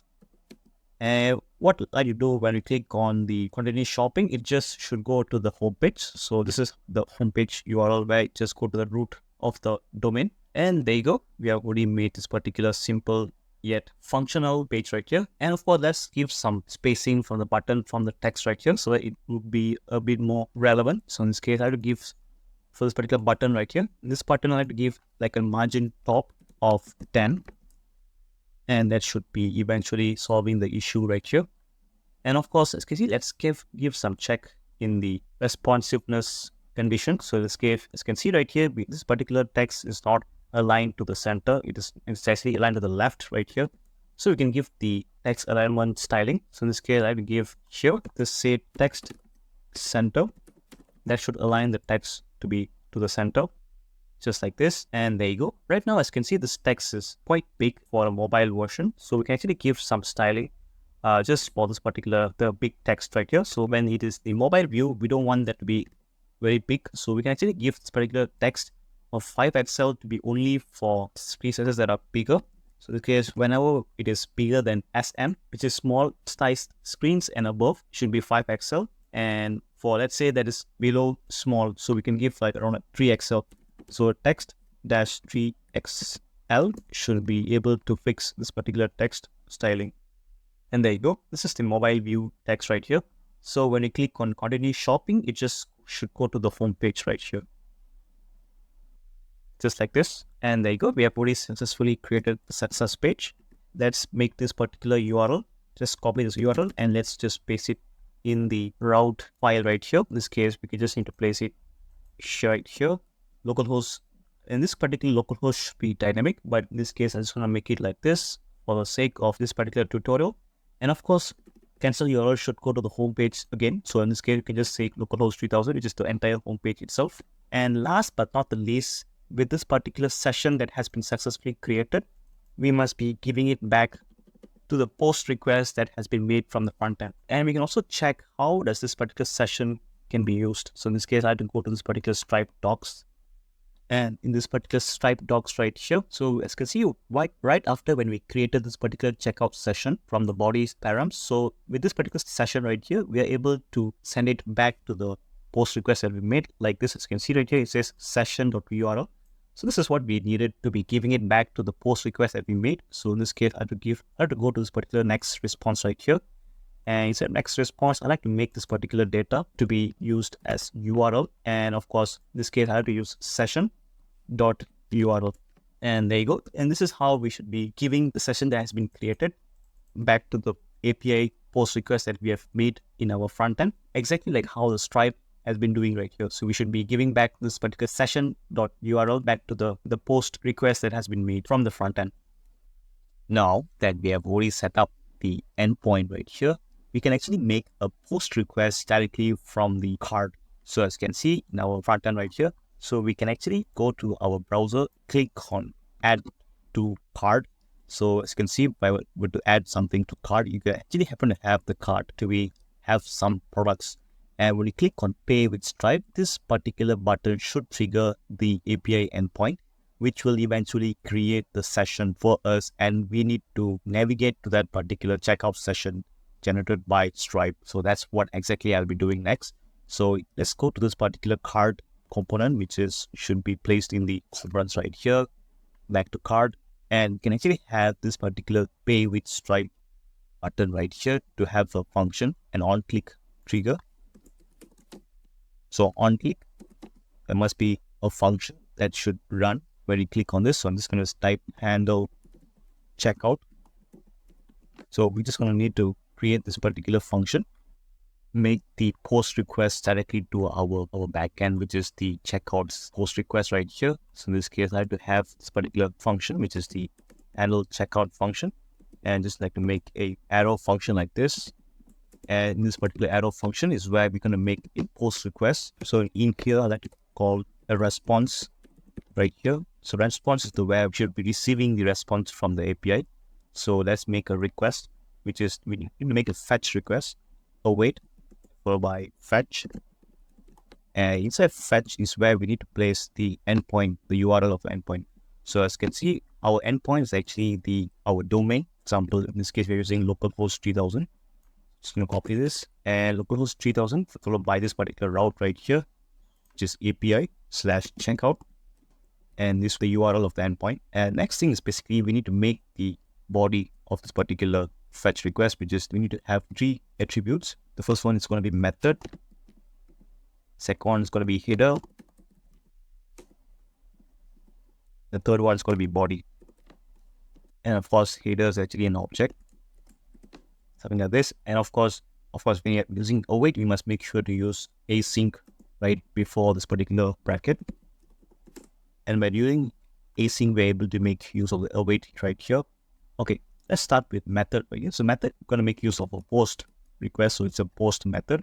So headers, we usually keep the content type. So in this case, let's say content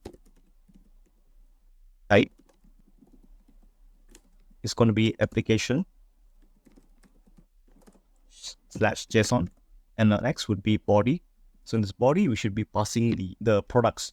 So as you can see in our API right here, we're actually passing the request, and inside the request, we need to be having products. So products is basically inside here, we have already defined would be the cart items. So cart items is the one that we are using. We have been using to keep track of all the products that are being placed in the cart.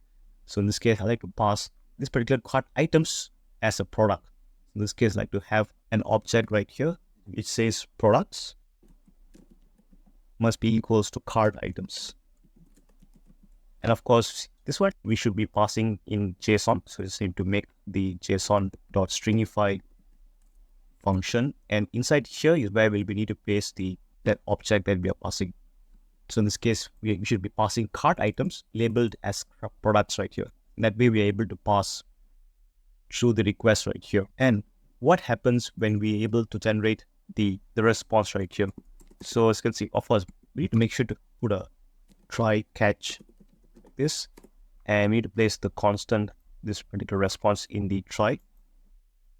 And once we have successfully received a response, so we must be able to use that particular response. In this case, the response is going to be this particular URL, session URL. So we need to be receiving a URL.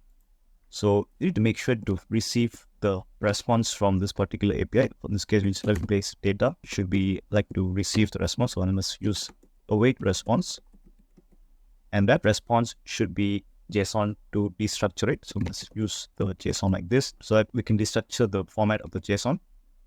And only if you're able to find the URL that we should be receiving like this, then we are able to navigate to that particular page or this particular URL.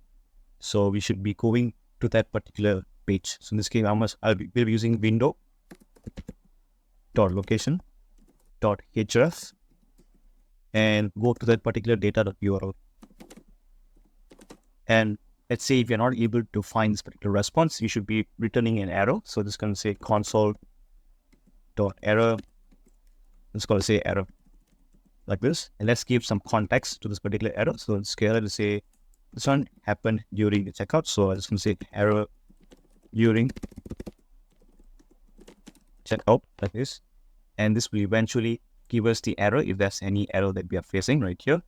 And right now we have already added this particular API call when we click on handle checkout. So let's give it a check. As you can see right here, we should be having the C to be capital.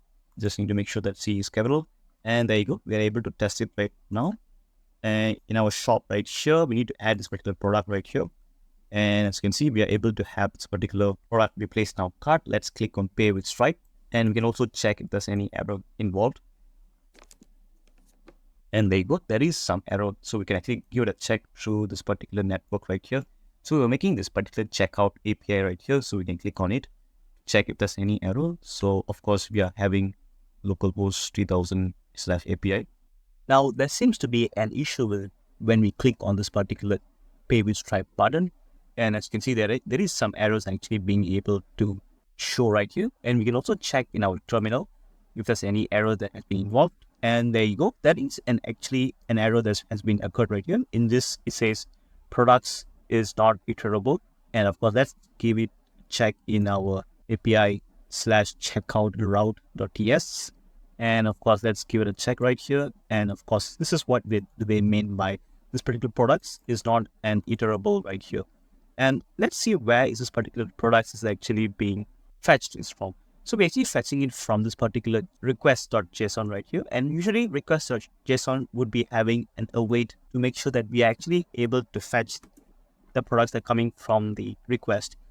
And let's give it a check again in our front end. So let's just clear this previous logs. And of course, let's click on pay with Stripe again. And there seems to be another issue again. This time is also at the handle checkout function. And let's give it a check in this particular terminal again for the more specific issue. In this case, this time is actually active products dot find is not a function. And let's say where is this particular active products actually in the same files. And let's give it a check again. And as you can see right here, we're actually making use of active products. And this active products is indeed coming from Stripes. And we're using await. And that seems to be an issue because this shows that active products is not a function. So if it's .find is not able to use this active product, that means active products is not in an array format. So let's give it a clear console log right here. And let's see what is inside active products right here. Let's put log right here. And you can also check the log in this terminal. Of course, you need to make sure to click on this particular button again. And let's go to our terminal again. And now terminal right here, this is the object that actually we are able to retrieve from Stripe. In this case, we must be able to find that particular array of products from this particular data right here. So we need to make sure to access this data in order to access the list of products. So just need to go to this particular active products right here. And I'm going to use .data to access those products right here. So in this case, let's say .data right here. And of course, just need to add .data wherever we are using active products right here. And we are using it right here. Just need to make sure to add .data again right here.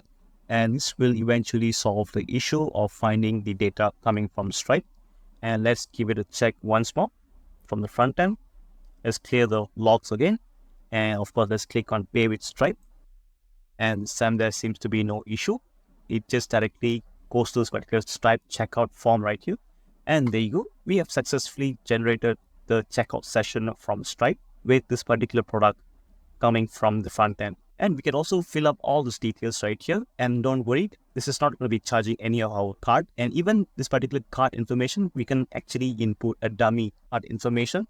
And of course, let's fill this particular form. It's going to add some email, this particular dummy email right here. And of course, this card information. It's going to type for2 multiple times like this. And this is just a dummy card number, which is quite often when you want to test using Stripe. So let's add the same thing for the other details right here. And some dummy card holder name. And there you go. And let's say what happens when you click on pay. And this becomes a successful payment, and it will be redirected to the URL that we have set earlier, which is the success page right here. And there you go. This means that we are able to consider the fact that this particular checkout session was a successful, and we have actually received the payment from the customer. And we can go to continue shopping, and it just goes to the home page like this. And of course, let's check from the Stripe's dashboard perspective. So if we would go to Stripe dashboard right here, we're able to find in our payments right here, we must have some payments to be received from our purchase just now. As you can see, I've been using the same email. And of course, this is the product that I bought. And we can also check our product catalog that we have also added a new product while we have checkout. And there you go. This is the product that just been added to this particular Stripe because we were adding only one product that has not been added to Stripe yet. And that's the reason why you're able to find this particular product is listed right here. And let's see if you were to add other products right here. Let's see if I would add this DJI Mini 3 Pro right here. Just add to cart and add this AirPods Pro again. Add to cart. And also the last item right here. There's another laptop right here. So that you're going to have 3 different products. Click with Pay with Stripe. And you are going to have all the products right here. And of course, let's fill up the forms again.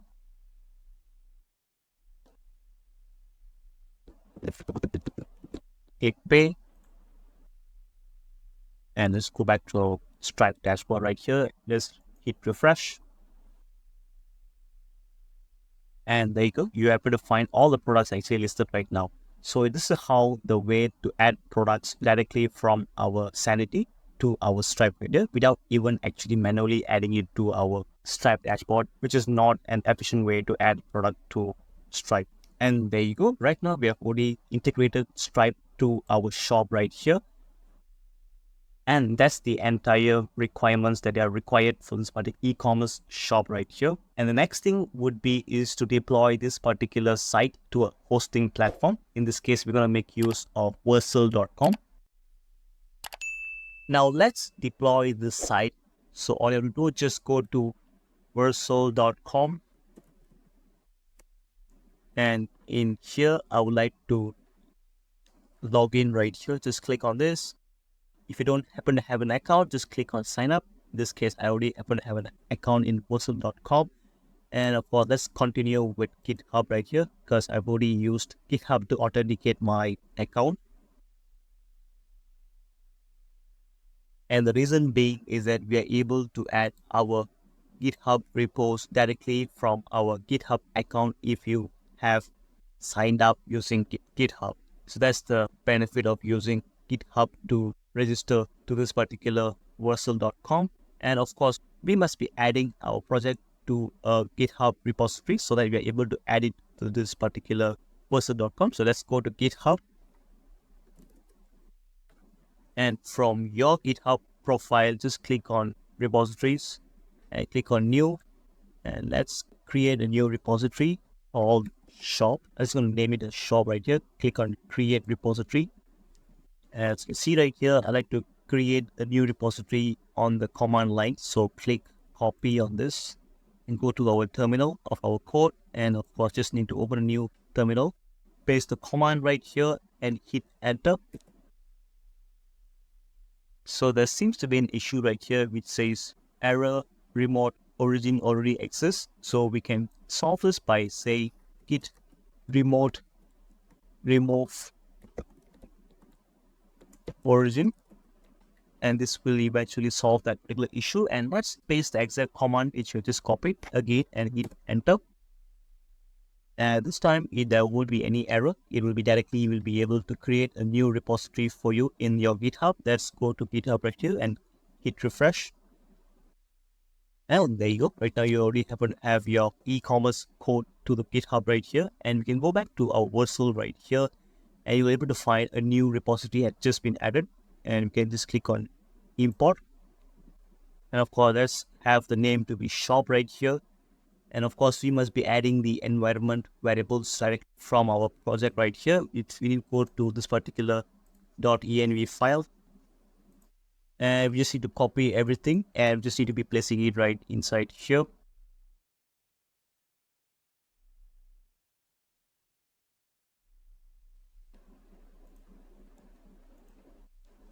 And now that I've added all the environment variables, I just can click on deploy. And let's wait for the build deployment to be finished.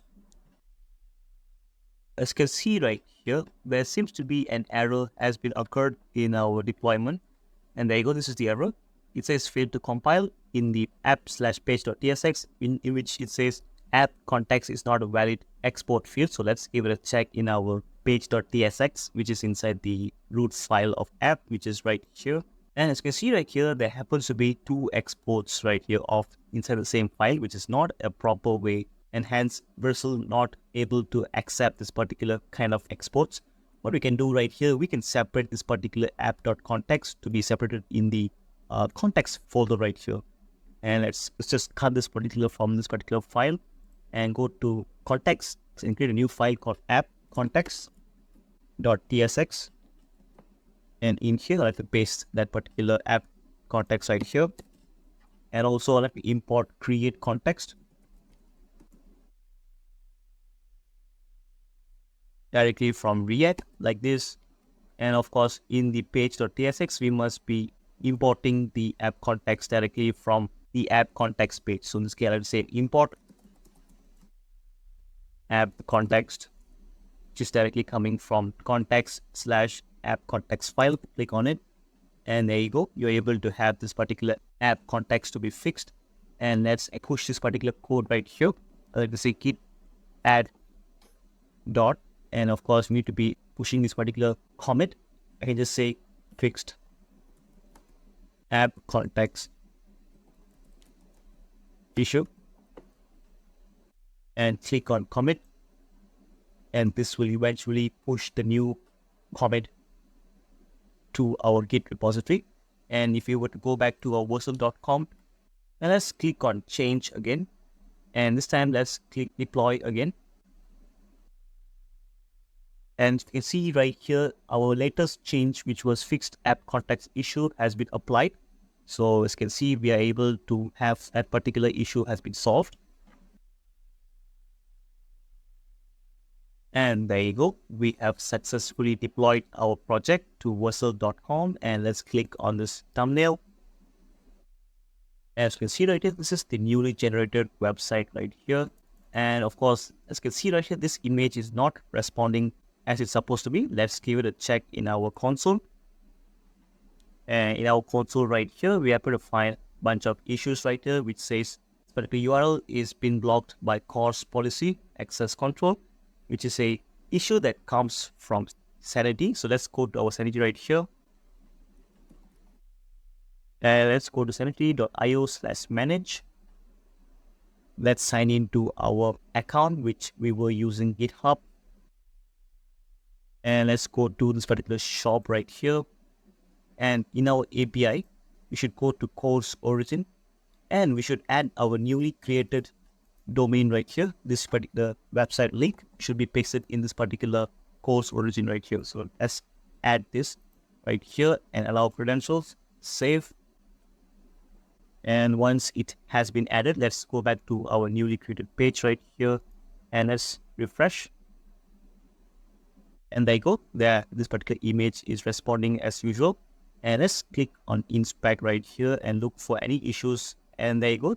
There's no issue has been arise. And next thing is let's give it a check whether the Stripe API is able to work. Like we are able to add our product to cart. And let's see if I were to click on pay with Stripe. And let's see if there's any issue. And yeah, there might be some issue with the Stripe. Again, let's go to network. And let's click on pay with Stripe. And let's go to checkout right here. And as you can see right here, we are using local host API, which is not what we were supposed to use. We should be, because this particular API that we're using is this particular endpoint right here. And instead of manually adding the URL, we can just directly point to our API file instead. For example, in this case, in our card right here, we're actually using local host to redirect to that particular API. But in this case, since we are inside the project, we don't need to use this particular URL. We can just directly navigate to that particular file in just by using /API/checkout, which will directly point to this particular API route right here. And that should eventually solve the issue. And also in our route right here, we are actually using localhost again. In this case, we shouldn't be using localhost. We can use the newly generated website right here. Just copy the domain name and replace it with this particular localhost 3000 like. And there you go. This is the newly created website's URL domain name. And let's push this particular commit right here. And of course, let's say fixed API endpoint. And let's click on commit, sync changes. And let's go to our Vercel.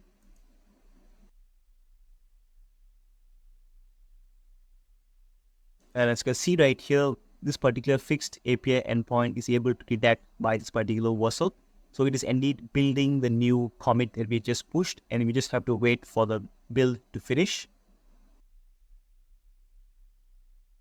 And there you go, the build has already been finished. And let's check in our browser right here and let's refresh the page.